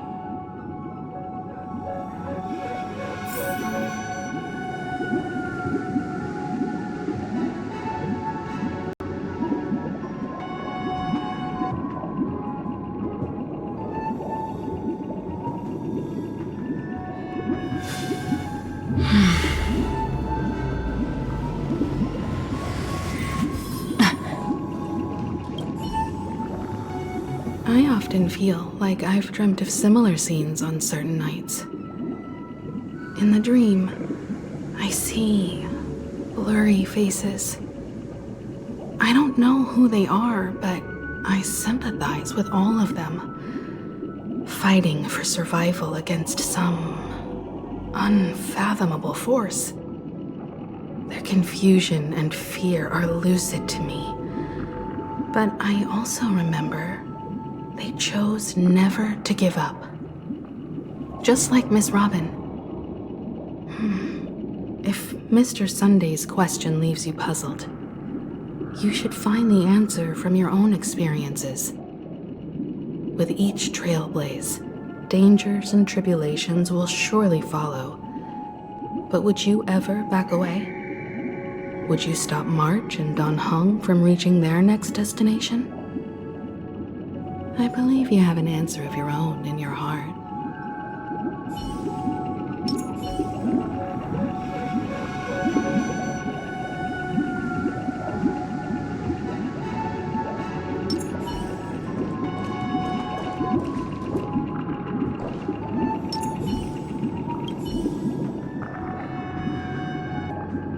I can't believe that happened to Miss Robin. The strong defending the weak is a great mantra, but if I had to pay such a price, I don't know what I'd do.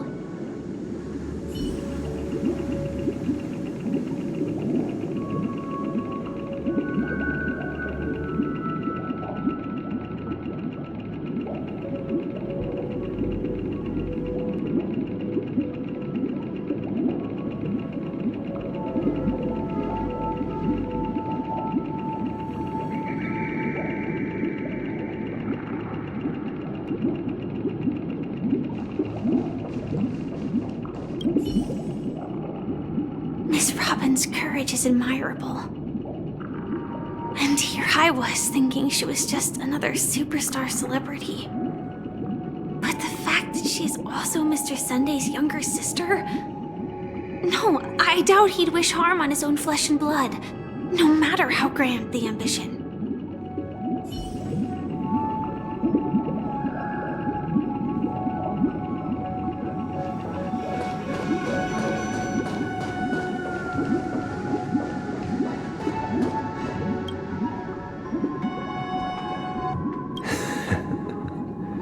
I see.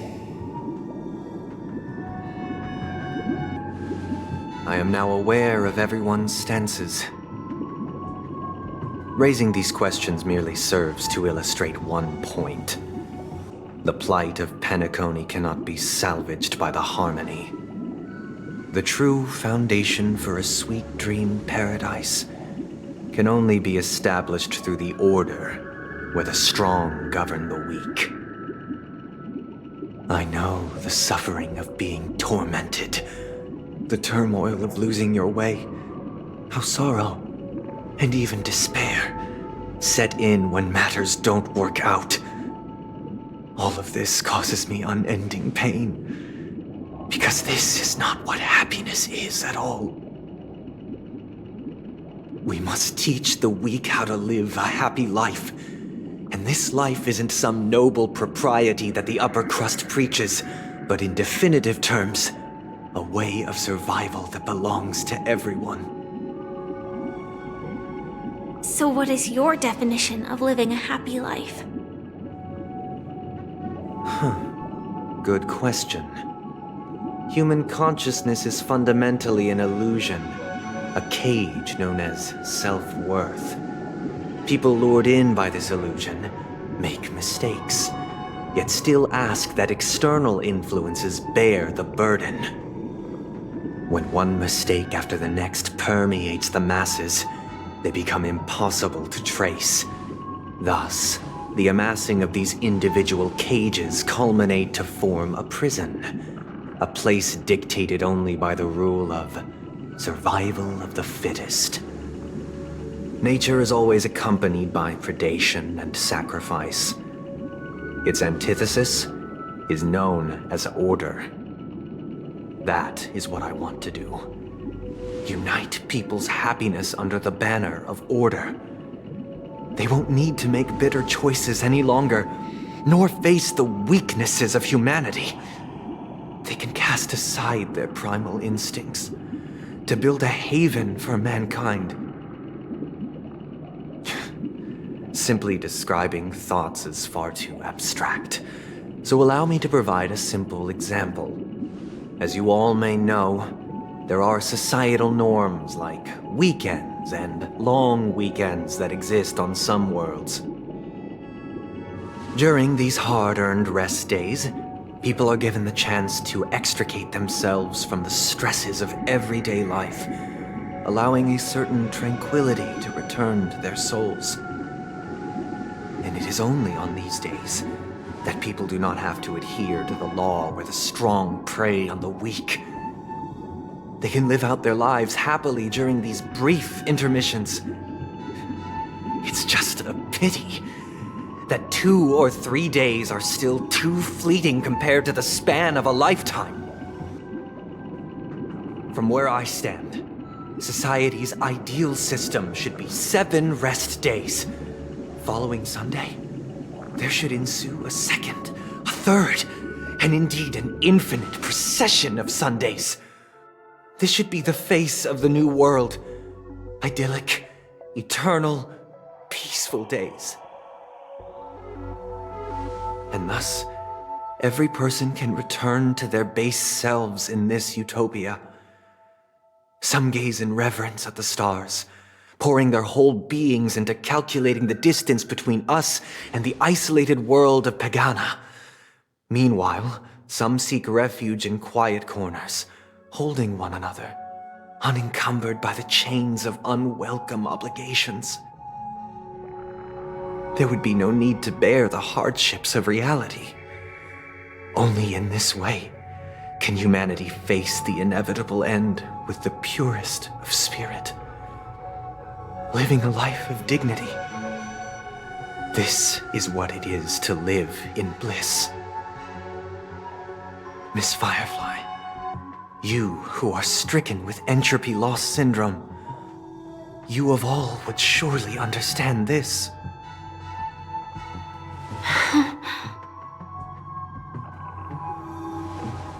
It sounds like a flawless theory.